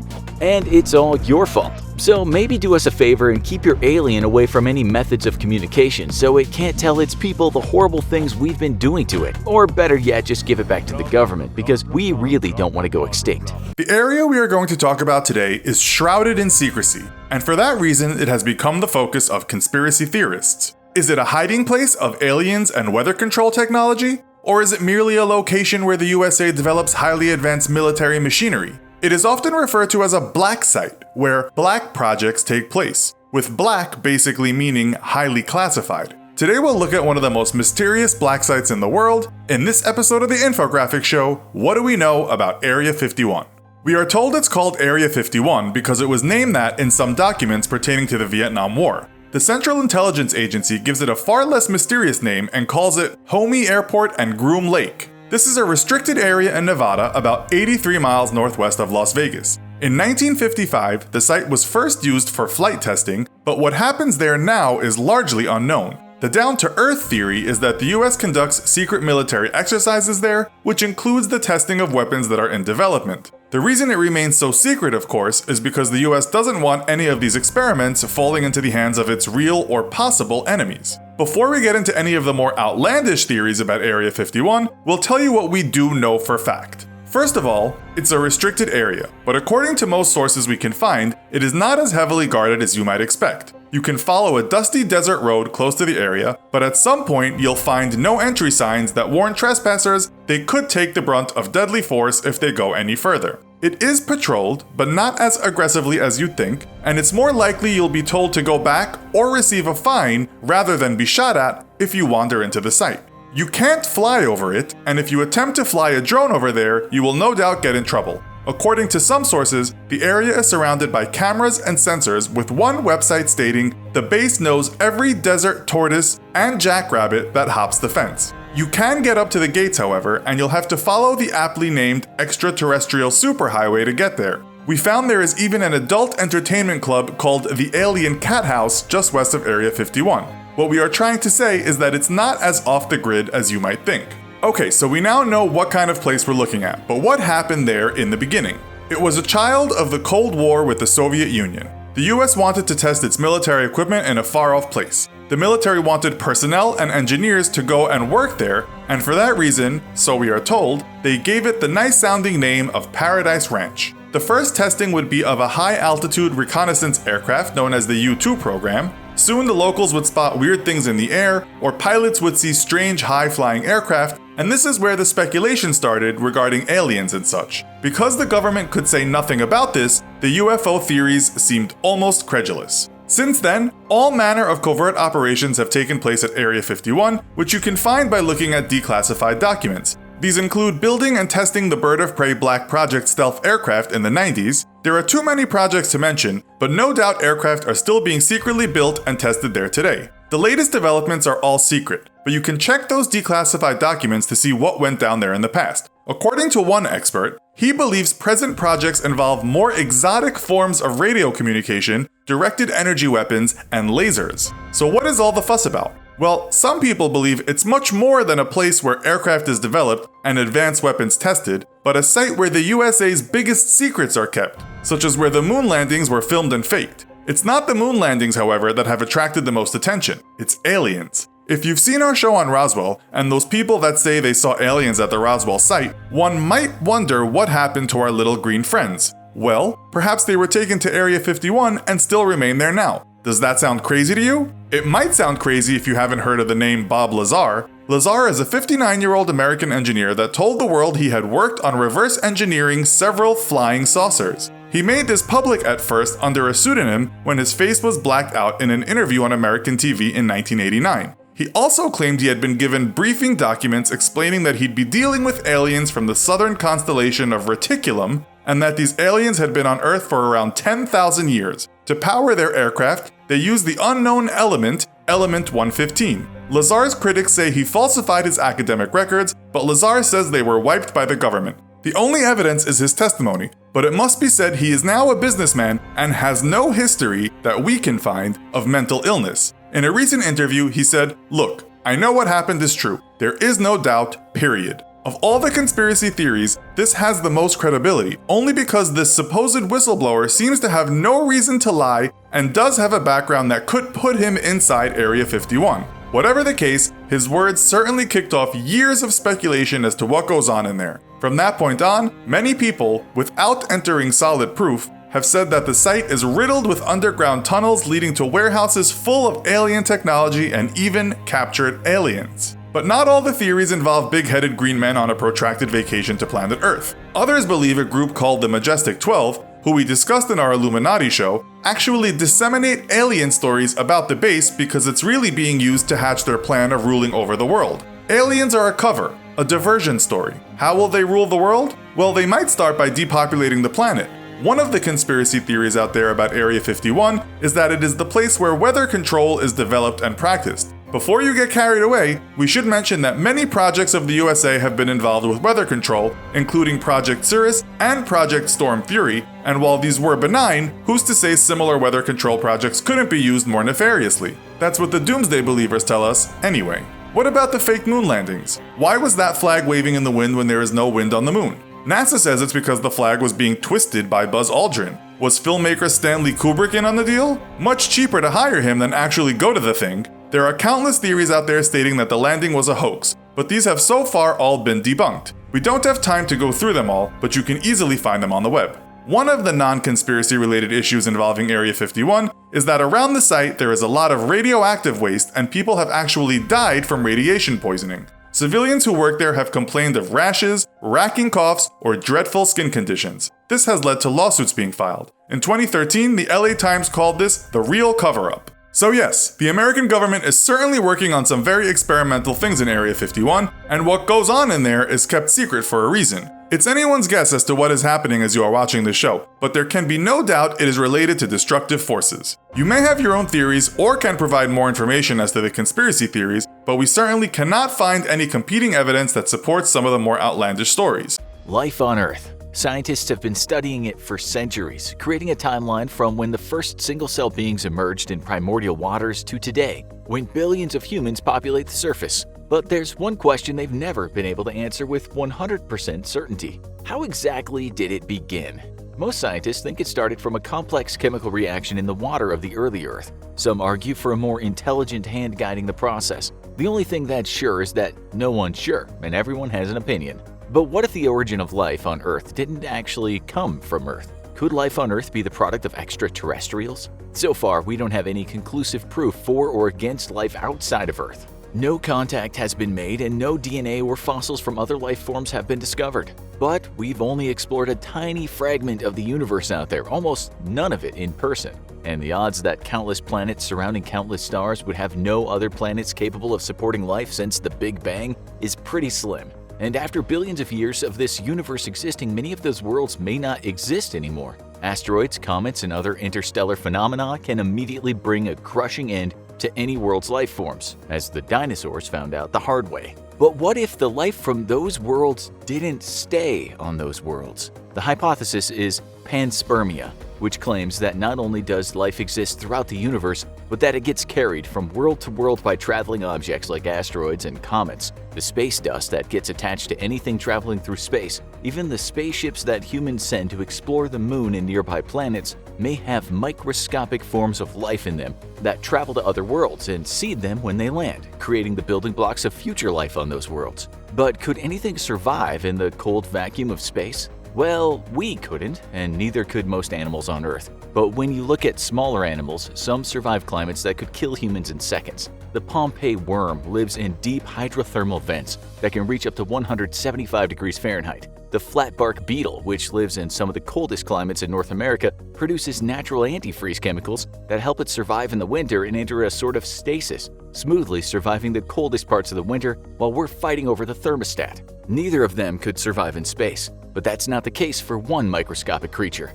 The name water bear probably creates cute images of an ursine mammal enjoying a bath in the river, but the real thing is much less cuddly and also less likely to eat you. Also called a tardigrade, this tiny organism is the only form of life that seems to be able to live anywhere, even in the most extreme conditions. They've been found everywhere from deserts to hot springs, and they may even potentially exist in space, thanks to a crash of a sample from a spaceship on the moon. These tiny multi-legged creatures can dry up and fall into a state that resembles death, but when exposed to water, even decades later, they spring back to life. So, if life originated from outside Earth, how exactly did it get here? There are a couple of theories of exactly how these building blocks of life arrived on our ancient planet, most of them based around interstellar physics. One theory from a Swedish scientist in 1903 theorizes that the radiation pressure from stars can send particles through space, but this would only work for the smallest particles, and many, if not all, would be killed off by the radiation. But it's possible that alien bacteria or viruses could survive if shielded from UV radiation. The other main theory is that the particles that led to the creation of life were hitchhikers on rocks, coming into contact with Earth when the rocks crash-landed here. While we know how asteroids, comets, and meteors travel through the galaxy, this is under far more extreme conditions than any life form has been known to survive, surviving in the vacuum of space for years on end before crash landing. But there is another theory, that the alien life forms didn't come here accidentally. What if the alien life out there was intelligent and advanced enough that they could have sent the building blocks of life toward Earth deliberately? The first possibility of this is accidental transport. On Earth, there have been countless cases of people throwing trash into the water and having it swept somewhere completely different, often endangering animal life in the process. It's possible that an alien civilization would have been advanced enough to send waste products into space and dump them on an uninhabited world. That, thanks to the trace DNA on the waste, evolved into Earth as we know today. But other theories say that seeding of Earth might be much more deliberate. Directed panspermia is the idea that alien species created life on Earth via transport of organisms from their world. The idea of a deliberate seeding of this planet sidesteps a lot of the issues with the other theories, because the aliens would have been able to shield the samples for their trip, eliminating the threat that the journey through space or the cosmic radiation would kill off the organisms before they ever reach their target. The alien species, if advanced enough to send samples into space, would be able to send them at high speeds that would allow them to reach their destination in a more feasible time. So why would aliens want to seed our planet? The first possible theory is that the aliens were looking to secure and protect life in space by spreading it among a larger area. Even the strongest civilization could be felled by a natural disaster or a stray comet. And when life exists on more than one world, it's insured against the whims of the cosmos. Of course, that was 3.5 billion years ago, and the odds are good that any alien civilization that seeded Earth at the dawn of our world would be long gone themselves by now. But what if they weren't? There have been many theories about aliens making contact with Earth, but thus far no conclusive proof has been found, regardless of how many people say they were abducted by a flying saucer. But if aliens are out there and may even have ties to the creation of life on Earth, then why haven't they made contact yet? One theory is that they simply don't want to. They're more than happy just to watch. This is called the zoo hypothesis, and it states that we're all essentially living in a giant terrarium. Whatever these aliens are, they have technology far beyond ours, and they're perfectly happy watching us as our still primitive planet slowly evolves. If we don't know about their existence, it's because they don't want us to know yet. So, are there any problems with this idea? Just one big one. Have you ever tried to get a group of people to agree on anything? Trying to get 10 people to agree on one place to eat is hard enough. Imagine how difficult it'd be to get an entire civilization to agree to keep a secret forever without any of them breaking the code of silence and broadcasting their existence to our human zoo. It would have had to last millions of years of humans and their ancestors existing, and likely countless generations of the aliens not breaking their own protocol. That's why many people say the zoo hypothesis resembles creationism and religious theory more than panspermia. But have the aliens truly maintained a hands-off approach all this time? A popular idea, but maybe not so popular among scientists, is that Earth has been visited repeatedly by advanced alien civilizations that may have interacted with humans before recorded history,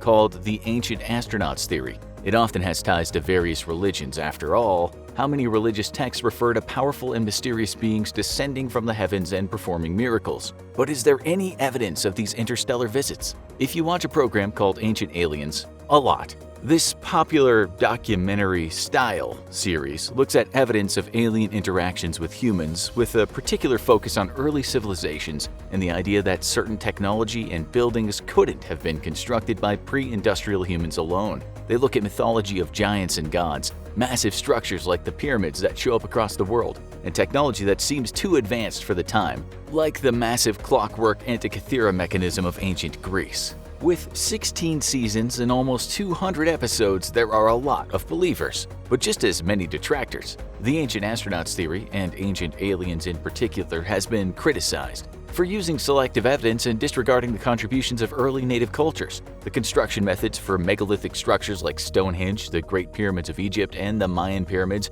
have been investigated and largely proven.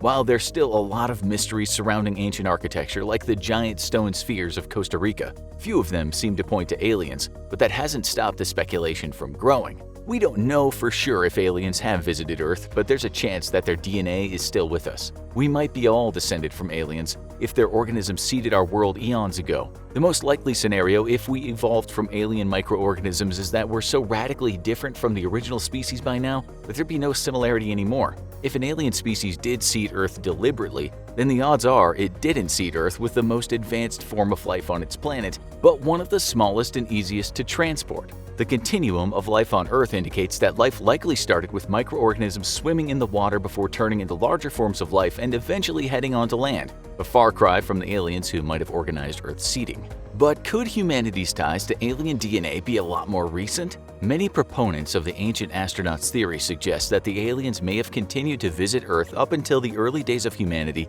and may have actually bred with humans, leaving traces of their DNA in ours. While the idea of aliens on a pleasure cruise looking for some exotic party times might be relatable, especially if they have common DNA with those party kids who hit Cancun every spring break, there are a lot of holes in the theory. The aliens would have to still be around and in a similar shape billions of years after Earth was first seeded, and they'd have to be genetically compatible with humans despite those billions of years of evolution. So, no, it's not very likely that your great-great-great-great-great-great-grandpa was an alien. But that doesn't mean this kind of interbreeding between humans and their distant relatives isn't possible. Recent studies indicate that human fossils have traces of DNA from ancient humans that preceded Homo sapiens. The more famous Neanderthals are in there, but so are an extinct species of archaic humans we know relatively little about. The Denisovans, only identified in 2010 in Siberia, they've been identified from a few bones and teeth that are distinct from other species. When ancient genomes were sequenced for the first time, scientists found fragments of genetic code that didn't match up with Homo sapiens. Neanderthals were quickly identified. In fact, it's estimated that most humans besides Africans have up to 4% of trace Neanderthal DNA in their genome. No one knows exactly what population of ancient humans may be lurking in the recesses of the human genome, both ancient and modern. What we do know is that modern humans are a complex mix of influences that made us what we are. Could one of those influences be from beyond our solar system? We don't have proof of that yet. But the human genome is a mystery, and we don't have proof that it's impossible either. For more on alien visitors, check out This Will Happen When the Government Confirms Aliens Exist, or watch How Did the Dinosaurs Die for more on the chaos objects from space can cause.